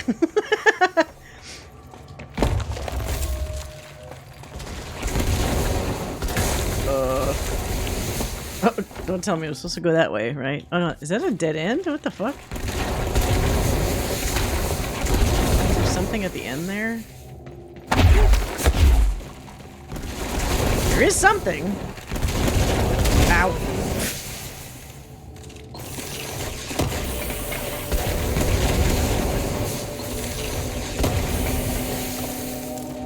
Health recovery. Oh. I like how it actually fogs up your camera as if like it's physically there and it gets affected by it. Oh, here we go. Another etching. So what's past here?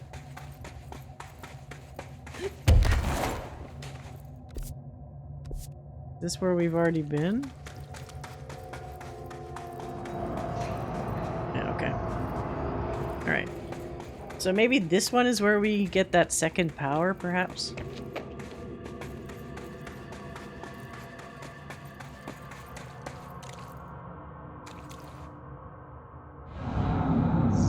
Cryptic door symbols. Glyphs.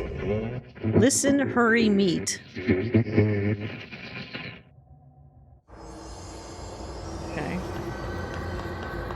Oh, but this is like the other thing. Okay, well.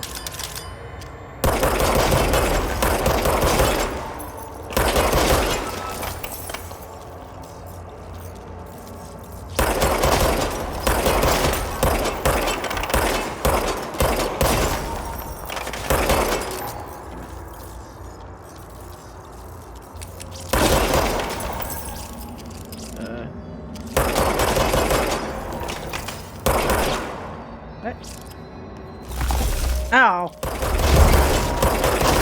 Where's the other fucking... What the hell?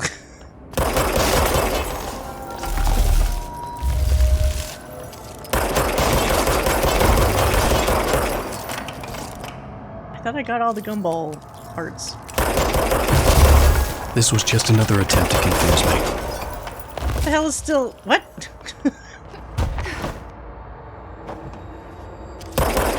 Oh, on the top? This bullshit? Oh, shit.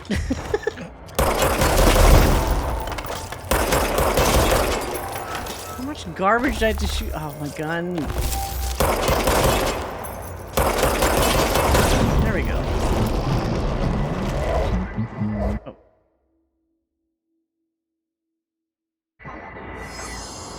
Hello? Board, are you there? Oh, wait, it's gonna talk to me. Hold on. It's like a big, benevolent bug thing in the deep. That was a fave part of the Metro games. There's a dedicated button to wipe the goggles. So that game also made you have to do like a lot of like manual things, right?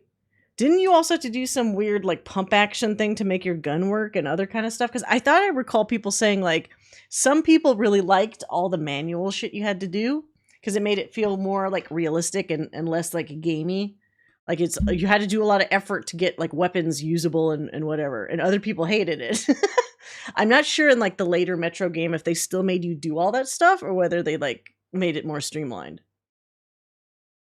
Yeah, mask filters would run out and all. So it gives you much more of a sense of like as if you were really there and like there's danger and it's not like, hey, I can just I have a different ending in mind. I can't just goof around and like waste a bunch of time, especially with the mask filter aspect.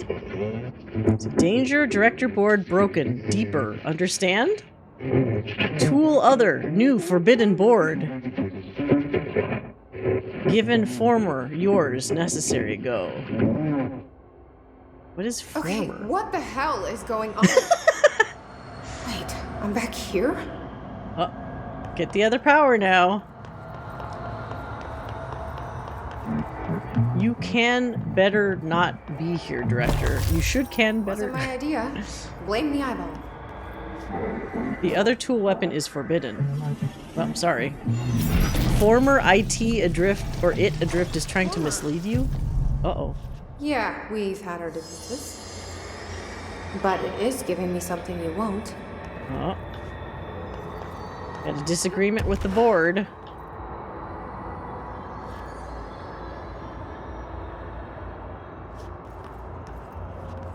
Wait, which guy looked familiar? Did they show a guy? I thought I just saw the bug. Unless that's what you meant. Oh, right, I need to use the power here. Fuck. How do I activate it? There was no instruction for that. I was just shooting everything before.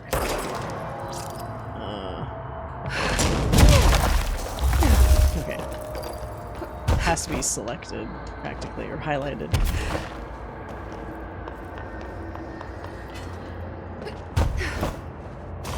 Looks like a bunch of big crystal fingers.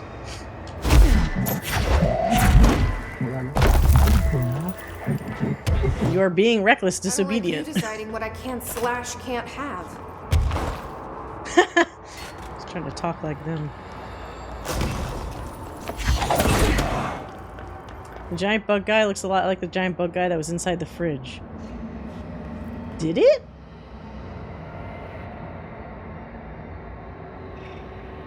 For some reason, I remember that guy looking more like it had like weird tentacles as opposed to like buggy appendages. But you might be right. That thing tried to kill me though, so why would it be helping me? Unless it's seen the error of its ways.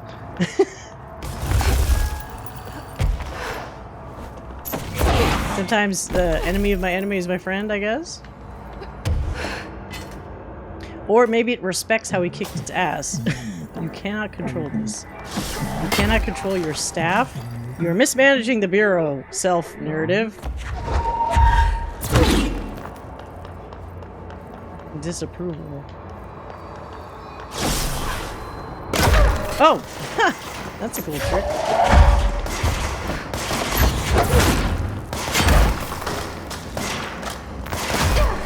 Stabby stabby.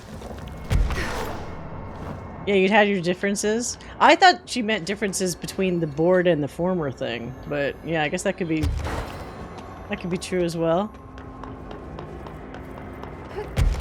Crystals can be shaped while levitating. Yeah, I was doing that. I thought I was. What's the next thing to levitate create? Oh, so I'm gonna have to do that over here, I guess.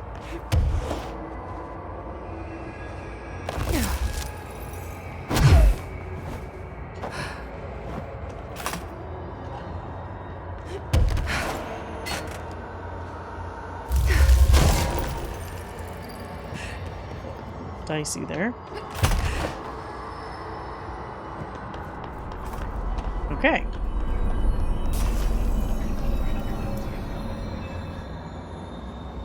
I'm getting pretty tired of being jerked around the astral plane. If you're listening, I want some answers.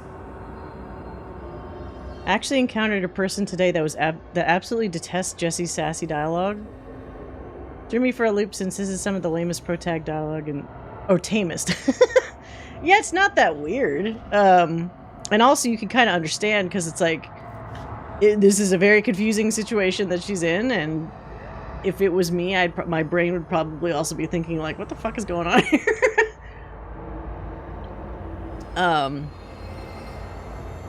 There are some people like, and I'm not saying this is true of everybody, but there are some people that don't understand that sometimes some people's subconsciouses don't like women that are feisty.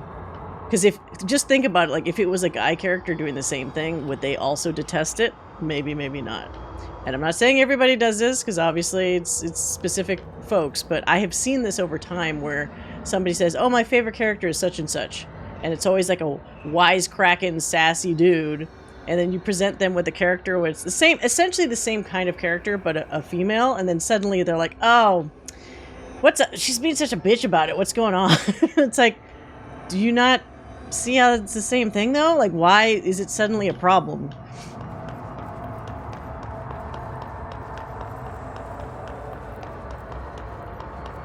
%, looked at his timeline, it tracks. Yeah. And again, not everybody does that. Some people just don't like certain personality types. So it can be consistent where such and such person just does not like sassy people in general. And it's like, okay, that's, it's just the thing you don't like. But when they are weirdly choosy like that, then that sometimes is telling in and of itself. And then other times it's also like, you do have to consider, I don't think it's the case here because I haven't felt that, but like sometimes the way a character or an actor portrays a character may have kind of missed the mark. Like, what's her face? Captain Marvel. Oh, Brie Larson. I know she was trying to go for like a smart aleck, like sassy kind of vibe, at least in the first, like, I didn't see this, whatever the newest Captain Marvel movie was, so maybe her character's like different, but in the original, she clearly wants to portray this like no nonsense, like, I'm pretty smart and sassy or whatever, character. But I feel like the way she portrays it just sometimes comes across as just mean. And I think maybe she might be pushing a little too, like leaning a little too hard into the whole like, haha, I got you. Like, because there's some things that, like bad things that happen to people or like to Nick Fury or whoever during that movie where I'm like, she's just kind of seeming like an asshole a little bit. And I don't think that's the intention, but it just kind of reads that way sometimes. So I don't know if they just kind of like, I don't know. She's better like in the later appearances and things that I've seen her in, and they're still trying to have her be that confident vibe. So it's like maybe she just eased off a little bit on that like intensity. I don't know. If I recall correctly, there's a thing in Germany when they first rolled out talking GPS where they had to use a male voice because so many male drivers resented taking directions from a female. Maybe it's a cultural thing, it's a people thing, who knows. I've heard something similar. Oh, it is the thing. Can we just talk, eyeball? Maybe we just want to, like, start over again, you know? Hi there. It was nice of you to give me something the board wouldn't. What are you getting out of it? Void nothing egress. So I'm just supposed to believe you're a particularly charitable, whatever you are? Neither, both. Hungry? Hungry? What is hungry? Hungry? Yeah. I mean, yeah, actually, I'd love a sandwich or something. I don't think that's what it means. No. Right? Panini? Former board abalone. Wait, it wants to eat the board? Are you part of the board? Or used to be? Once split board blame. Oh, they blamed it for something? Okay. So you split because the board blamed you for Inside Beyond Nail Rescue House Sun Warning. Sun? Gotta be easier to play charades. Do I need to rescue someone? Oh. No. I don't know what I expected. Listen, this has been great, but I have to go. Thanks for your help, and, stay out of trouble. House, listen, nail, leech, burn, go. What is Former trying to tell me? Former is definitely not as good with communication as the rest of the board.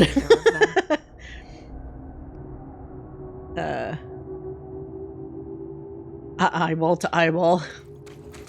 I actually use, and I enjoy it immensely, for my Google Maps on my phone. I changed the voice to an Australian woman, like Australian accented lady, and I opt for that every time. I don't know. I love Australian accents, and I don't know why. All right, where? Oh, I need to go back the other way. Okay, I could go through here, I think.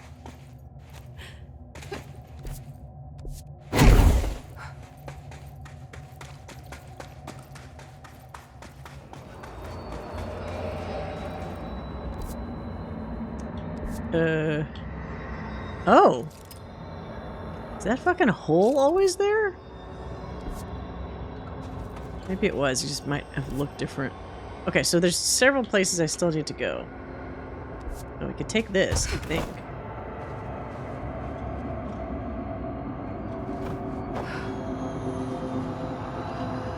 Oh, I guess it... We have been to it. It just looks weird from the outside. Okay.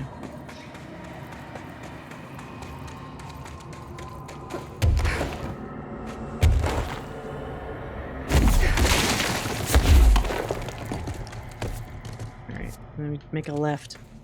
Once knew a Welshman who moved to Australia, and the accent he ended up cultivating was exquisite. Welsh and Australian. Interesting.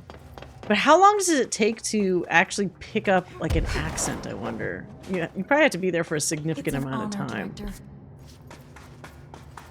I would love to pick up a different accent. Wait, what? Why is this... Oh. There we go. I just feel like American accents sound boring, but obviously, maybe because I have one. You feel like you need something different. Oh. Change of pace.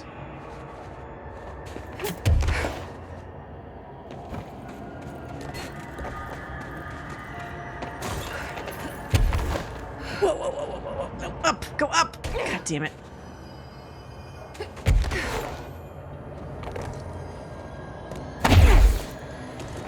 I sound very American and boring, probably because I don't travel much. I would love to have a different accent. I don't know. Maybe grass is always greener on the other side kind of situation, perhaps. Oh, warehouse path. Okay, this is new?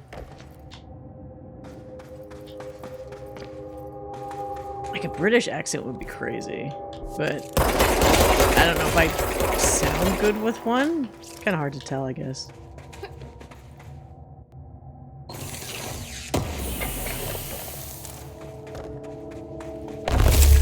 Oh, goddamn. Let me through.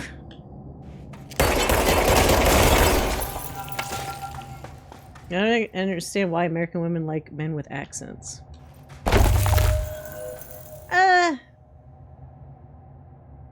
It's probably like because it's different. I was thinking like, why do I like people with accents? I don't know. I just do. I don't even know if I could explain it.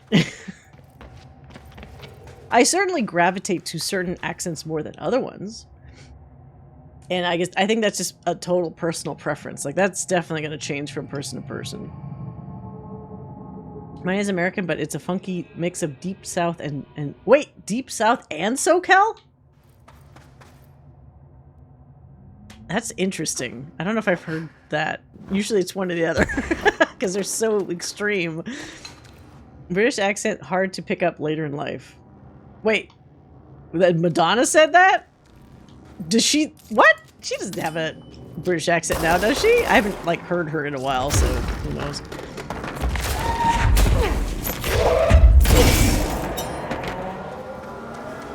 I? Okay. When I was in high school or something, I had a couple random people thought I was Canadian, and I don't know why. I'm also not super sure if I have a typical Californian accent. I do think I maybe say certain vowels or whatever slightly different than other folks that I've grown up with, but I don't know. Oh, we got a new control point. Warehouse. Have a people on TV. There's a term for that. Fuck. It's not that. It's not fuck. It's not transatlantic? No. Is it transatlantic accent? There's a term for like what is perceived as like the TV voice or whatever. Canadian, did you relentlessly say please and thank? I was a polite younger person, but I don't know.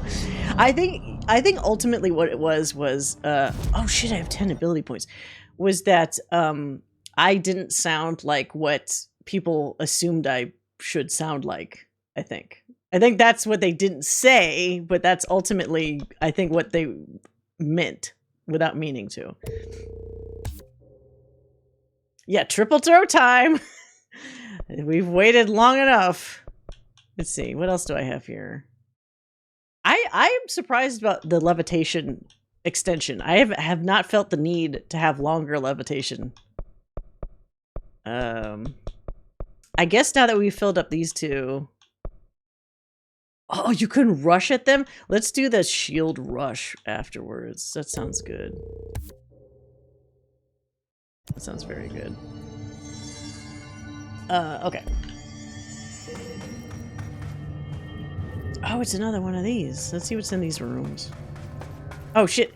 It had the little... Oh. Not that. LT? Wait, what do I press for the third one? Did I press it again? Oh, so you use the other trigger. Okay, this is ridiculous. And then what? Oh, okay. It's a little bit of work, but if the damage output is better, then it's worth it. Lilu Dallas multi-throw. Big bada boom. Off topic, but I'm so glad I never got a mainline sequel attempt. Oh, Fifth Element? What would they even do? I'm not even like they kind of wrapped it up so well. I mean, that's probably why he didn't do it. I respect him for not just... That also was done at a time where it wasn't expected that, like, if something was successful, that you just roll into another sequel, though. So, if that came out, like, now, maybe you would. In the Seventh Element? The Fifth... Or, yeah, it was Fifth Element. Is this the Sixth Element? It's like, what? Oh, wait. Is that... That's different.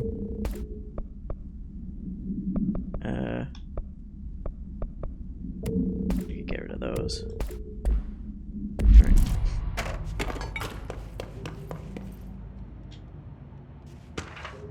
History of the oldest house. The oldest house revealed much to me during my months in the Foundation, but many questions remain.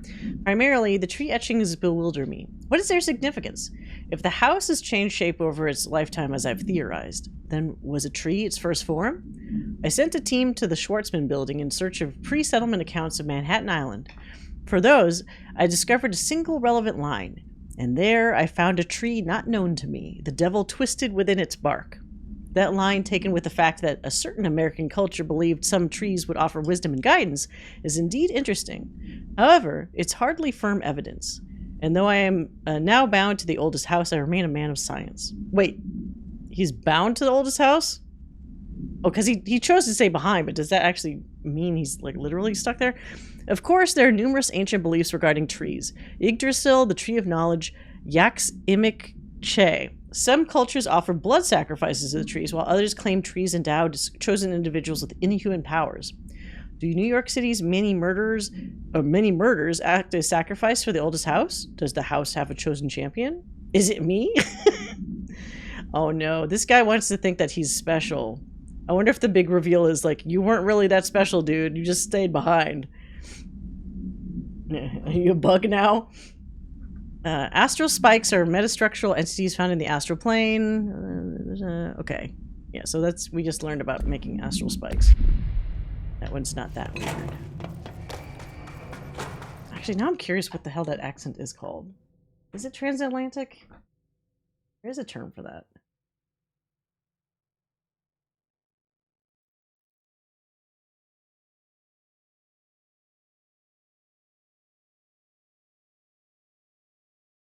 Mid-Atlantic?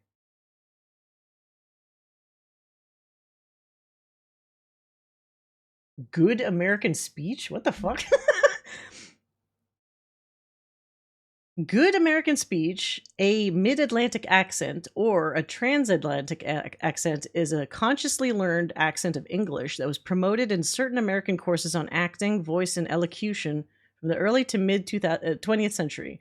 As a result, it became associated with particular announcers and Hollywood actors, mostly oh no, but this is like even more. This is like the like I think this is like the 1940s, you know, like when oh my god, what's her face?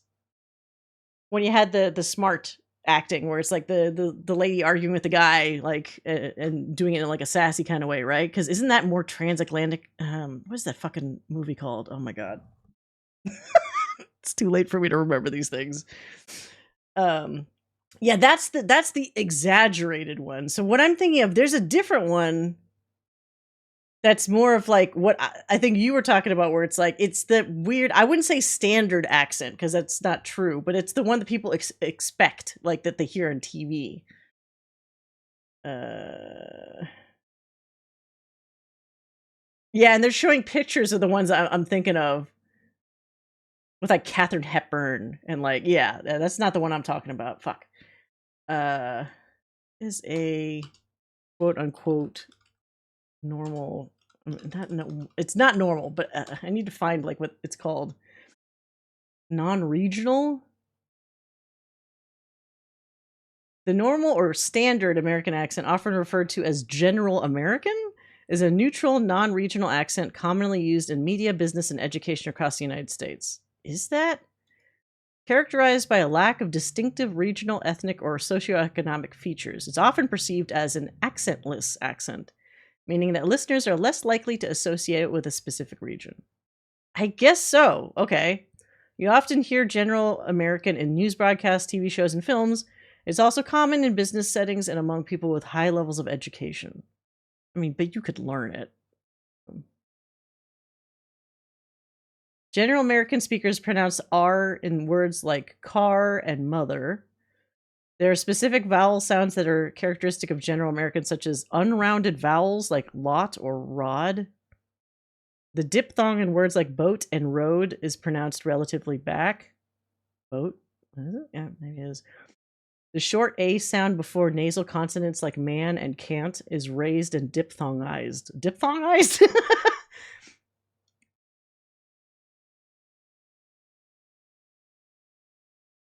Huh, okay. Weird. That's me, you're describing me. I've been in education corporate world. Yeah, it's weird that it's general, because I'm sure somebody would take issue with that. But like, that's what, well, I was going to say, that's what the Google result is. Let's see if somebody else has a, oh wait, Wikipedia. General American English. Umbrella accent of American English used by a majority of Americans, encompassing a continuum rather than a single unified accent. Often perceived by Americans themselves as lacking any distinctly... Okay, so...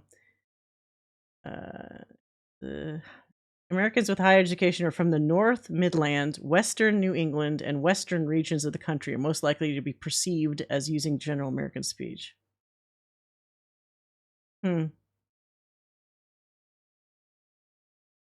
Some scholars prefer other names such as Standard American English. I mean, it also still sounds weirdly generic.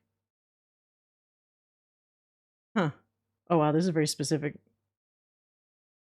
Wine merger? Oh no, maybe this is me.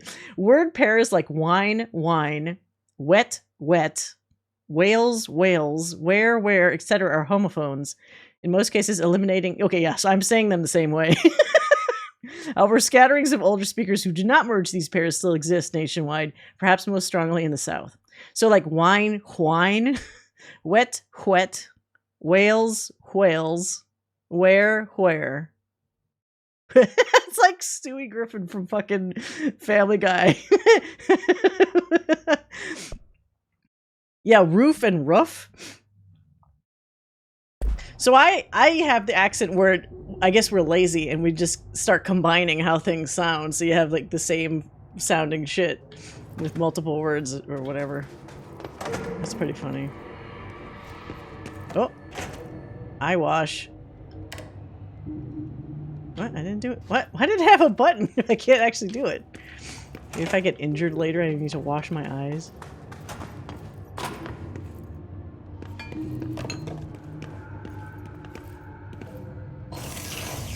The only thing is, I don't like how it says general American accent, because obviously that sounds like, not necessarily derogatory, but it sounds like kind of shitty for everybody that doesn't necessarily have that accent. It's not like it's any better or any worse. Looks so old. Hope will definitely want to see but this. Just the way it's phrased makes it sound like that's what the accent should be. Like as if people doing it any other way are just like fucking wrong. The left eyewash station has become an altered item. That, I mean, that would be totally in line with what's happened here. What the fuck? Are you... Sir? It's supposed to be here. Oh shit, I got started a fight that I don't think I want to finish.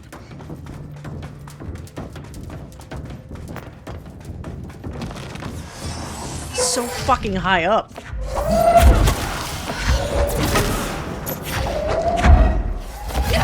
Ow. Of course they dodge everything. Ow! Fuck.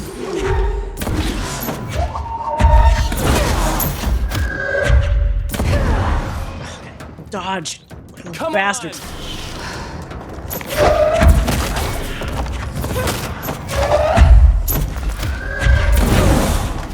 Dodge everything.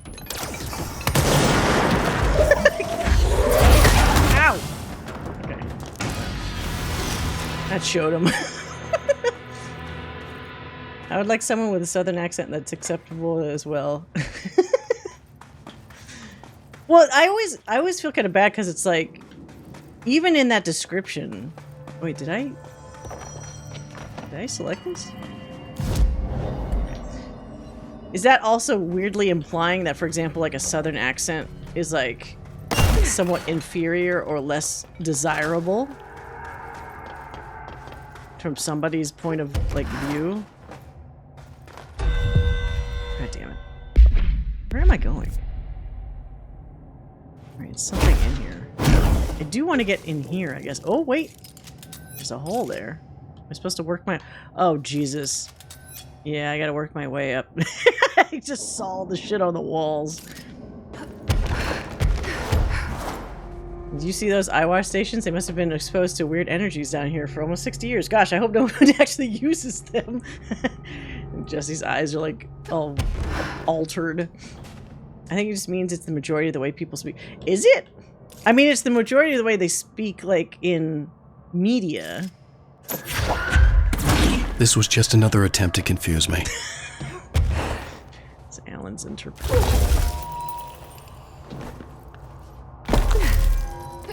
Whoa, that's a color shift right there.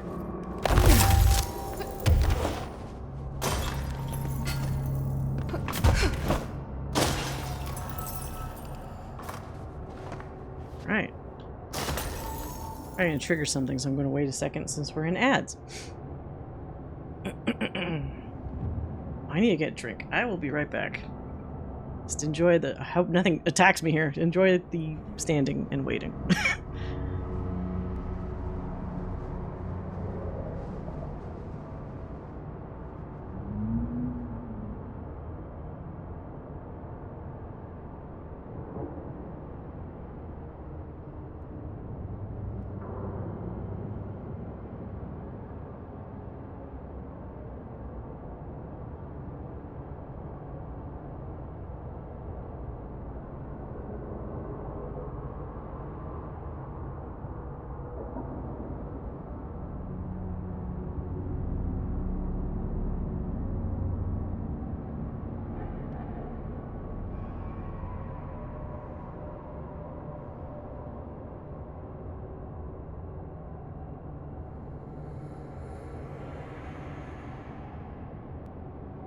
I have a different ending in mind.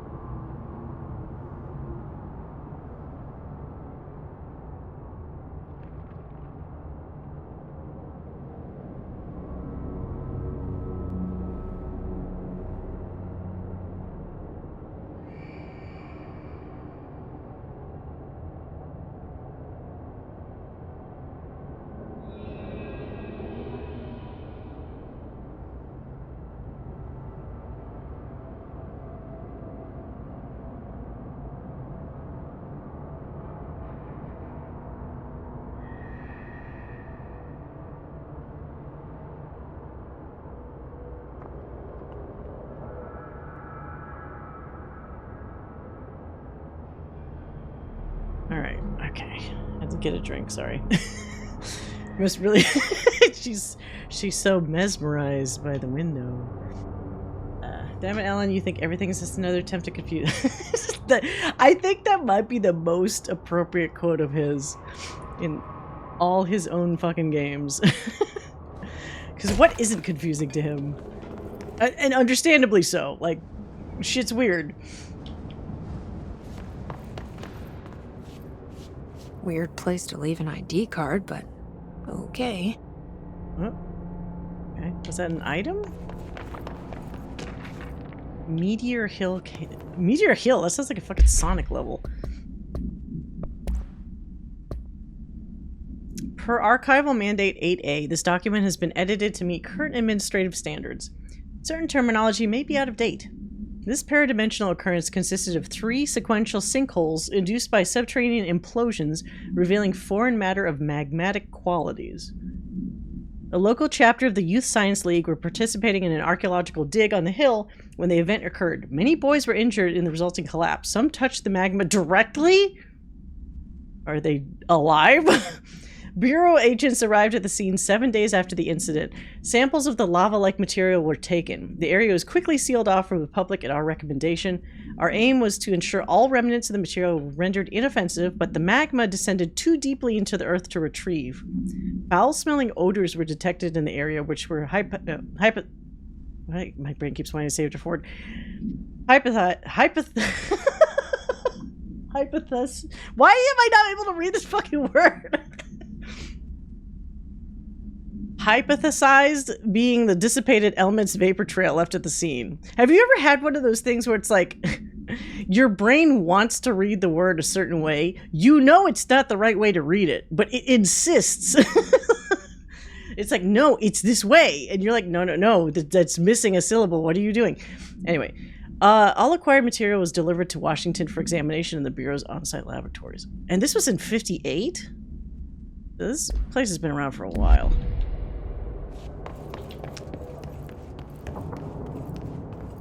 Hypothesized. I don't know why I was trying to say hypothesize. No, now I can't not say it. What the Brain, I fucking hate you sometimes. Fuck.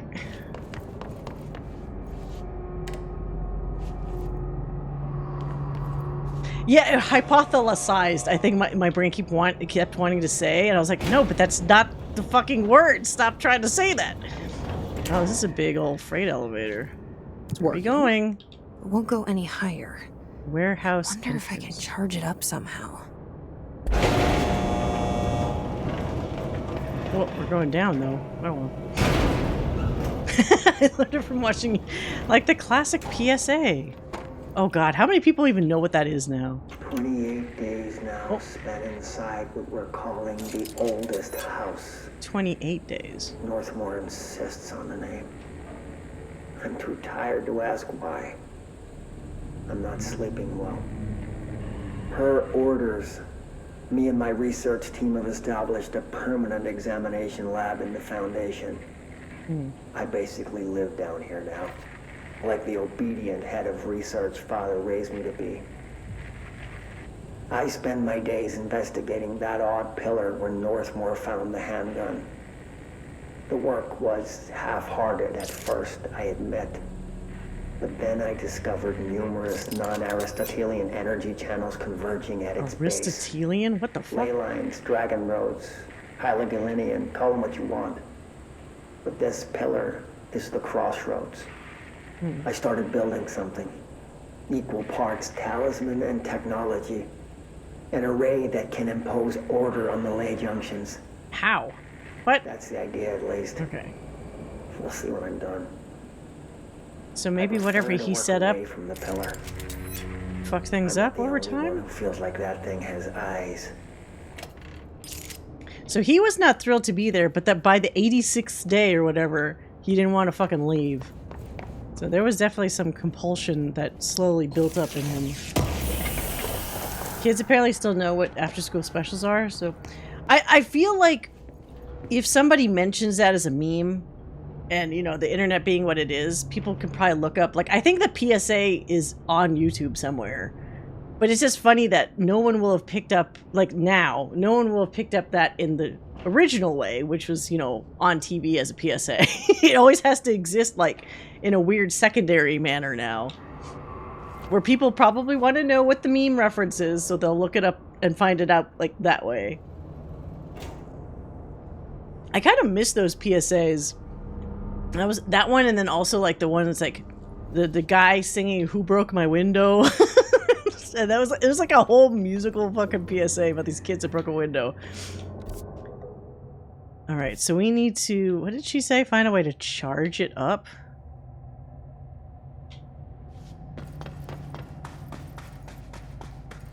Have I been in here?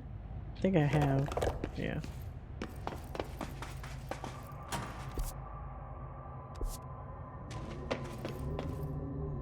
So how do we charge this up? So maybe behind it? He didn't want to be there, but on the 86th day, he didn't want to leave. Is he doing Palace of the Dead? Man, Palace of the Dead just got dropped like a rock after a certain period of time, didn't it? Another ID card. It's too bad because we're talking about Final Fantasy XIV shit. It had such interesting lore potential for whatchamacallit, that fucking space that was originally like Elzen, where they lived underground. Oh my god, why am I blanking out what the hell it's called? You probably remember what the hell it's called. But like there was some interesting lore about Duskwhite Elizens, and they just never fucking finished it. And after they went past Realm Reborn, I don't think they ever had any real intention to do that, which is unfortunate. Oh, wait, how am I... She said I need to charge the elevator? Let's go back up then. Oh, wait. Literally charge it. What the fuck? Oops, okay. Oh, wait a minute. If I just make... Can I do this and then jump off? Oh, fuck. Whoa, what the hell? Oh. I didn't realize I pressed A. I thought I got clipped into the ceiling.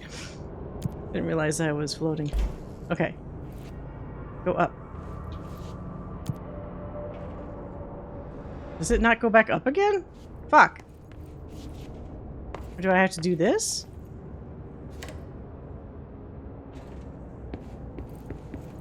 Are you for real?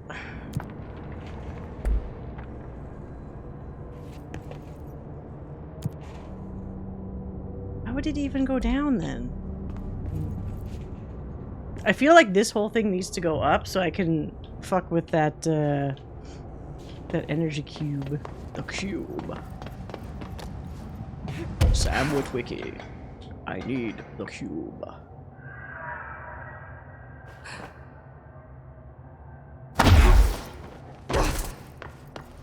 Do we just have to fly up again and do it that way, I suppose? I'm gonna be very sad when Peter Cullen dies. We're quickly approaching the age of, or well, everybody's age where they're getting too fucking old. All the great voice actors. And it's gonna be very sad. I don't know who's gonna go first, but I'm not looking forward to it.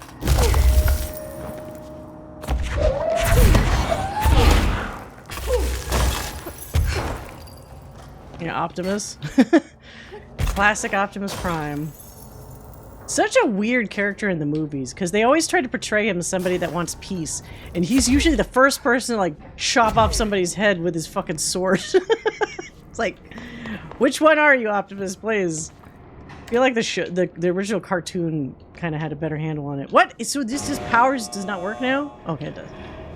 Alright, so I made it go up. Now we can go and, like... Oh, Jesus. Am I not able to get back up here now? Okay, there we go.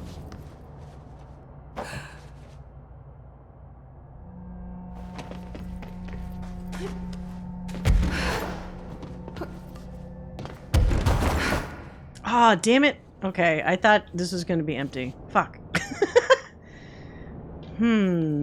How to get access to that? Well, I have like a brief window. Wow, that came up real quick. What the fuck? Ah! Oh wait, what the fuck? Okay. Why it suddenly let me do that? I tried that before. Oh well, whatever. Yeah, peace through superior, unrelenting firepower. It's like, do as I say, not as I do. With the movie Optimus. We need another one here. Oh wow, we got a million of them here. What the fuck? Oh, okay. What? Huh? I refuse.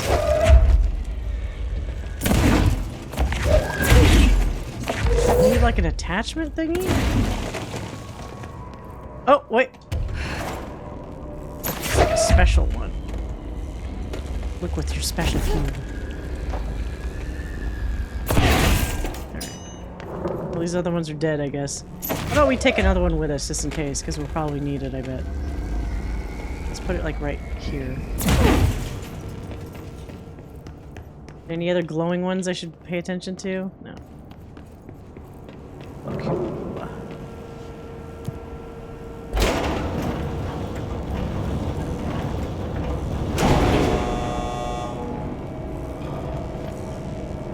Must be fun being a voice actor. I know it's a lot of work, but holy shit, how cool it is. I've always wished I could do it. You gotta have a very specific voice. I'm in that very unfortunate register where when I used to play like online games and I tried doing voice chat, people would assume I was a teenage boy. So I never really sounded like a lady. but I also never really sounded like a guy either. So it's like, what the fuck voice do you do? You're not like one of those female voice actors that can sound like a little kid, like fucking Veronica Taylor, you know, Ash Ketchum or some kind of shit. But I don't know. You need like specific types of voices to super succeed. And not that it's just in how you sound, but like some people are just also just really amazing acting wise with voices. You can always, like, the biggest proof of that is whenever you get somebody who's a movie star and famous to do like a voice and they suck. Because then that's when people realize like, oh, so it's not just being famous or an actor. You gotta like legitimately be good at voice acting. I was told I sound like a radio announcer. That's a good thing though. That means you could probably get a gig doing like those kinds of projects. Like doing ad like voiceover and stuff would probably be pretty profitable, I would assume. There's entire things like when you do a voice actor like classes, they always tell you to make reels for like certain things. Like you can make a reel for like advertisements and commercials, or a reel for like fucking audiobooks, or a reel for animation, or a reel for, you know, whatever. Like you want to tailor it to certain things. There is a very obvious yellow thing here. Can I make it all the way over there? I don't think I can. Oh shit! Well, I just fucked that up. Slip sliding away. Oh god damn it! I could have saved myself there, but I didn't. All right, let's just fall. Woohoo-wee! Let's do this again. Voice acting does look like a blast. Yeah, those Legacy of Kain recordings looked fucking awesome. And that's one of the best examples of like, look how effortless they make it seem. It looks like that was all their like one take wonder where it's like, you do the first take, it sounded great, move on. I'm sure that's not the case, but like, that's when you've got like talent that's been in the business for a while. Like it's seasoned professionals that make this shit sound easy. Amazing. God, Michael Bell will be another one that'll make me sad. Because he's getting up there. Is he 90 yet? He's getting close.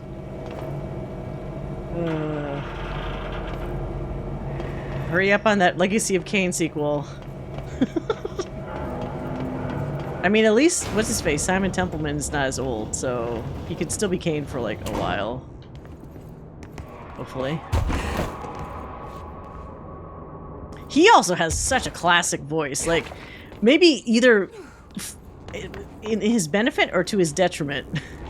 Like, he sounds like Logain / Kain / whatever. Like, he has a very distinctive voice. That's great. But it's like, he's always going to do that kind of character, I think. Wait, do I try to... I guess I jump. Hey, okay. That was an easier jump than I thought. I was watching Critical Role Mighty 9, and at one point Liam just seamlessly does this series of one acts. Liam O'Brien does some crazy voices. He does like to do kind of like, there is a standard voice that I've heard him do like a lot, but all those people at that table can switch it up if they need to, and it's amazing.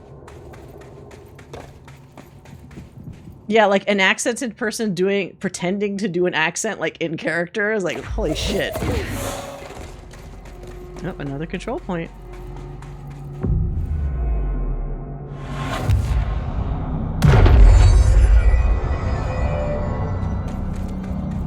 Alright. Is this something new? I don't know if we've been here before. All these areas kind of look the same to me. These red... Oh, okay. Oh man, the double... Fuck! Fuck! Ooh. Fuck! Fuck you! Damn it! Shit! God damn, these guys need to go away.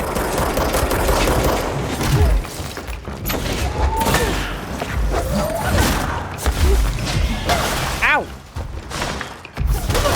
What the fuck? Fuck!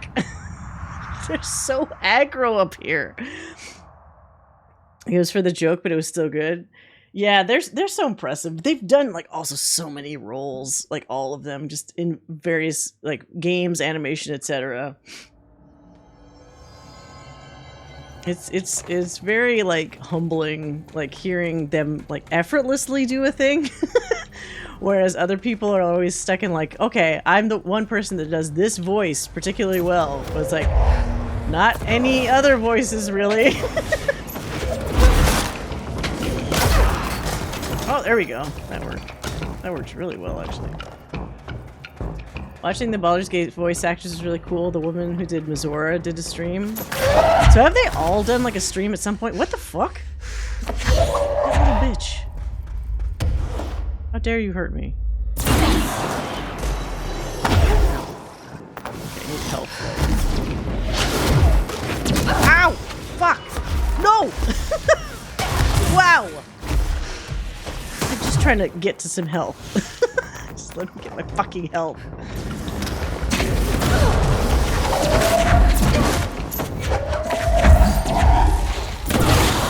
Okay, I'm glad I beefed up my launch.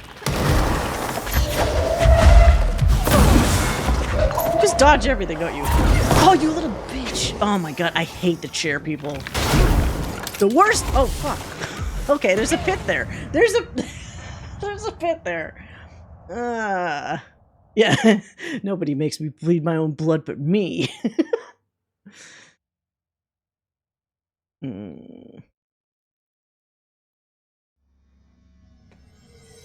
The Baldur's Gate thing is also interesting because some of them I don't think have done like a lot of voice work specifically before. Like the guy that does Gale, Tim Downey. I think he's more of like a traditional actor, but he certainly latched on to like the voice acting very well.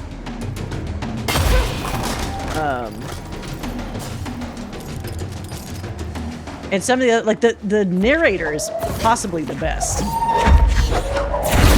It's one of the best narrative voices, and she encompasses like sometimes it's funny, sometimes god damn it, like it just works so well. Oh no! Oh no! Oh no! Fuck! The pit! Shit! Pit snuck up on me. Okay, this flying douchebag. What the fuck? I don't even saw. I didn't see what killed me. Was it a piece of flying shit, or was it one of the pickaxes?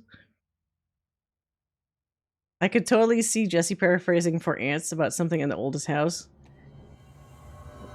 It's a house for ants. Damn, they are hardcore. Yeah, is the pit still there? Look, I'm dodging things from every fucking angle, and then the pit is there, so all just annoying. I think, oh god, the thing that's worse is the flying guy because he is accurate and he throws multiple things. It's a problem.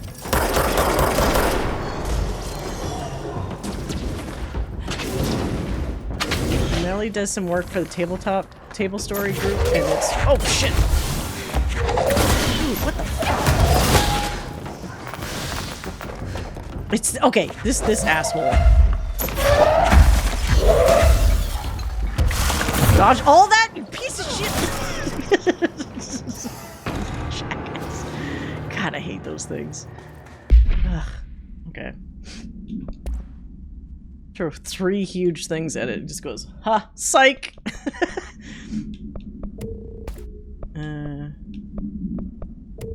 Okay. Good.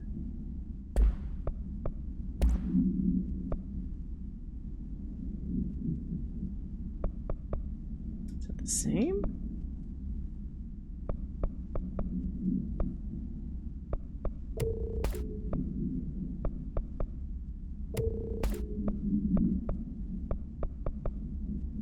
Oh, health and recovery. Did I get a new one? No, these are still crap. Alright. There we go. Alright, no more funny business.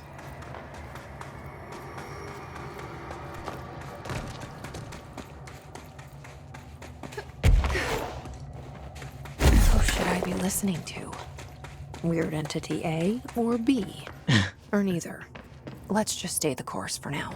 The Bureau's in danger. We Yeah. know we need to repair the nail. The astral plane won't break reality on my watch. I like how she's being more responsible. Okay. I was like, I'm so fucked. But yeah, she's grown into the role pretty well. As opposed to like it's normal for the hero to have the reluctant moment, you know, the refusal to the call, etc., etc. But it's also just as good for them to move past that and be like, yeah, okay, maybe I am a badass at this. I know no one else can definitely do the things that I'm doing, so it's gotta be me. Someone else would have gotten it wrong.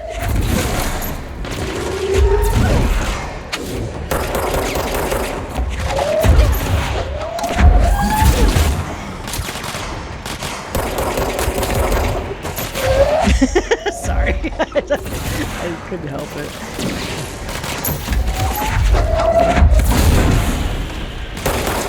Ow, you little bitch. Uh-oh. Oh! Did I get him? Pick up a lot of these rocks. Oh, they're all fighting. Okay. I wish they had more of those spikes earlier in the game. Holy shit.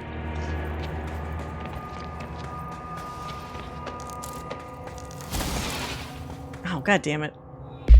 Once again.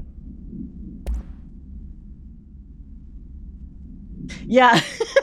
Throwing like the whole fucking cliff at them at a certain point. It's great. I love it.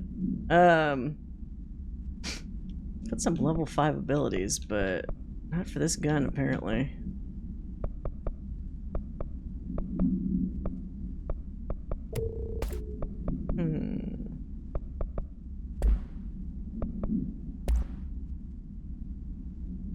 What is that?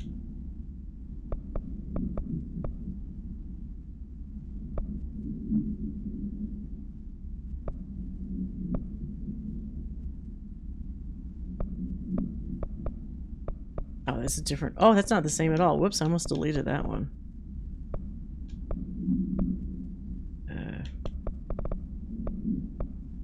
What the fuck am I tossing here?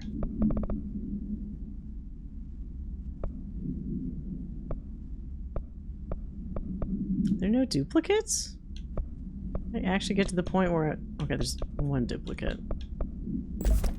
Whoops, no, fuck! I didn't mean to switch to it. What was I using? Oh, I think I was using this one, right? Launch hits.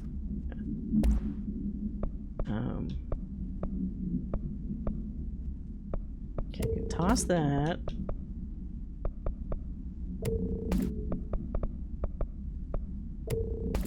Okay. Come on! There we go. Alright, let's keep going.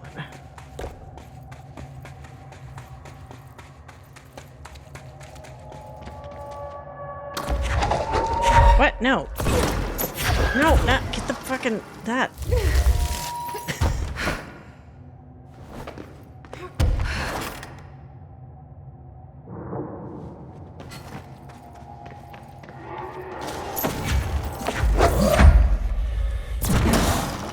Oh, that's ominous with the fucking red going on there for some reason. What is that? Lights?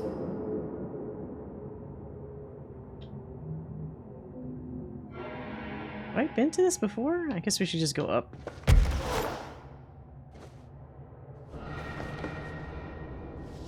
Oh, there's gonna be a fight in here, I think. Destroy the hiss nodes will lower the barriers. Oh.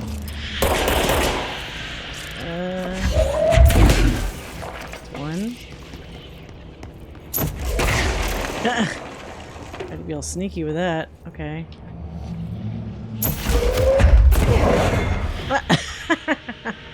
Okay. Oh.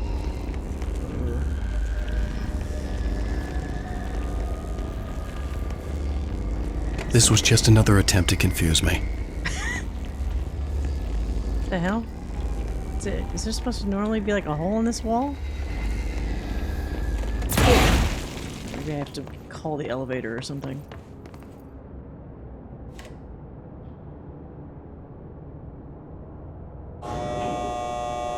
It's coming.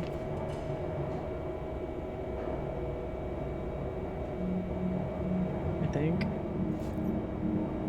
It made a beep. Oh, okay. Or that. Oh, but this still doesn't open up. Alright.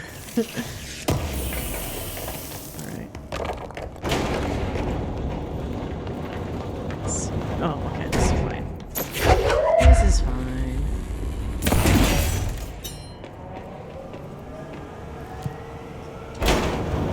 We're taking this thing way the fuck up.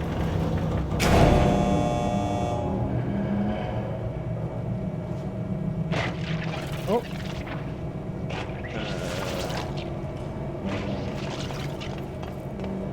Going into the creepy zone. It's like when you ride the Tower of Terror at Disneyland and it gets to the part right before it drops you. But now it's fucking Guardians of the Galaxy. It's not the same. It's not the same. Warehouse. I have a different ending in mind. Here's another thing that makes me feel old. Before Blockbuster, there was a store called The Warehouse. And I don't mean like the store that has the men's warehouse, like fucking Suits. It was a video store where I think you also could rent, but you could buy and rent movies. And it was The Warehouse. When I was a kid, we used to get them, and then they would have all their video rentals in like these specifically like dark brown clamshell cases.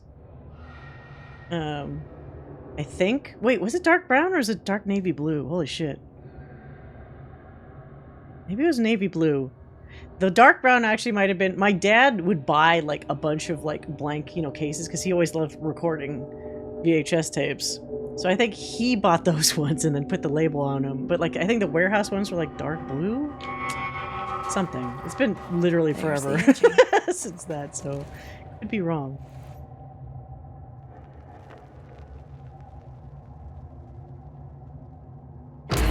Oh.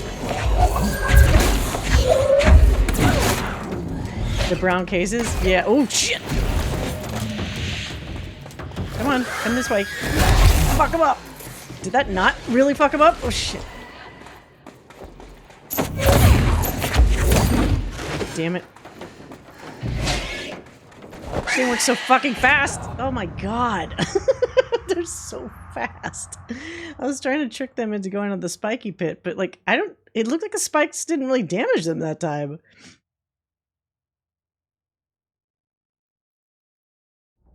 Man. Okay. Oh no, wait. Do I have to do that whole thing with the elevator again? What the fuck? Ugh. I mean, I guess it should go straight up there now.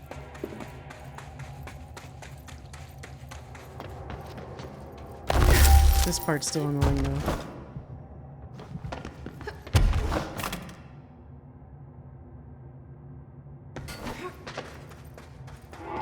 Yeah, in theory it should be fully charged. Okay, it probably is because this isn't like dark anymore.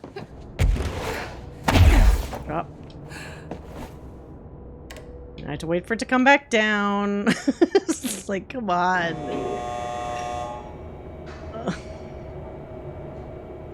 Those little not pickaxe guys are super annoying. Because they have a decent amount of like, I don't know if it's defense or it's just like they can take a hit. And they're almost immediately in your face with the pickaxe. I've unfortunately not built up her melee, which hasn't mattered until now. Because I've usually been able to keep my distance pretty damn well. But, oh my god, they do not get deterred at all by you.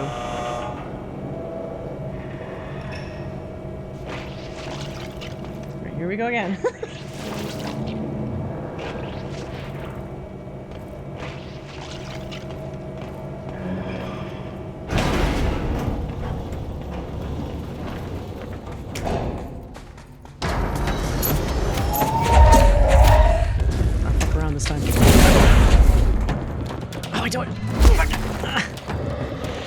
God, why is it not Oh, I don't have the ability to... What?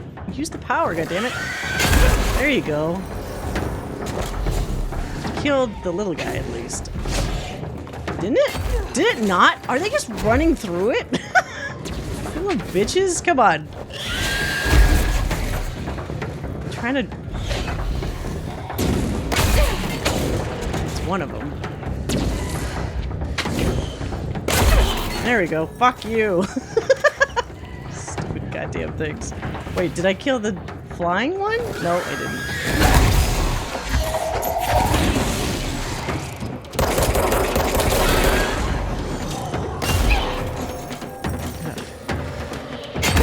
Whoops, stop.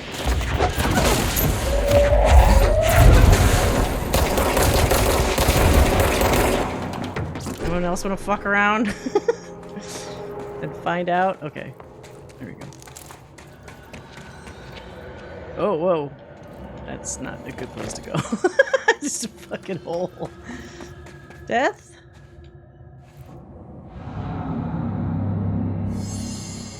Okay.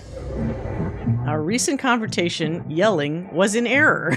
They're apologizing. We decided you may have both tools upgrades, only because you are the favorite current director. But do not speak to former. You are welcome, grateful. This guy's fucking around with her, like, oh, but we'll let you do it. What is happening? She'll have it because she wants to have it.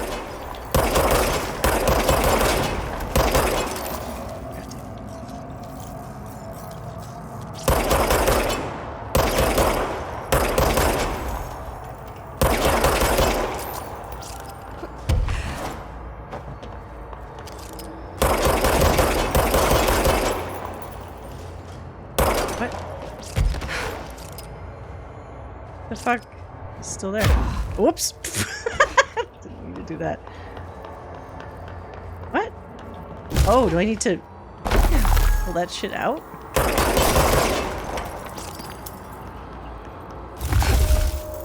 Yes? Oh, no, not that. It has a hole in it still.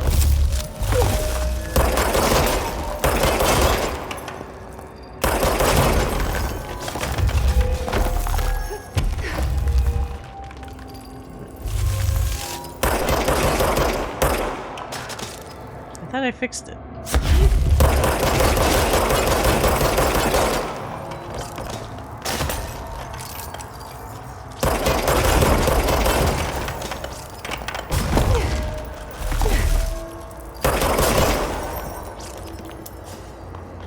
Okay.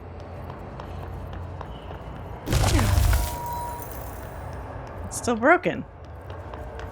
Looks like a perfect fucking sphere now. Is it on the top? Oh, on the upper.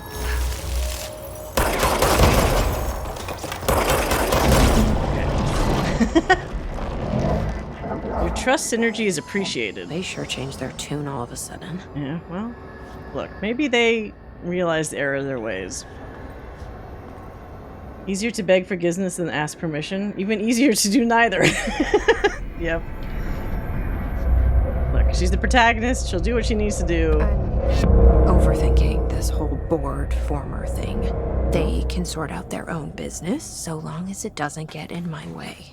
Yeah, okay. Obsessing over these problems is something Trench would do. But I've got my intuition. And you. It's like, yeah. Okay, so that's cleared, and we just need to go... Okay, that's a whole other section. What the fuck? How long is this? This particular area feels like it took a while.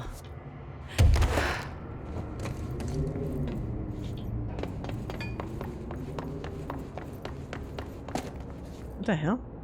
Is there an area through here? What the fuck?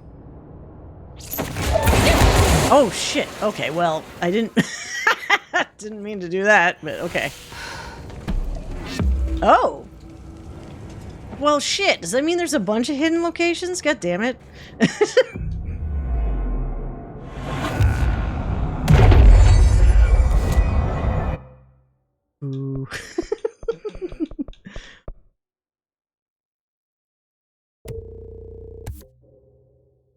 Wait, requires the evade ability.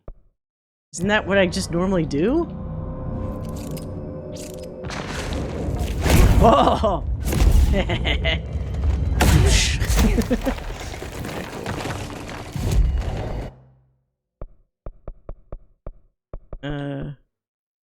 Shield rush. Okay, so that's next.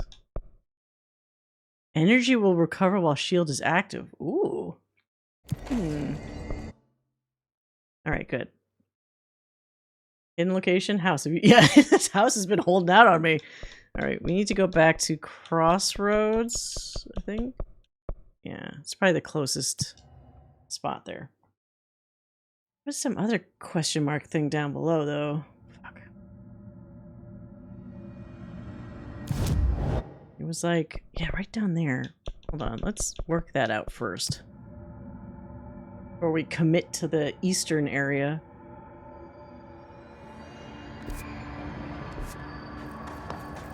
Oh, because it's up there. Oh, shit. Hey, Damien! Welcome, welcome. Welcome. Hold on a second. Let me give you a shout out. How was your stream? Welcome. Welcome, everybody. As you can see, we're playing Control. We're actually in the Foundation DLC. Oh, sorry. Let me adjust my seat here. We're somewhat through Foundation. I can't tell. We've been at it for a while, so we're probably, I would assume, Test of your reflexes. towards the end, maybe. Let's see, what were you doing? Oh yeah, that's right, you're doing the Myst games. Uru, wait, Uru Live? Why is it called Live? Is that's not like co-op or something, is it? Where you can like have other people with you? I hope you're enjoying it. I actually watched, I was watching this like retrospective thing on the original Myst, just literally yesterday. I guess it's funny, it was in my recommended on YouTube, even though I don't think I've looked up anything on Myst recently, so whatever. But it was like, is Myst still like as good today as it was, 30 years ago? Which, wow, that sounds insane to just say out loud. But they were admitting that, like, despite because there's been recent versions that have been remastered, and now there's like a VR version or whatever. It is a bit rough nowadays because it's so purposely like obtuse with not obtuse, that's not the right word. The types of puzzles in the game are just so like no clues, no hints. It's just like shit. Some people, not shit, but like there's just stuff there, and it's like you figure it out. Somebody compared it to like there's a remote control in front of you, and you have no idea what the fuck the remote control does or what it's for, and you just have to like figure it out. But it's not necessarily something that's intuitive necessarily. It just is there, It's literally live co-op servers of Myst. Oh, that's interesting. It's different, I've never thought about doing a Myst type game in co-op.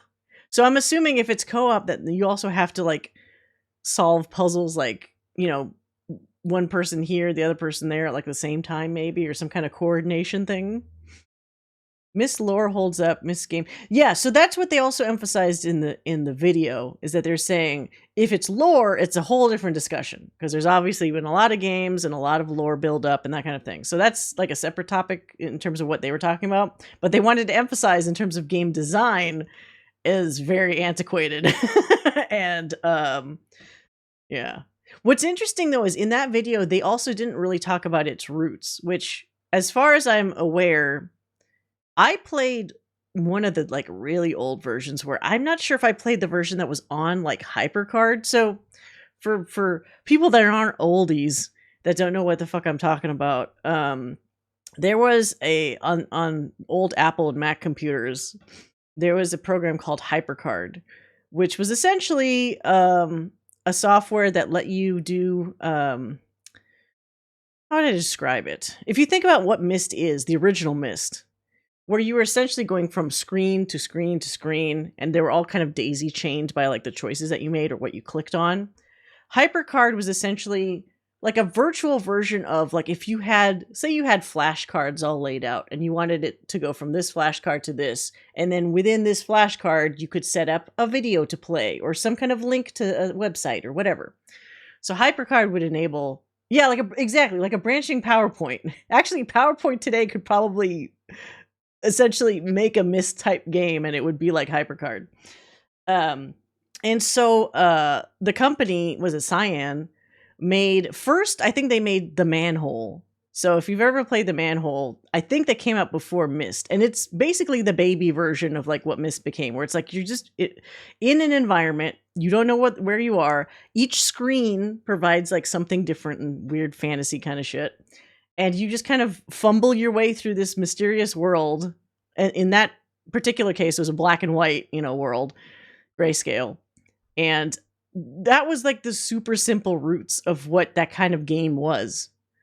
Now they complicated it a little bit later with, video and actors and, much later by actually having like an actual world that you progress through and stuff. But that kind of game design, even at the time, was pretty simple. And I don't even know if it was intended to be like a game. Like, I don't know if HyperCard, I know some super simple games were made with HyperCard, but I think ultimately HyperCard was primarily meant for like, it was like businesses and for presentations, like a PowerPoint thing. So I think the usage as a game software was like potentially unintentional.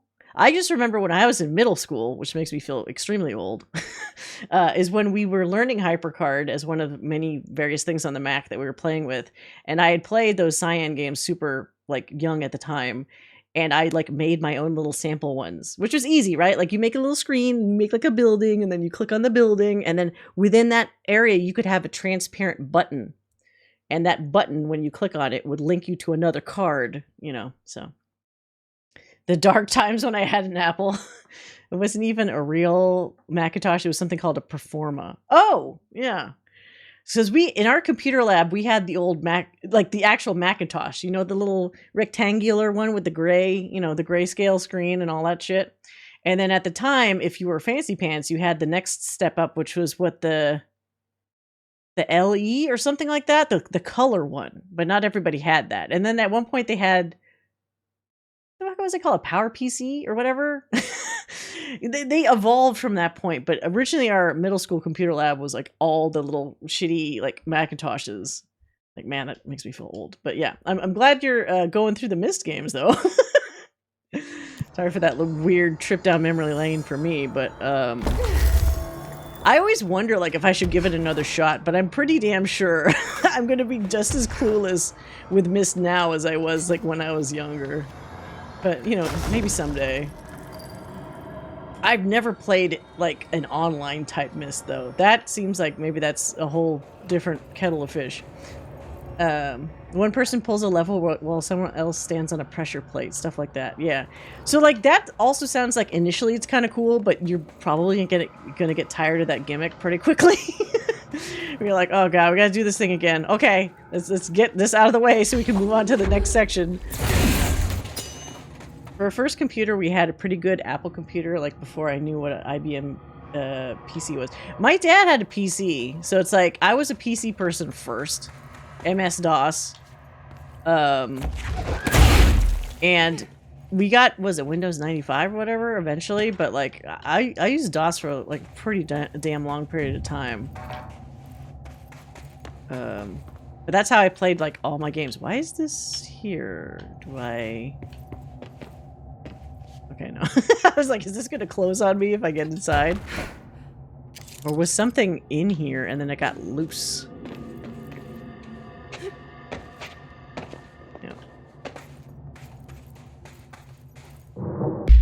Where am I? Oh, I'm in this spot. Okay, so something happened here. I guess maybe we'll have to come back to this. I'm assuming maybe I went here too early or something. Foundation is pretty cool. It's way more like gamey. Oh wait, I didn't. No, I did do this. Maybe I actually have to remove this. No, I put it in, didn't I? It's got a lot more gameplay aspects than I would have assumed. Like there is story clearly, but there's a lot of this kind of platforming, and you're in the astral plane a lot and stuff. So it's interesting, but I didn't realize it'd be so much of that.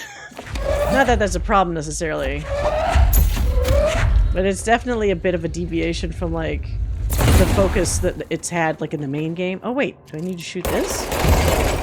Oh, well. Found footage. Wait, what? There's a quest in here? Alright. I heard somewhere that those POTS modem still works at access the internet. Oh, if you have like a super old modem?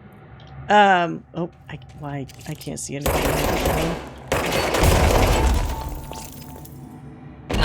Great. I couldn't see shit. I wish she had a flashlight. Oh no, where is it gonna put me? Fuck. Oh, okay, that's not that far. Anyway, of course, Damien, if you gotta leave to do your your post-stream relaxing or snacking or whatever you need to, I understand, but thank you for the raid, and you're of course welcome to watch me fumble around in Foundation.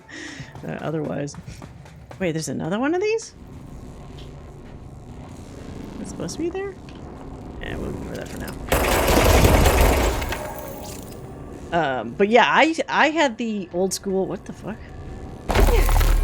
Oh, I had the old school modem situation where it's like you don't want anyone to call you because that's gonna disconnect your game. Like when I played X-Wing vs. TIE Fighter back in the day. This is way too dark. I don't. Okay. I'm trusting myself this time. I can't see a thing. Yeah. Maybe I should have thought this through. Oh my god. Oh, there's a level 15 asshole. The light. Whoops.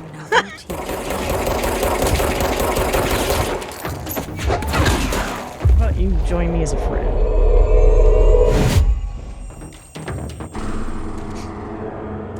Yeah, D-stream time, no problem. Yeah, have a great night. I still play X-Wing. X-Wing is so fucking good. I'm surprised they haven't made like a, you know, a proper remaster remake of it. Sudden memories of way too many hours playing Descent. Descent! Oh my god! One of the, I think it's like the first or second level's theme sometimes just randomly is in my head. It's such a good soundtrack. Or at least the original one was. I think they remastered the soundtrack or changed it up and it wasn't as good. What am I looking at here? Oh, it's Ahti. Sweeping. You know what? Maybe we should be bringing this with us. Here, I'll bring some other things with me too. It's so dark. Uh-oh. Well. How am I supposed to drag this thing out of here? Too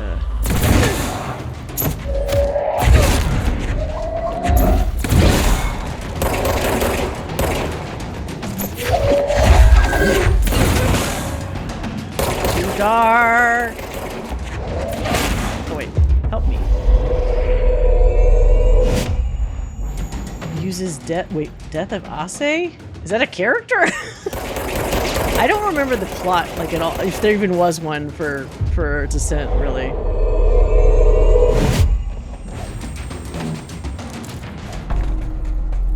Minerva? What was the map that was called?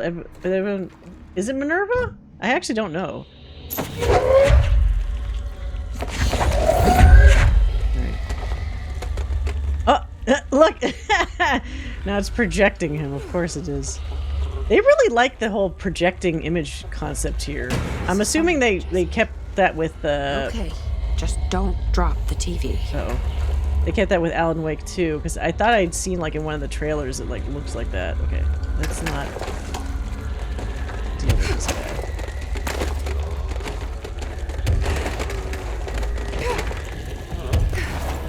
Okay. I'm glad that her levitation doesn't have anything to do with the energy level that I need for this, because that would be super annoying. Come on, TV.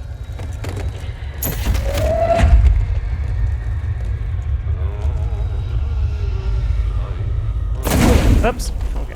That's fine.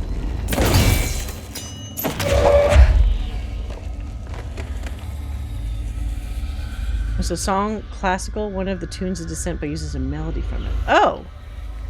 I didn't know that. I have to check it out after this. Alright, so where... Oh, I see that.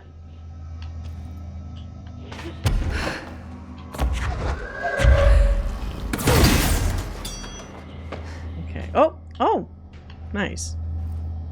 There's a bunch of enemies, though.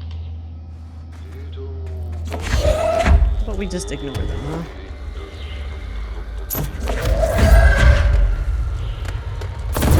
Of course, it's impossible.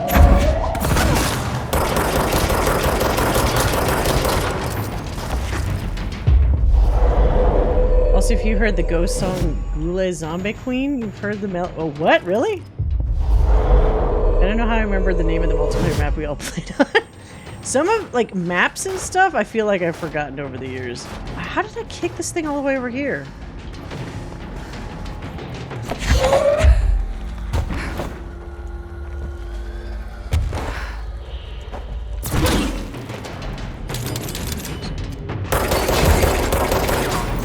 You guys have fun in there.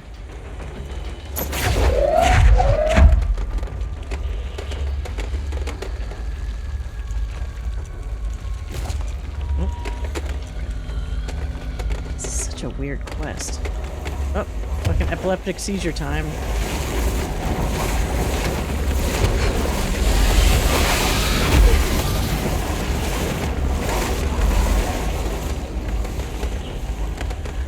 Where am I going?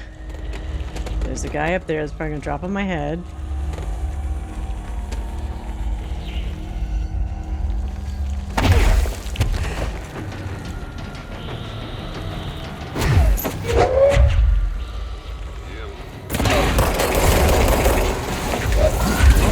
That.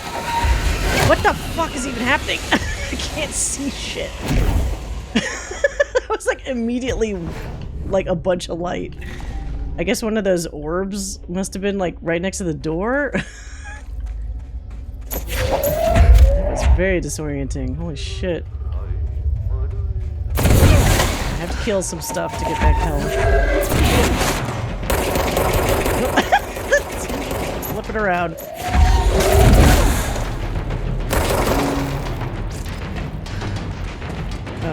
Once Voodoo Card was released, there was literally no reason to use an Apple. Oh. It's really interesting the years that Apple was like ahead of the game and then it would slip behind and then catch back up again, and like it was never consistent. Like certain years were banger years for Apple computers, and then suddenly like everyone's like, no, PC. Then back to no, Apple's cool again, do this one again. Yeah, we need but a TV, because the TV's cooler. Also, I guess they don't want to be too close to Alan Wake style with the flashlight, so I guess that works.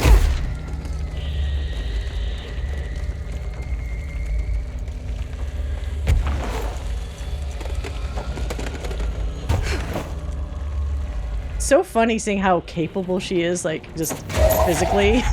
Meanwhile, Alan is like heavy breathing, can't pick up shit, barely runs. There's the way out. Middle-aged man. Up there. All right. Get this out. Thank God. Oh, can I put the TV in here? Wait, so we worked our way back here? Holy shit. Okay. I didn't need to go here already, I guess. Alright. Cool. What do I get for that? I don't know. Sense of accomplishment. And... Okay, now we've cleared up that. This was just another attempt to confuse me. And we could go... Thank you, Alan. We could go back to the other stuff. He needs to run just a bit. Look how in shape Dr. Darling is, you know? Come on, Alan.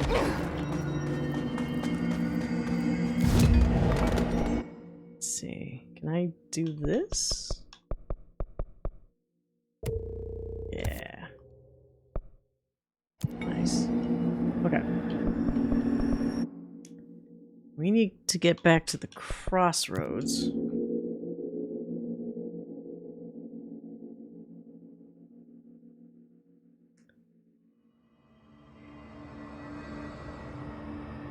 It's like the Bone Thugs and Harmony song.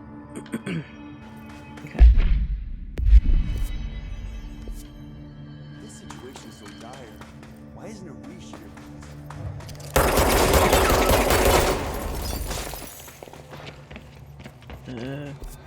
Okay.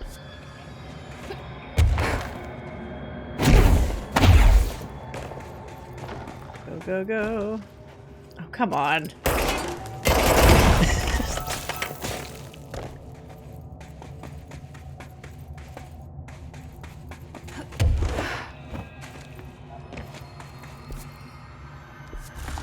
Is this the right? I have a different ending in mind. Oh, I didn't get this little guy. Wait a minute, wait a minute. Oh, shit. Once again. 26 out of 24. How did I get so many fucking personal mods? Oh, whoops. I have 2 of these together? What the fuck? I didn't mean to do that.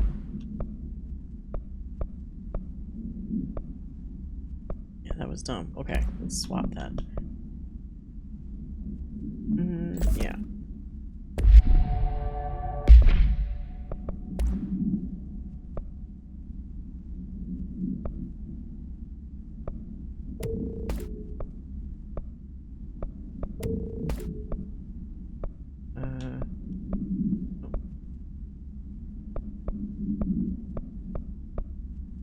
Oh, wait, that's different.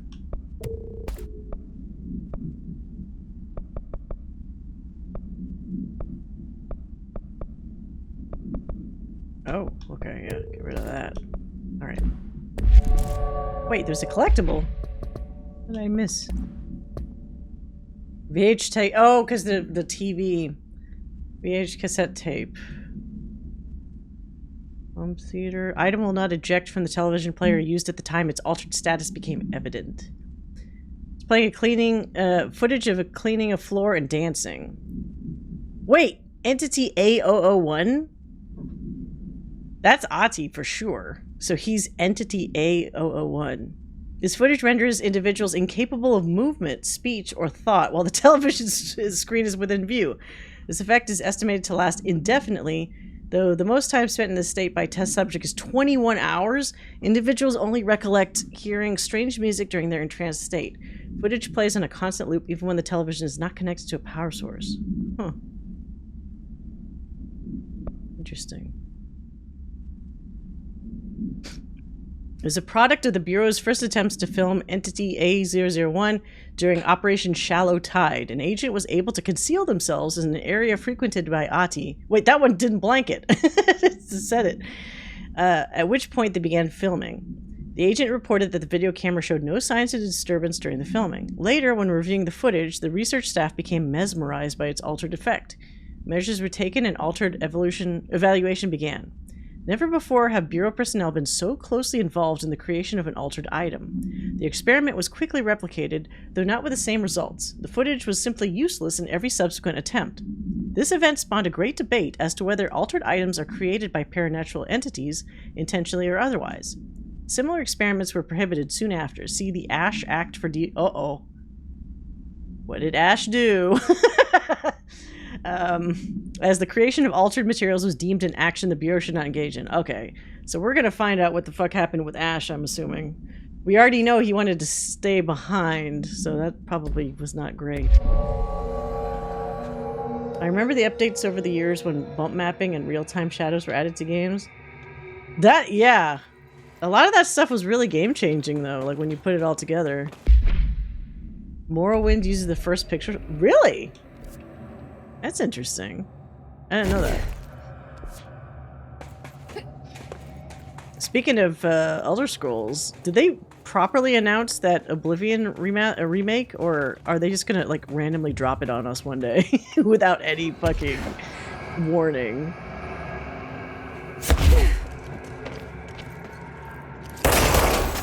I can get this. So what is this? Shifting fragment. What? Oh.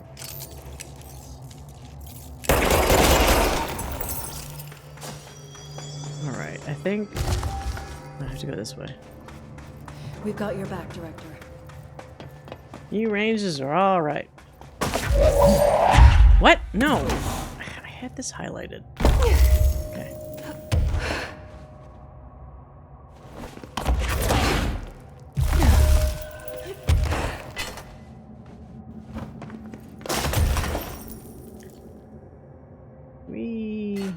I wonder how that's gonna work, because like there's famous voices. There's what Sean Bean and like Patrick Stewart and stuff in Oblivion. So hopefully, oh god damn it. Hopefully they are able to reacquire those guys. They're probably not gonna like do any new voices, but just to be allowed to keep the existing voices for whatever new version of Oblivion they do. Is this? Oh, we're in a different area now. I think.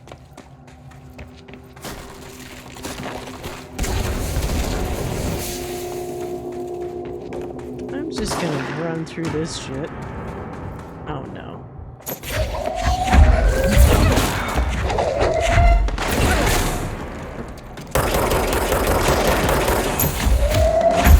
Ah, what the fuck? Jesus.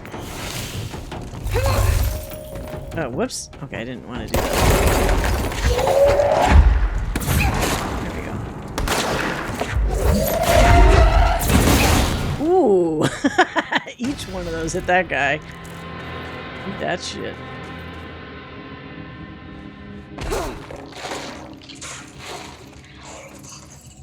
Is, no. Alright.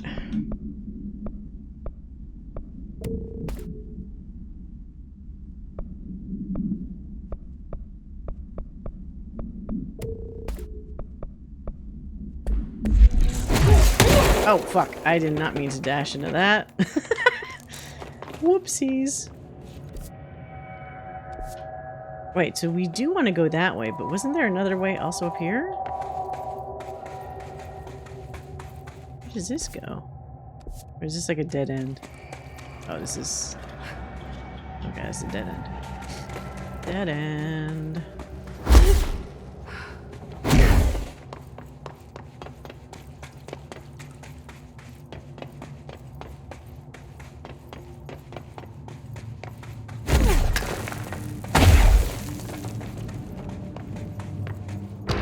Oh, oh, different looking area. Fractured cavern.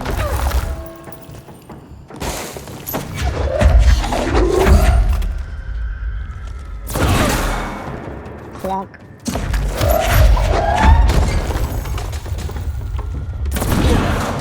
Holy shit. I also like how they're really big pieces sometimes she picks up. Clonk.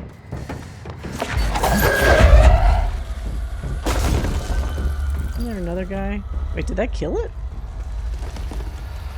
No. It's just hiding like a coward.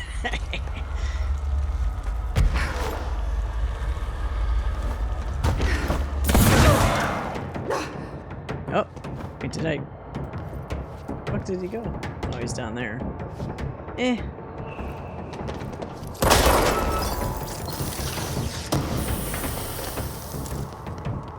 If they cleaned up these boulders, they wouldn't have this problem. I mean, there's probably a lot of things I could tell these guys, like, hey, if you didn't do half of this shit, we wouldn't be in this situation, would we? What's that big stick sticking out there?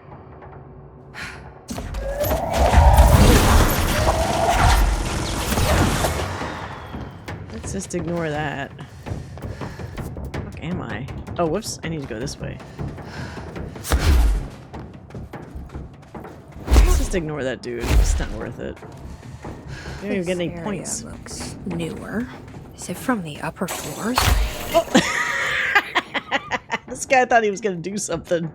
He did like a fucking parkour jump through the window and I just blasted him.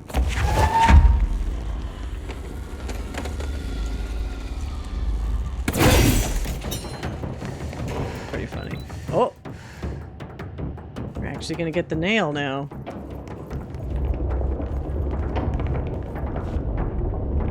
Go back to the Ocean View Hotel.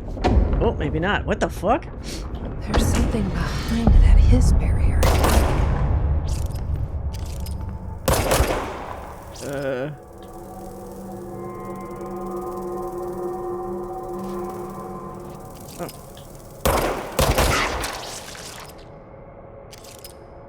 What?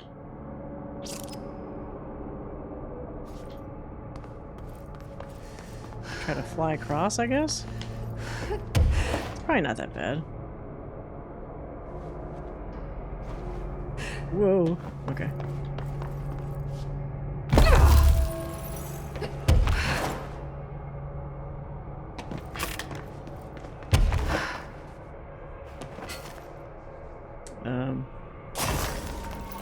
This way?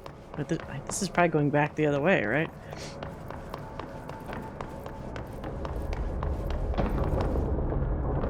Oh, that's a save point. Or control point, rather. Data entry and filing. Alright. So if Ash made all these control points, why does it still look like it was done relatively recently? Like, if this has been around since like either the late 50s, early 60s, whatever, wouldn't this have been more established as like ley lines? Unless they themselves change constantly? Kind of what I don't understand.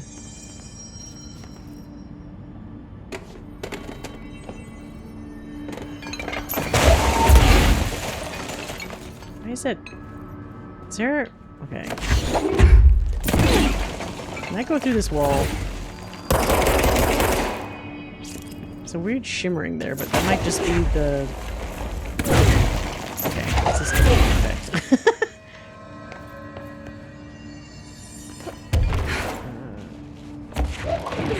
I fly in here? Oh, I want to get that note. Where the hell am I? Okay. Fractured cavern. Collapsed department. Was I supposed to go the other way? How am I not able to break this glass? Let me in.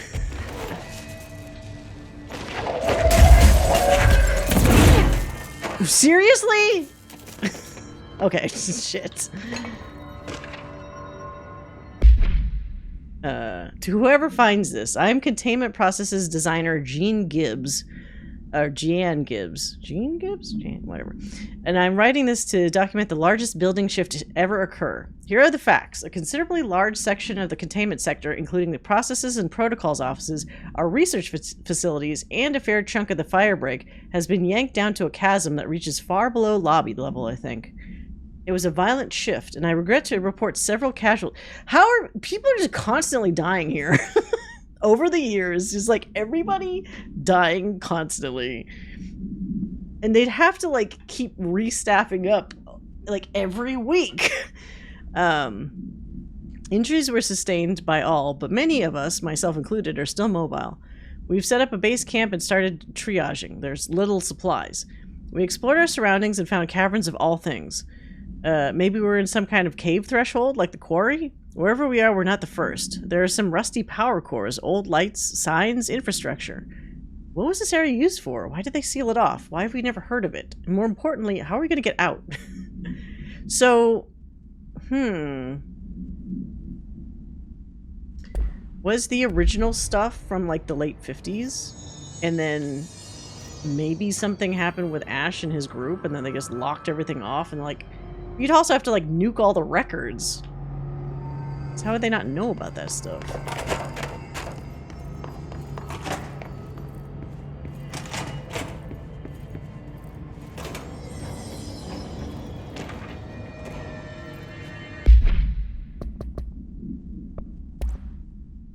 In a series of reverberating sounds, reverberating sounds observed in downtown Kiev with no clear point of origin. The event was witnessed by the city's general public. Mental and physical symptoms were reported, including aphasia, sleep paralysis, and excess something in the reported individuals. Due to the brief nature of the event, Overseas Bureau agents were not able to respond while it was active. Immediately upon arrival, agents collected audio recordings taken by local witnesses. All Bureau monitoring stations located at global junctions of acoustic amplification were directed to monitor any auditory events of similar pitch, wavelength, and duration in an effort to trace echoes or epicenters. In the following weeks, similar cases were reported from both various amateur sources and Bureau stations in major cities across the globe. The subsequent events diminished in volume and frequency for each occurrence. So what the fuck? Weird reverberating sounds? And this was 2011. Is there any weird sound shit? Because, like, technically, when the fuck did Alan Wake take place? Was it 2010? I don't know if that's related. I might be trying to make connections where there aren't, for once.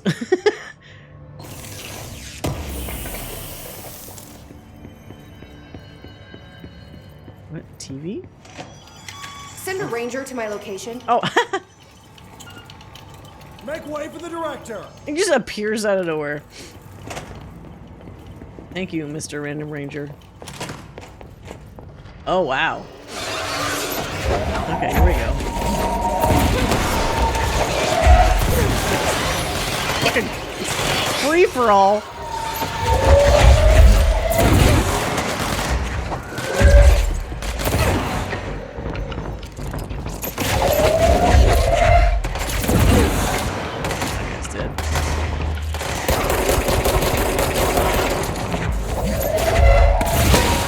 Smashed.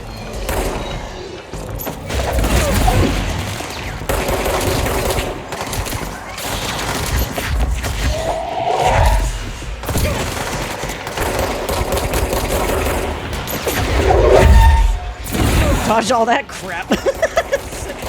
Couches after them.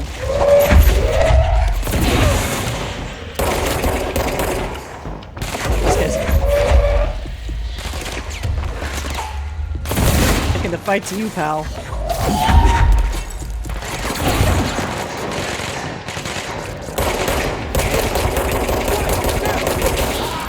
Oh, wow, that ranger's getting his ass handed to him, though. Need to help him out. He's already half health. He got smacked around a little bit. Is there a sniper? Oh, shit. Flanking maneuver.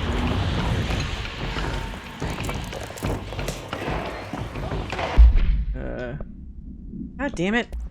Stop giving me so many mods. It's too many fucking mods. Wait a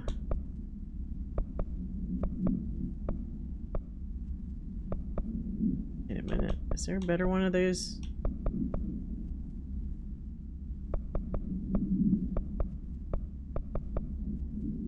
Damage while aiming. Wait, what? Damage while aiming? How's that work?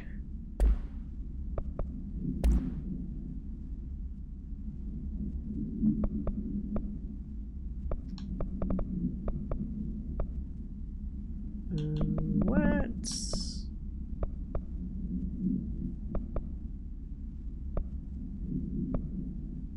Are none of these duplicates anymore?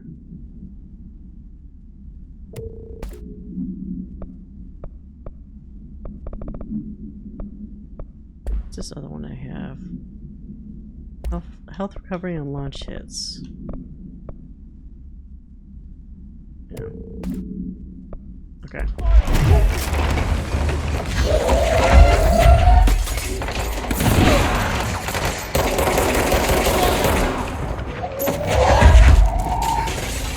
I gotta protect this little guy.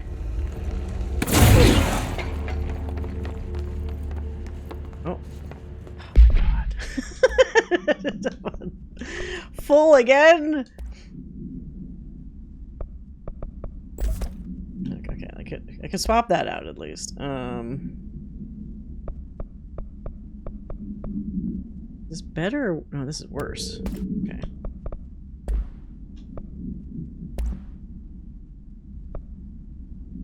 That one not exist? I don't even have a comparable thing there.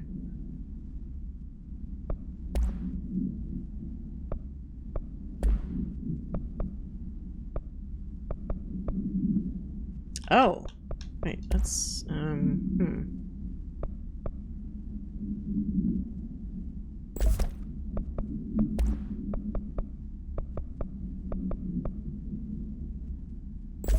Okay, that's a lot better. Do that one.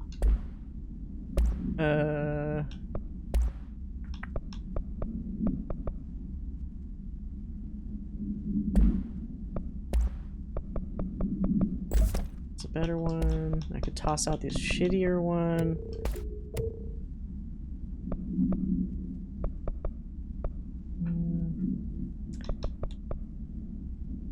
Wait, ammo refund chance on hit? I don't really care about that.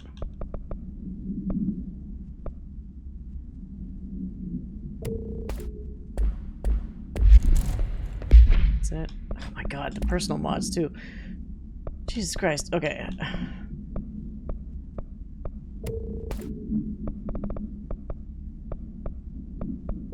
These are worse, the ones I picked up. Okay. Guy's still alive.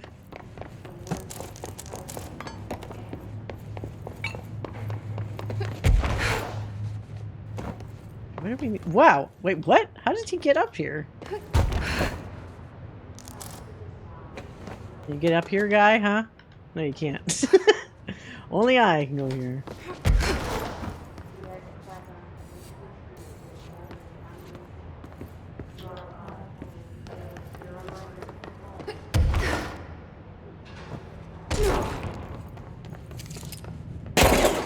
No.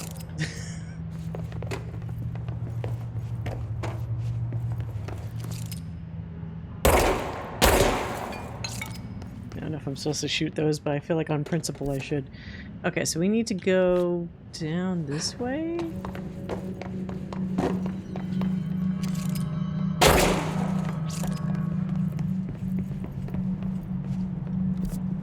Oh, that's not right.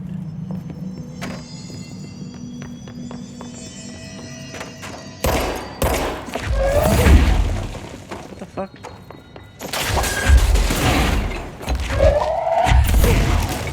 Okay, none of those walls are breaking.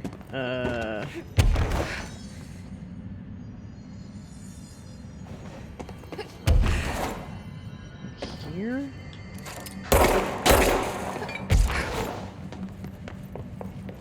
No, what the fuck? How do we get past this area? Let's see.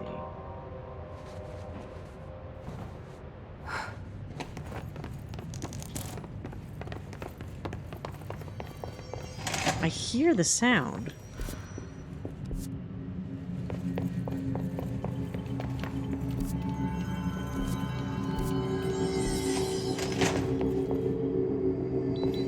Oh, okay. Well, whoops. That's what I was hearing. Shit. Dude, out of my way.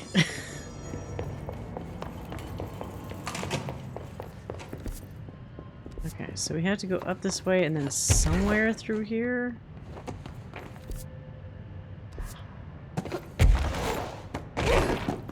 Down this way.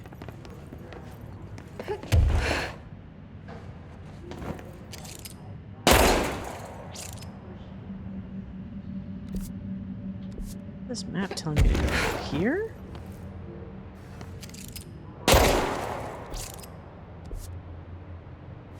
I'm gonna break all these walls.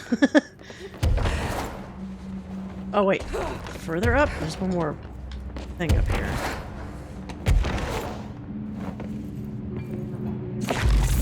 Oh, okay. Jesus.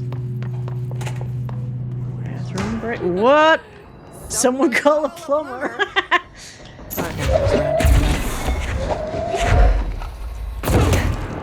Oh, whoops.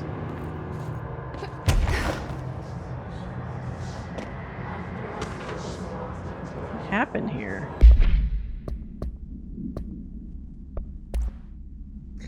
Dear House of Representatives, my husband Francis read an article before he died about how the universe was really just a computer program. Oh boy, one of these guys. He believed it. I thought it sounded silly, but now I think he was right. Francis was hit by a car a few months ago, a drunk driver. I don't think it was supposed to happen. His neighbor's son Jeremy broke one of our windows with a football for a week before Francis died. Francis yelled at Jeremy for it. He was a bit harsh. This is important because I see Jeremy on his computer through their living room window. He's on it all the time. His mother says he's a computer whiz. I think Jeremy's operating the computer program and changed the universe so that the driver would hit Francis. He did it to get back at Francis for yelling at him. Is there a way to change the computer and make Francis come back? I have some money if it's expensive. I don't know how these things work. I don't care if Jeremy gets in trouble or not. I just want Francis to come home. Francis and I were very happy together. I can feel him not being here, and I know it's not right. What? It's not how that works. You're not in the Matrix, or at least I don't think you are. Also, even if you were, you wouldn't just be able to get somebody back like that.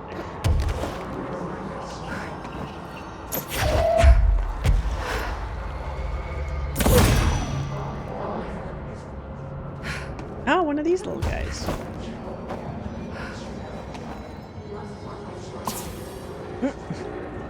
Okay.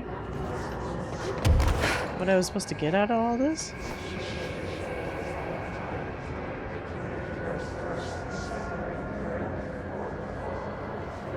There's like nothing else in here.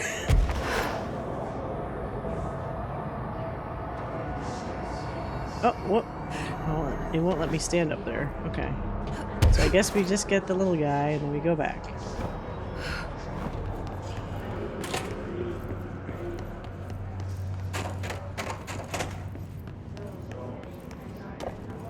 Nothing weird in this one.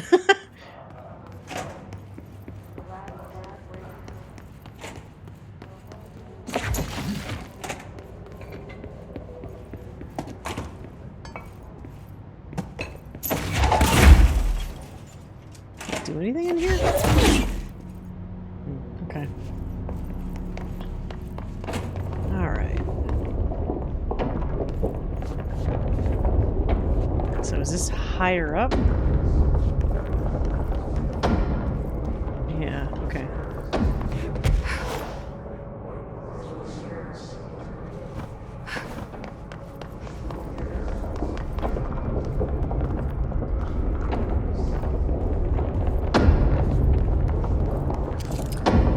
Evaluation hall.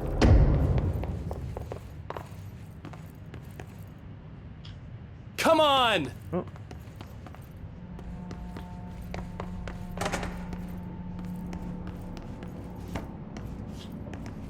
No more kitties in the bathroom. Oh. What the fuck? Is it not letting me shoot the thing? Oh my god, that's weird.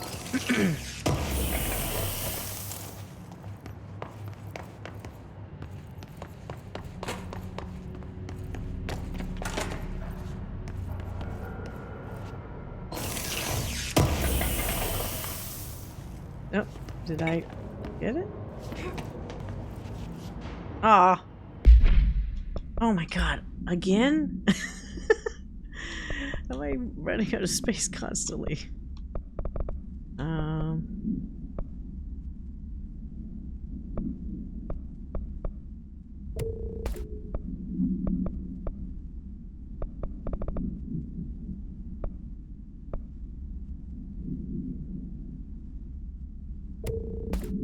That. Okay.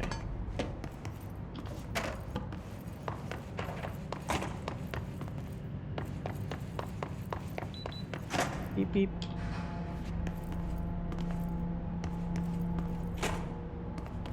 So much for keeping a low profile. Oh, another control point.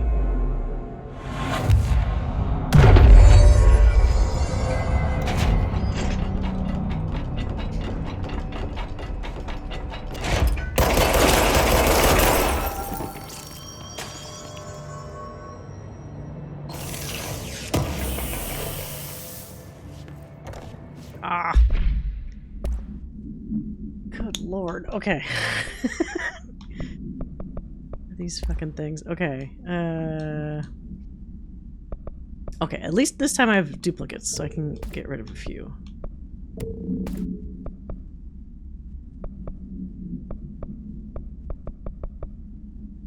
Six.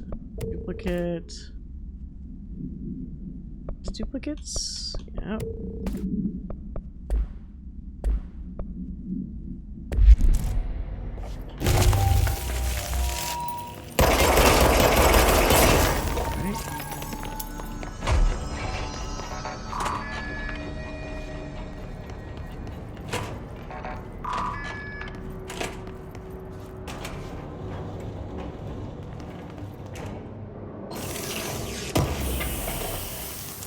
Energy recovery mod. Oh, there's a thing in here, but I'll wait. Cats are almost over. I have a different ending in mind. Okay. What is this? Is this an ash? You're listening to America Overnight. Oh, the radio station. Beacon in the darkest recesses of possibility for more than 29 years. We have another letter from a listener. This one's unsigned, but postmarked from Toledo. It says, "Dear America Overnight, I have the most wonderful appliance for your listeners. It is a miracle of God. A fondue set. What? A fountain.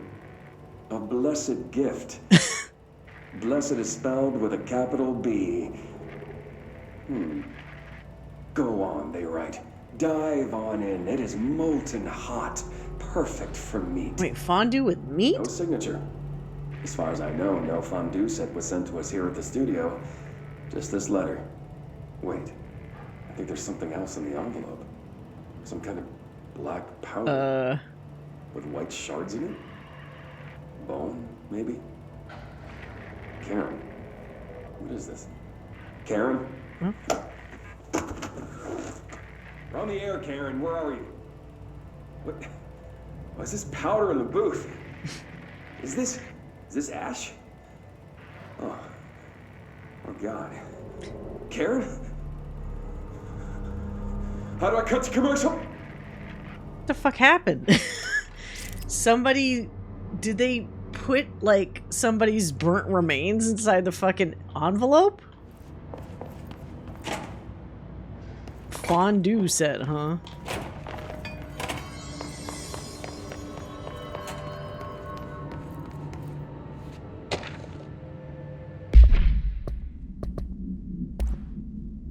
Gibbs reporting in. It's been 8 days since the collapse and still no sign of any rescue efforts. The Bureau is either completely unaware of our situation or incapable of helping us. Or maybe it's intentional. How many times have we seen the Bureau not give two shits about our own hardworking staff when they go missing in this place? How many times have we let it slide thinking, oh, at least it wasn't me? Too many, I'm ashamed to admit. Anyway, there have been some developments. Strange crystals have been begun growing on the walls. They seem to block some corridors, but not others. The paths to the caves always left open, but we're not sure why. Luckily, the crystals keep out the astral spike. One's been hounding us for days. John, Nikolai, and Sarah went to find a radio, but never came back. We think the spike got them. I think it's hunting us. Doug says spikes only exist in the astral plane, so what the fuck is it doing here? If we get out of here, I'm hiring a lawyer. These are unsuitable working conditions. Dude, you're probably fucking dead. Alright, so those little killer balls are astral spikes? Okay. For some reason I thought it was the other stuff. Okay, there's probably one, like, right outside this door.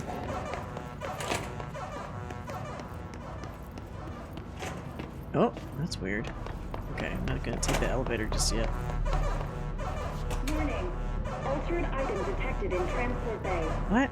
Access is prohibited for safety regulation 18.A. Okay. It's a very video game soundy alarm. Pac-Man shit.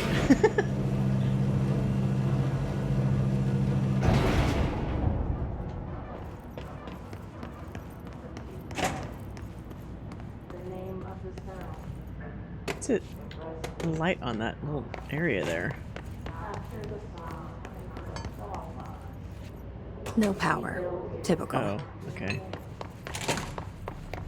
It's so freaking dark. I should hire someone who builds smaller machines. Why is this so complex? So needlessly complex.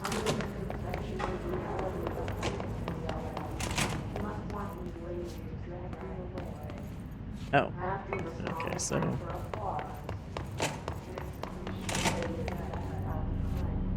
fly up? These are all closed, too. What the fuck? Oh.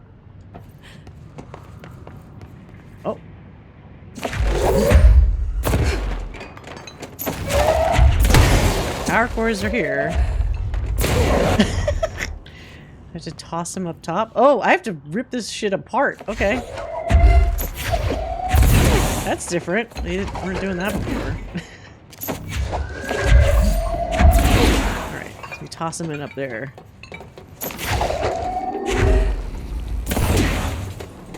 I guess we did kind of something similar in the Astro game, but visually this is different.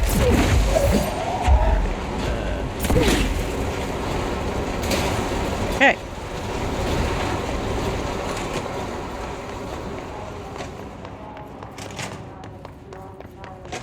Click the button. So what is it? Oh, it's a film camera. Action mark. Where's that getting transported to? Oh, wait. Hold on. There was a locked door. Is it open now?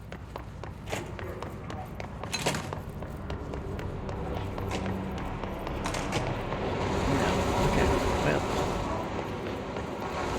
Alright, so we can't go there yet.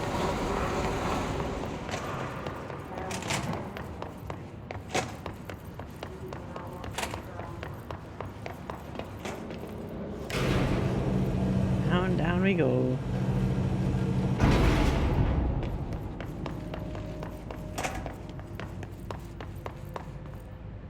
No altered material detected in area. Good. Personnel may now safely enter.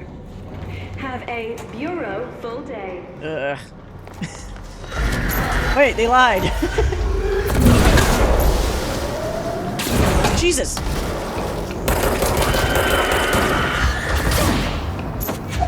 Close. Too close. What the fuck? Oh god, I hate these things. Out of here. Oh. A beautiful day. Dude, these fucking little freaks. Get away from me. Right up in my face. No means no.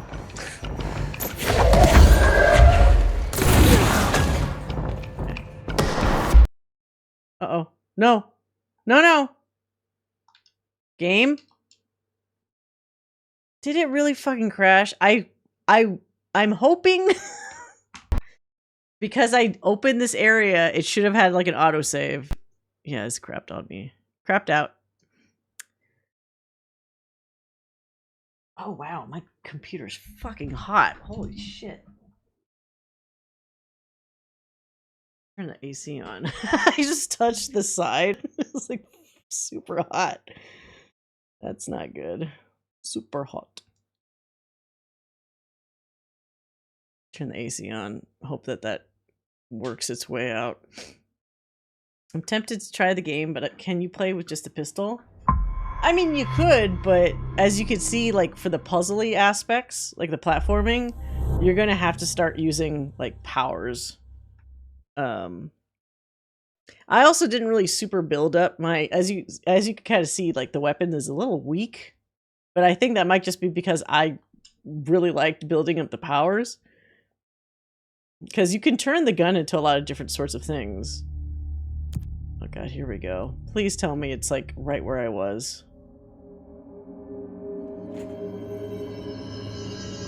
Okay, it's opening. Thank fucking god. Alright. I probably have to kill all this shit again. That's okay. Oh, he sidestepped it, the little bitch.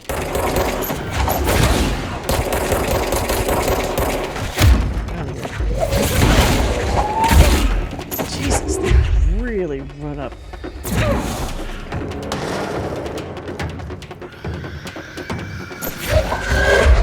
See, stuff because it's smoky. A really dark area.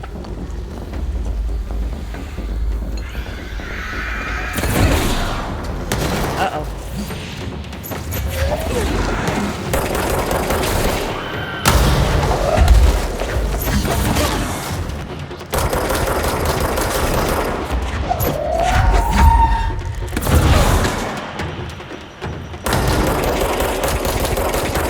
Oh, is this one of the big guys? I can't even tell because it's freaking dark in here.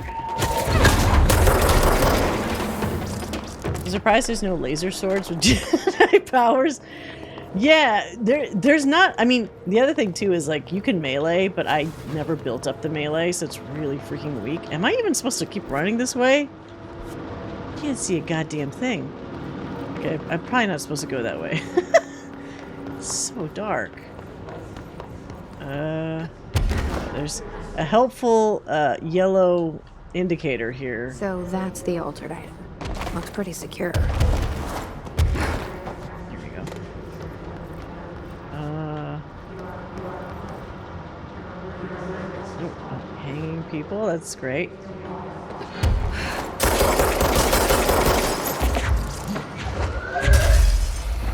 Oh, no, no, get up. Fuck. Damn it.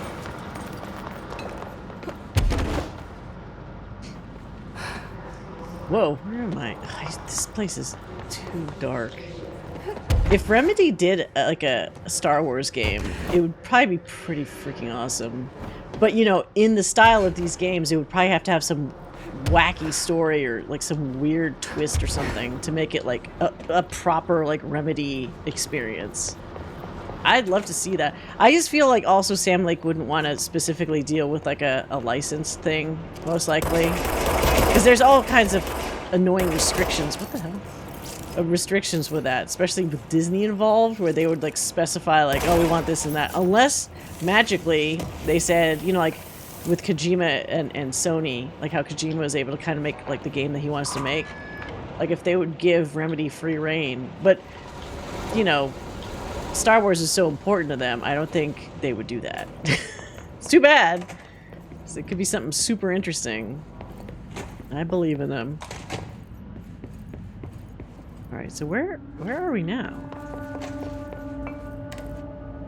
Uh-oh. Wait, mold people? Why are they in here? Wait, this is a hidden location. Is it really?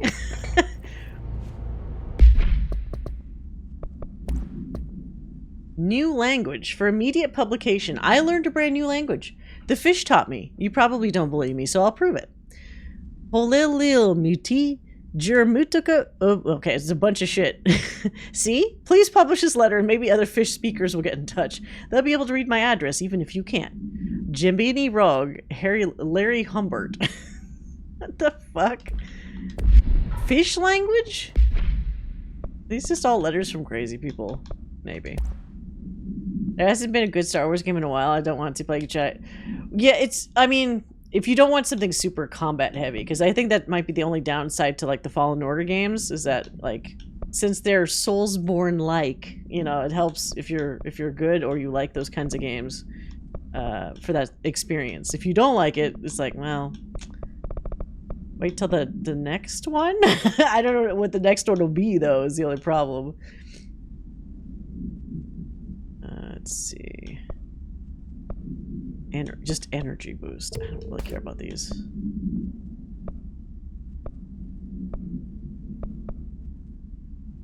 Health. Eh, okay.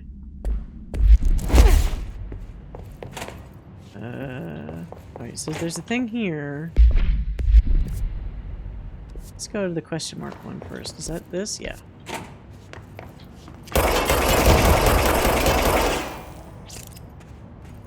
But I would like something that's a Star Wars vibe that is an unusual story. I feel like a lot of the Star Wars games, they've played too safe, narratively speaking.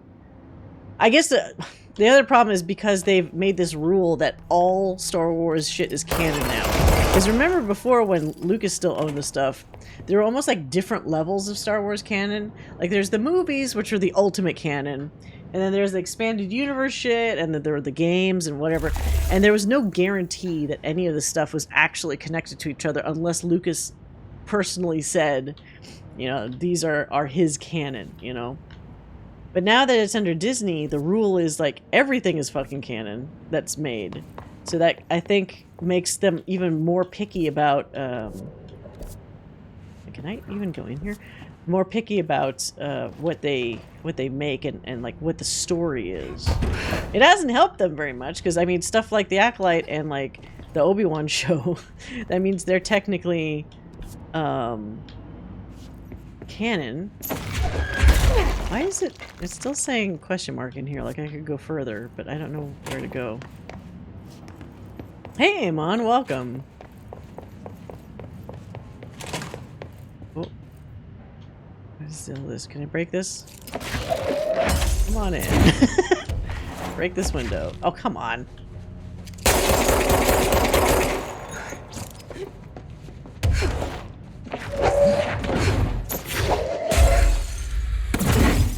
I have to break more of the window so I can get through. There we go. It's in here. Oh. I thought that was going to be a benefit going through there, but it really didn't.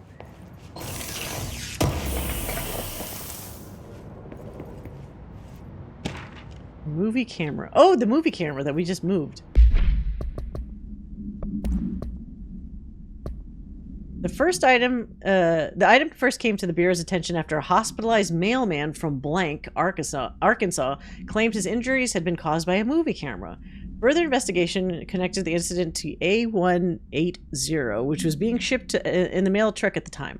The packaged camera was later found in an empty warehouse. The return address led agents to a P.O. box located in the San Fernando Valley, belonging to a company called Blessed Pictures. Wait, Blessed? That's what they said on that radio show about the fondue set, that Blessed with a capital B? That's obviously not a coincidence. Whether Blessed Pictures is involved in the creation and dissemination of the item's VHS films is unknown. The following list is a list of all known films believed to have been shot by this object. Shoot First, Die Last, unreleased. Coffee Bullet. Billy's First Car. Bike Hard. Delivery Disaster. Item was used in the filming of an unreleased Western in 1968 on the Italian island of Sardinia. A cast member was killed during an on-set accident, stopping production. It's believed that Blessed Pictures bought the camera when equipment from the shoot was sold at auction. And this was 2016. I talked with a pen and paper player about Star Wars recently. Is that a coincidence? Just to talk about it? Or is there like a tabletop Star Wars thing that's coming out? I feel like Star Wars would be a prime universe for some kind of tabletop something, right? Like, you got more than enough characters and lore and all kinds of stuff. I may play an old game, Empire at War. Oh, isn't that like a tactical or like strategic one? I remember the name. I haven't played it though.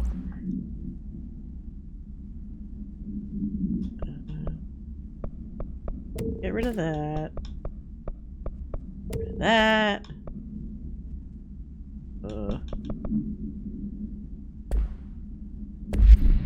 Wait, shit. I almost have to get rid of some here. Get rid of that.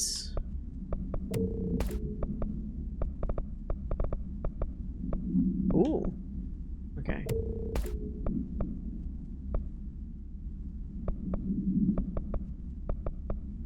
Okay. Alright. I appeared and you talked about Acolyte. Oh. We have been kind of talking on and off about Star Wars all night. As we do. Oh. Wait, what the hell? Oh, shit. The nail. Pile of smoking rubble. Marshall blew up the nail? What the hell was she thinking? Wait, so was it a good or bad thing that they blew up the nail?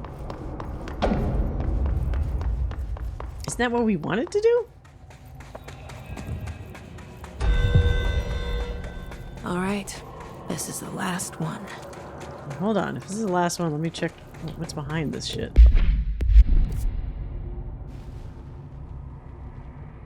Canyon room.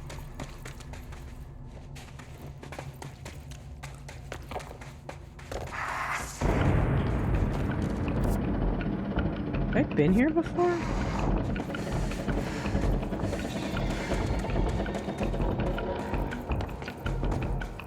Oh.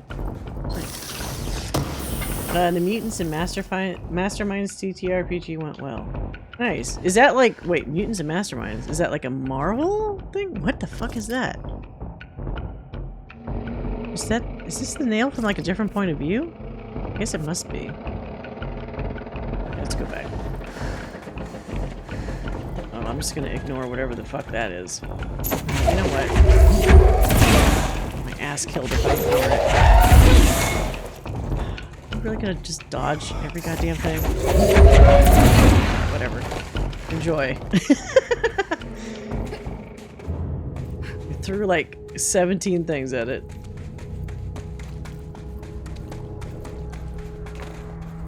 Alright.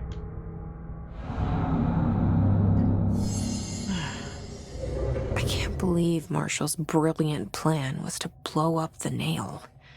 That's why she left? And she thought I wasn't ready. Okay. Oh, this is a more involved sphere this time. Pen and paper system inspired by Golden Age comics. Oh, nice! Hero you build is up to you. That's pretty cool. Yeah, that seems like it'd be up a lot of people's alleys.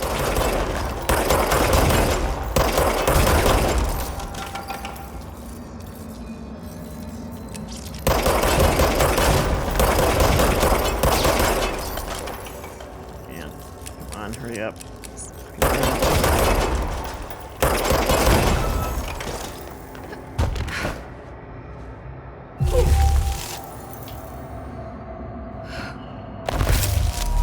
Nope. Nope, stop. Stop rebuilding.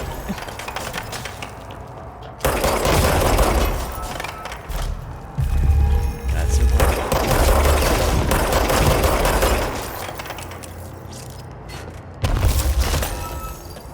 God damn it.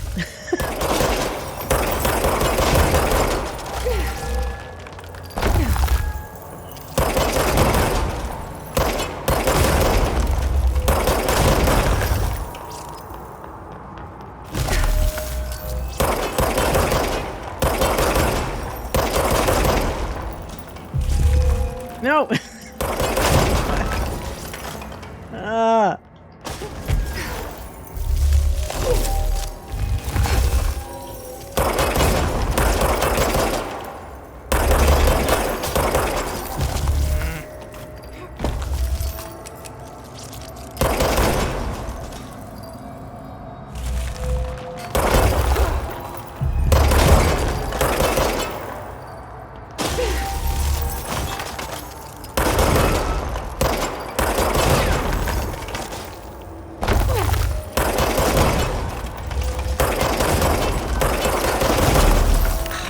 Thing keeps replenishing itself too fast.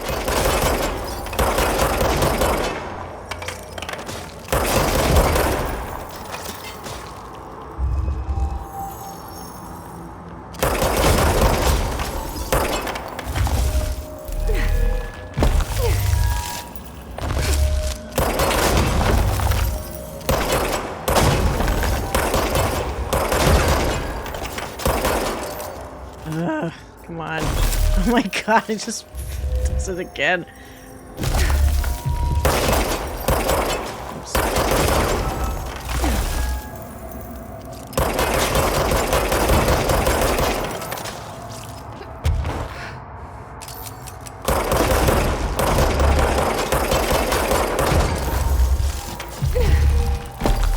No. Stop doing it.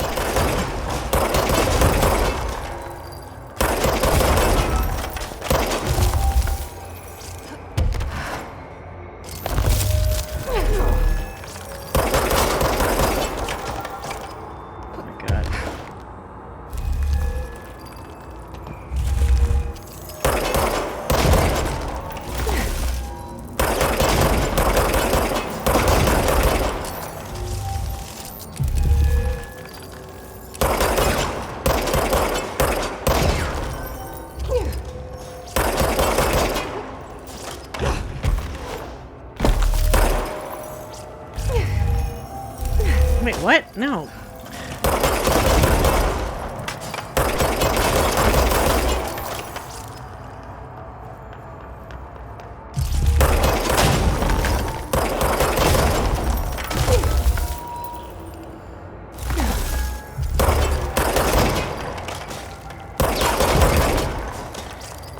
This is so annoying.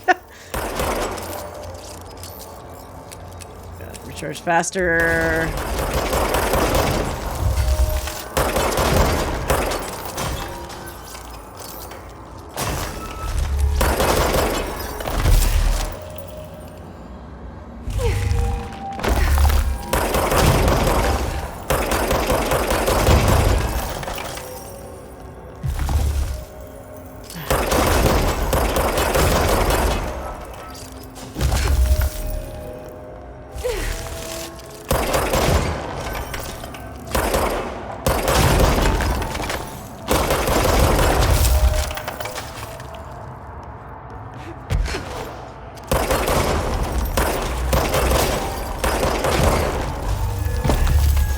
Please just fix yourself already.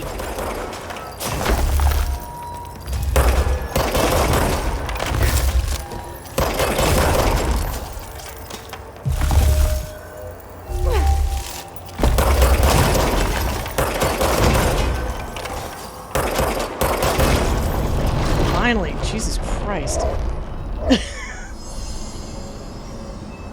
Now you have to clear off all the stuff and also fill in all the holes, but like it slowly keeps rebuilding itself if you don't like do it within a certain time, which is annoying.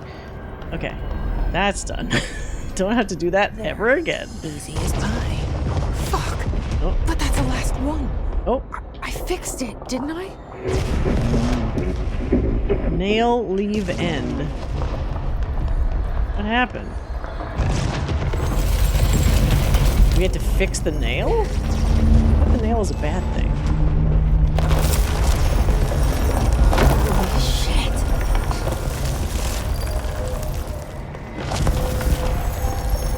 Oh god, everything's just getting destroyed.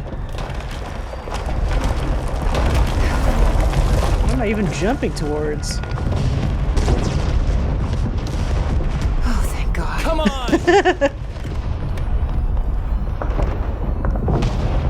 Going here. Oh. What the hell was all that? Things should be better now, not worse. Yeah. Emily will know. I hope. Oh. The area is more or less done. What's that fucking question mark, though?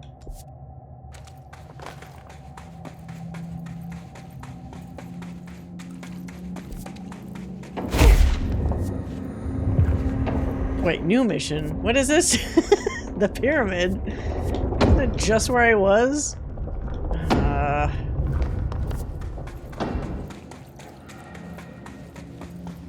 take care of it before I...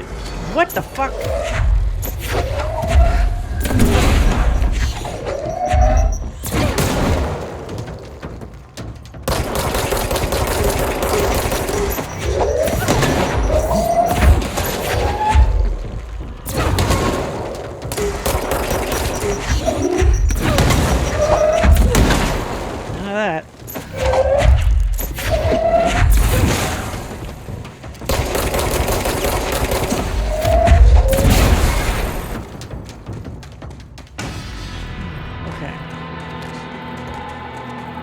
This horror was everywhere I went.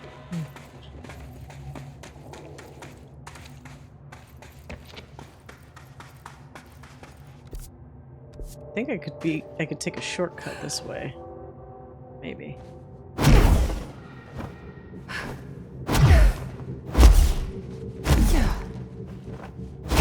Oh, she's here.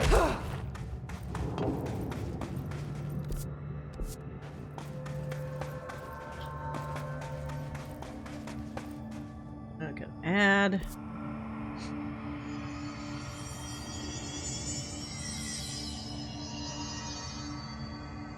While we're in the ad, let's look. Let's see what we got here. More abilities. Shield strength. Yeah, let's do that.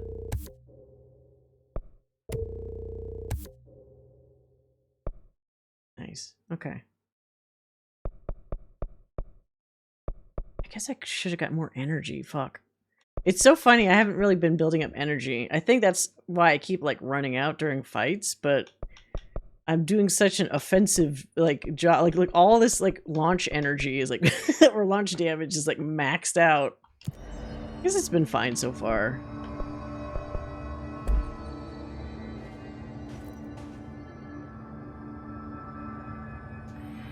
I have a different ending in mind. Okay.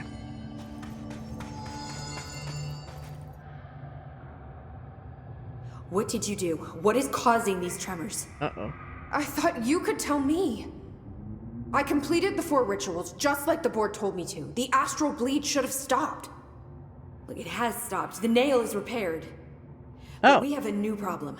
My analysis of the nail indicates that it is literally a piece of the astral plane. Oh, whoops. Or possibly a vessel containing the astral plane.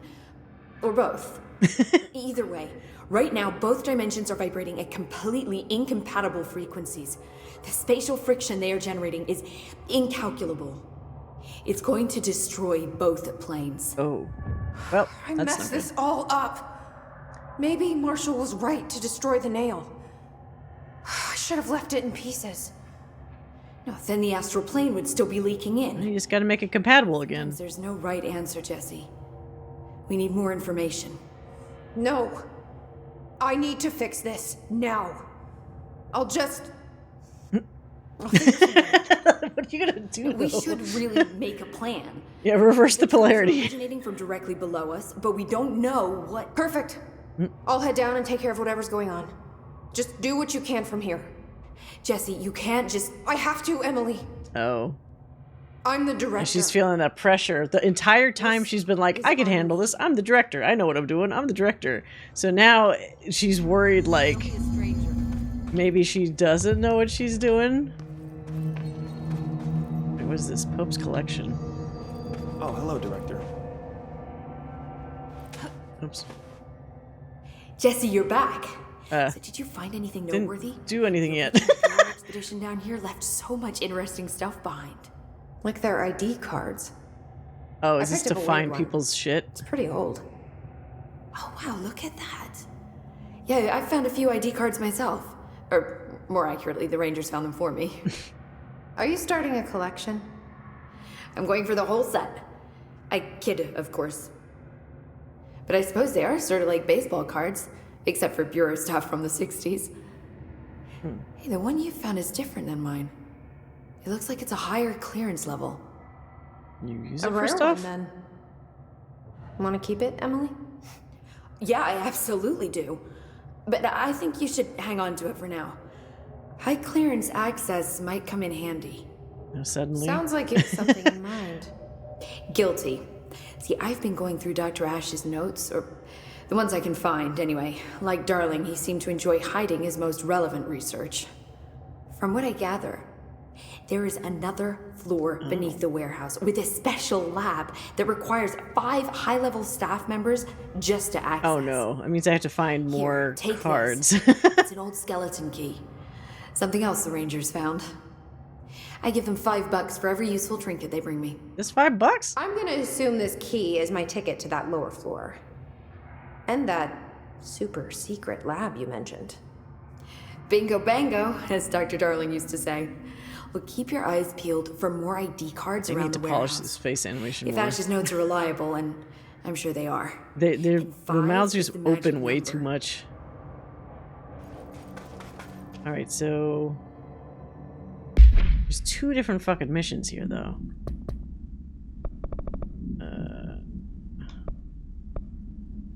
What time is it? Oh god, it's already super late. Find 5 ID cards? Can we do that after? I kind of want to finish up the main story. Well, let's just go down. Woohoo! What I'm doing. That was just the top of the nail? How much deeper does the foundation go? Entry day plus 118. I have changed. Oh. Though it's hard to know how or why. I no longer need tools to detect the house's veins. The to hear it Oh, breathe. he's getting altered. I can feel its blood churning beneath my bare feet. I have added my own illustrations to the walls, trying to solve some mystery that the oldest house whispers to me. I have to avoid the it as I do so. They haunt me. I don't blame them. They're just following the pillar's orders. Even poor Adam doesn't seem to recognize me anymore. I've spent a long time contemplating the etchings of the tree and its roots. Did you know this city used to be a forest? I wonder if our oldest house wore a different face back then. Or if it was always here. A 21st century office building since time immemorial. Can a place know the future? Can it change its skin? Is the board part of the oldest house, or maybe they're separate entities? The world was my father's, not mine. But here, in this sacred place, I finally understand his devotion and his awe. Alright, so he also might have gone very slightly cuckoo. That was 118 days in here. So... okay.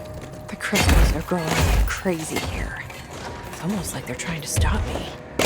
Yeah! Oh, Jesus!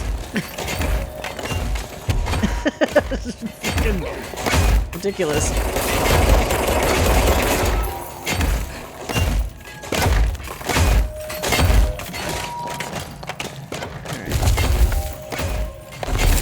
Astral spike.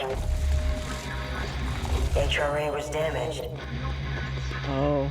The board said it. When Marshall blew up the nail, the board attacked her. I don't fucking like it.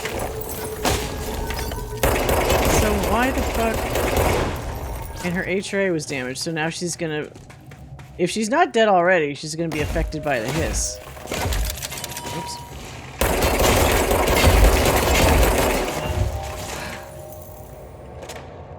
And deal with objects that break reality on a regular basis. Yeah, that's true. Whoop. What the hell? These things are getting bigger and bigger.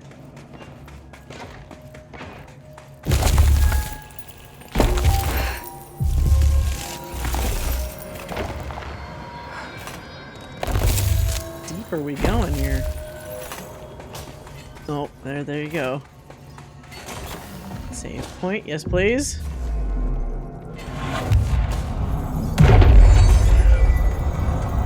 What's this? This is Director Faden. I require Oh, backup. we get a little backup guy. He just comes running in. Here I am. Put him down!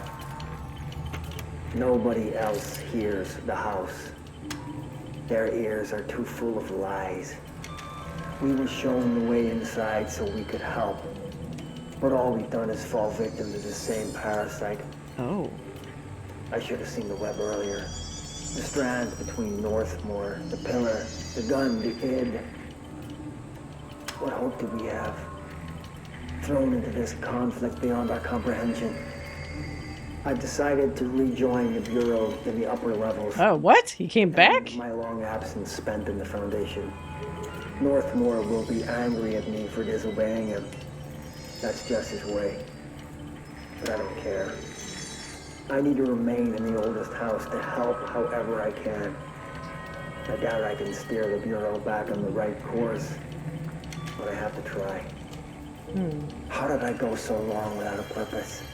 Without devotion? I can hardly remember how it felt. I don't know if you're going to be able to function in society, though. How grateful I am to Father for setting me on this path. I wish I could tell him that.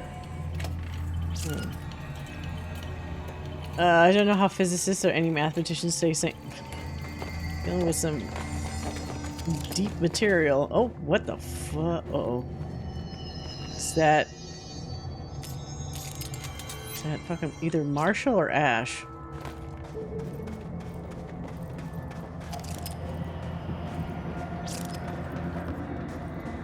There's a lot of exits. What is this? Unmapped area. How about I don't immediately go here?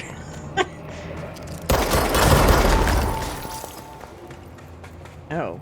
Okay, so what... trying to think of this ahead of time. What purpose is this going to serve? These little side rooms. Like to hide from shit?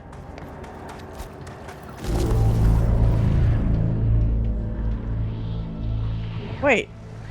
She still has the HRA on. You're alive. Soon you will no longer recognize us, or yourself, or him, or her, or them. Family is dead. The walls are broken, but sounding like yellow and red. Dylan. God damn it. Yeah. Inverted is made right. Been hissified. I am not letting you take this. You've always been the new you. You want this to be true.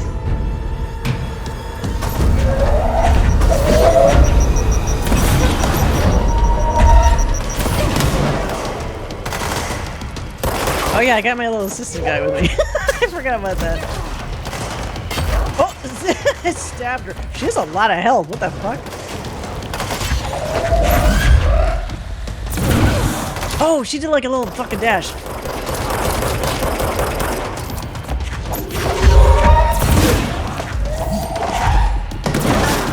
Oh, smart ass. Okay, come on.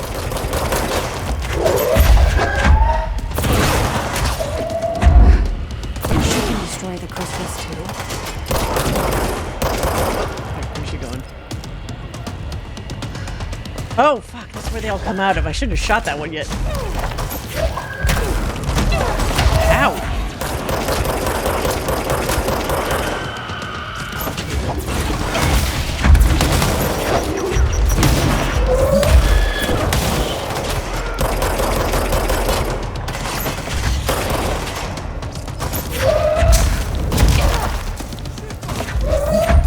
No, don't kill my little friend.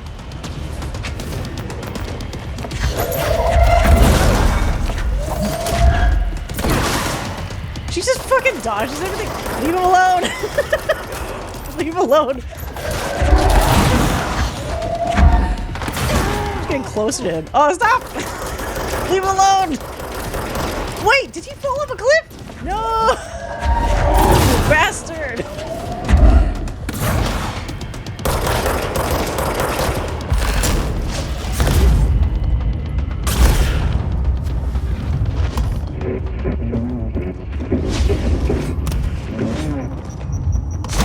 Oh shit! Well, that's my fault. No! No! Wait, what?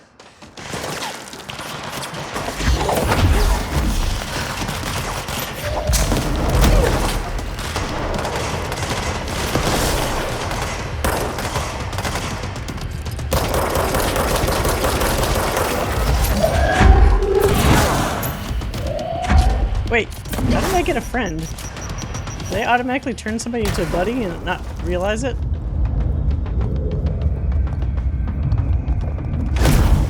What? Out of ammo? I have it. The entire area is my ammo. Where is she?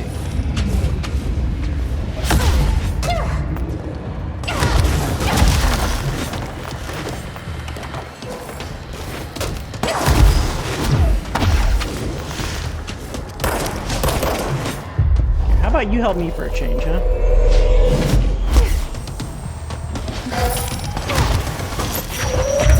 Whoa, what the fuck? She throw like 50 grenades at once.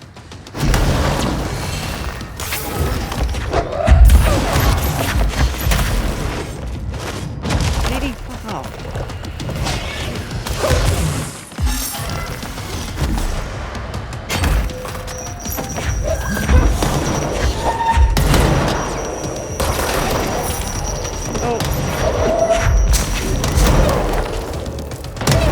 Christ!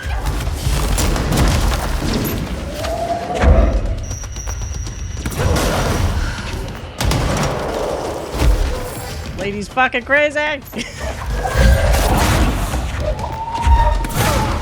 Yeah, if you're right in my face, you can't dodge. Get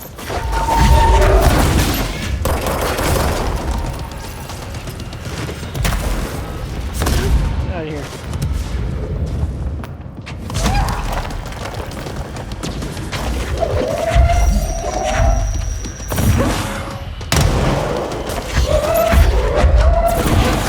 Ah, you dumbass, you locked yourself in a corner.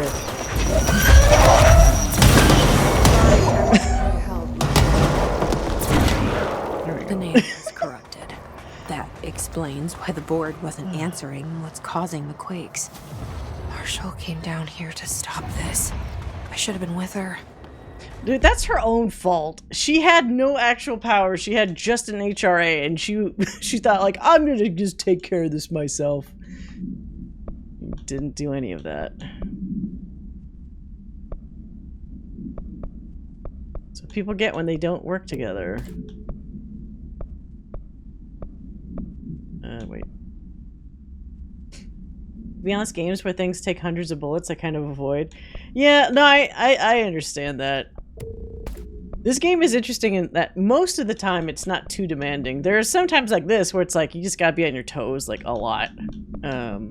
Otherwise you get smushed. But it's in general it's not that bad.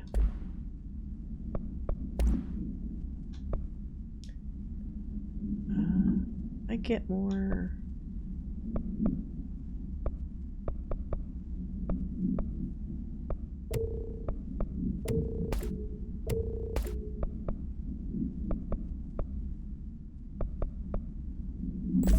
Oh, fuck. That's not the one I wanted to replace. God damn it. This one. I think it was just energy. Yeah.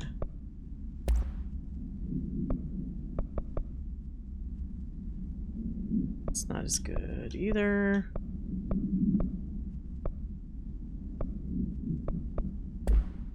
I could have saved her, but I can still save everyone else. Marshall's a lost cause. Fuck her.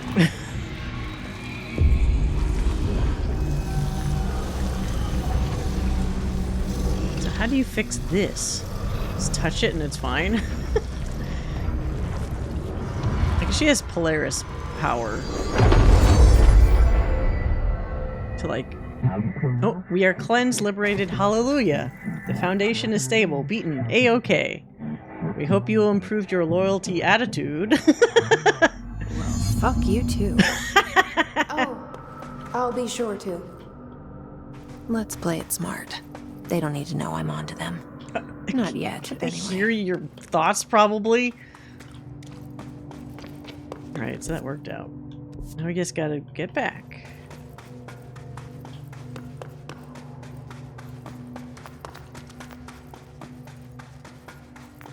Oh wait, that's the one I opened up.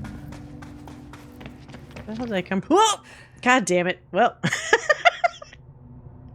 like the 7th pit I've fallen into today. Like a dumbass. Okay. It's just so dark. It's very easy to just not see where you're going. Is that where I came from? No. It was like... this way?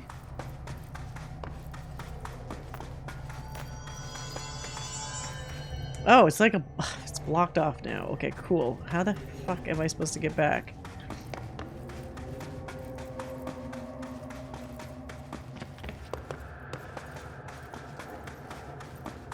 Not that way.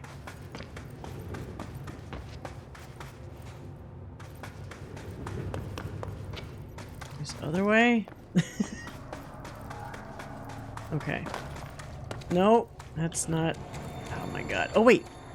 It is the way to go.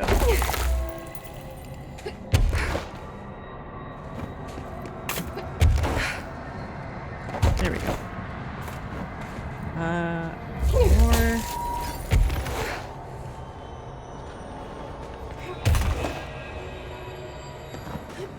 Oh, there's the wormy guy. Oh, we need to have a talk. I think. The nail is secure. The hiss can't touch it. I can't undo the astral bleeding in the Foundation, but at least it's stopped. Along with the seismic activity. You did it, Jesse. Yay. Did you ever find Marshall? I did. She's gone.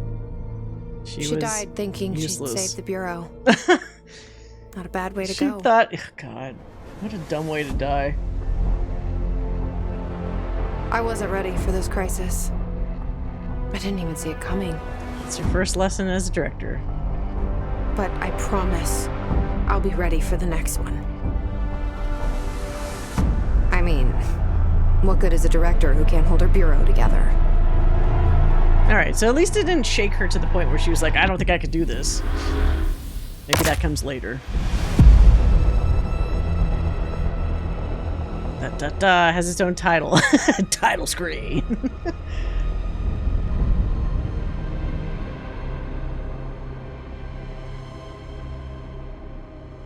Does it have a credit sequence?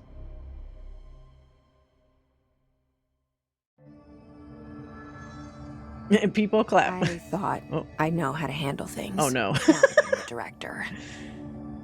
Clearly, it's not that simple. Wait, what happened now? I need to choose a direction for the Bureau. Oh. It should be one that serves our goals, not the board's. Right. Whatever those are. What did they even do? My way. Prevent crazy shit from getting outside. They still haven't really solved the problem with the hiss. Wait, am I supposed to move? Oh! I was like, why am I just here?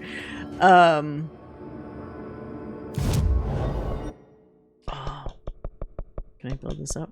Yes! Super energy shield. My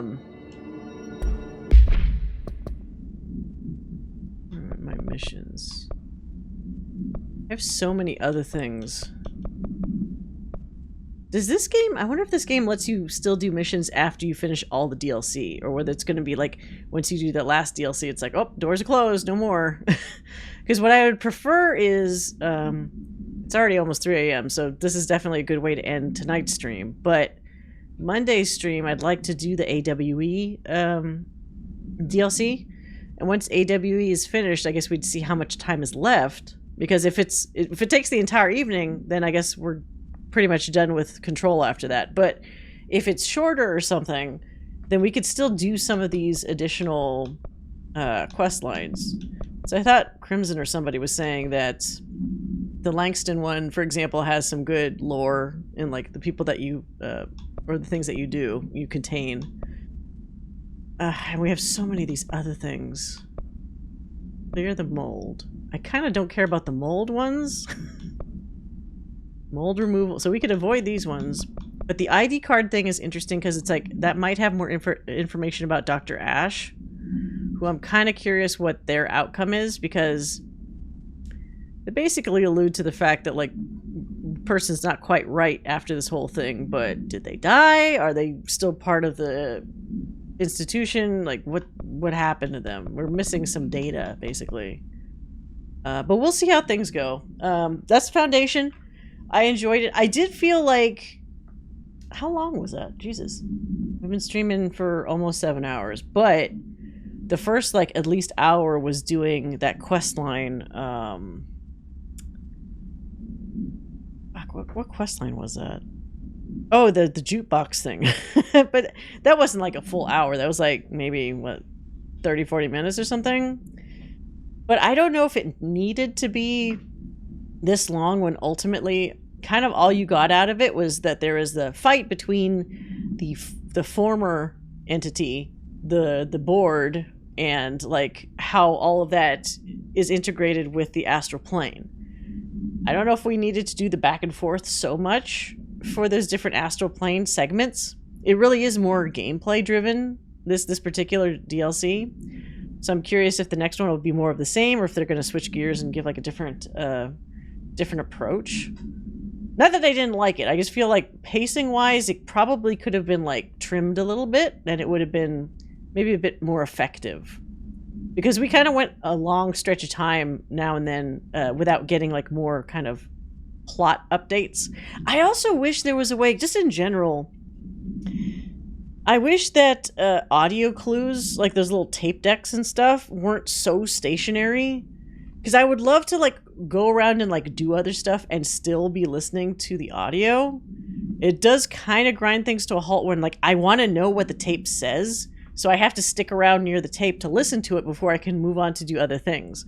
Now I'm guessing they probably do that because if you're running around while there's like a minute-long speech happening and you run into a cutscene or something, what happens then? Either you lose, like it's going to cut off what you're listening to, or it's going to run into like the cutscene, and they probably don't want that.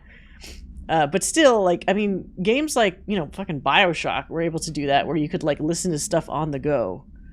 So it'd be nice if they found some sort of solution in the future where you didn't have to like stay in like one spot just to listen to lore. The TVs and stuff, sure, that makes sense. But like, you telling me that for the audio information or like listening to the radio station stuff, I can't just like take it with me like on the go? I know like there's collectibles here with multimedia, but even this, like if I click it, mentioned a poem last time we talked. It stops everything, as you can see, and it plays it with the little bar below. And it's like, well, that's also just keeping you stuck in one place to listen to. So that doesn't really solve the problem. Oh, I didn't even see this. It's clear no one is coming. We're running out of ideas and supplies. We tried going into the caves to find anything edible. Oh, so they just die from no food. But all we found were noxious gases and endless pits. The crystals only let us go one way, even though we could see the caves branched out. We did find some weird spiky pillar. I only got a glimpse of it before the astral spikes attacked. There were a few of them this time. We lost a lot of people. There's only 6 of us left. We didn't ask for this. We didn't want to come down here. I'm convinced something brought us here. The others say I'm going nuts, but it's clear this was no house shift. Shifts slide a bathroom a sector over, or rotate a hallway. They don't drop full divisions into some caves. We were brought here, I know it. But for what? Why tear us away from our lives just to torture us? If this is some sort of test or mission, then here's some advice for whoever's running it. Give out clear instructions next time. I hope these notes are a good read for whatever ranger finds them. Fuck you. Put that in your report, Gibbs. So did they die, I guess? I mean, they were running out of food. What I don't get is, these guys are saying they just ran out of supplies and died. And yet, Dr. Ash was somehow able to survive for 118 days. Whether because he said he changed or whatever, somehow didn't need food anymore or something, kind of remains to be seen. But that's definitely an inconsistency. I mean, I'm sure it's not a plot inconsistency, because I'm sure they have an excuse for it. Let me pause that ad. But it's interesting that they met a more immediate end, potentially, whereas Ash seemed to learn how to evolve with the situation and, like, survive long enough to realize, okay, now I need to make my way back to the topside, you know, and not have the same kind of issue that these, like, average people seem to have. It's kind of crazy. Anyway, we'll see where we're at timing-wise on Monday's stream. We're going to do the AWE DLC first, then hopefully we'll have some kind of time to swing back around and maybe try to get some more lore about what happened down here with the remainder of our stream time. But yeah, thanks everybody for coming by tonight. Let me check. Oops. Oh my god, why can't I fucking... Let me pause. There we go. Thanks again, Damien Helm, for the raid. Thanks again, Squishy-ish, for the raid. Thank you for the follows tonight, Wizard of Munaz, Batfan3988, Player150. I thought there was... Maybe there wasn't another one. I might have read the same one. Oh, Bertus19. Thank you guys for the follows. Hope you enjoyed the stream. I've been enjoying Control quite a bit. It does feel like this is a nice way to wind down, because it's like I played so much of it. I am kind of eager to get onto another game, which will be Alan Wake 2. Now, if we do the last of these DLCs tomorrow, we're going to skip a stream before we do Alan Wake 2, because Wednesday is Final Fantasy XIV's patch 7.2 drop. Or at least it drops on Tuesday, but we're going to be playing it on Wednesday. So there's going to be new story, new raids, new content to go through. So pretty much all of that evening, Wednesday night, will be 14 stuff. But then Saturday will be a fresh start to Alan Wake 2. I'm very much looking forward to it. I knew one who answered how he managed to get so old with through pure spite. I became so old. I mean, that makes sense, but also people need to eat. So Dr. Ash figured out some way to physically survive long enough, whereas everybody else was certainly spiteful, or at least that Gibbs character was spiteful, but that wasn't enough to keep them alive. Anyway, hope you guys enjoyed. We'll see you Monday for the last bit of Control. And until then, have a great rest of your weekend and take care.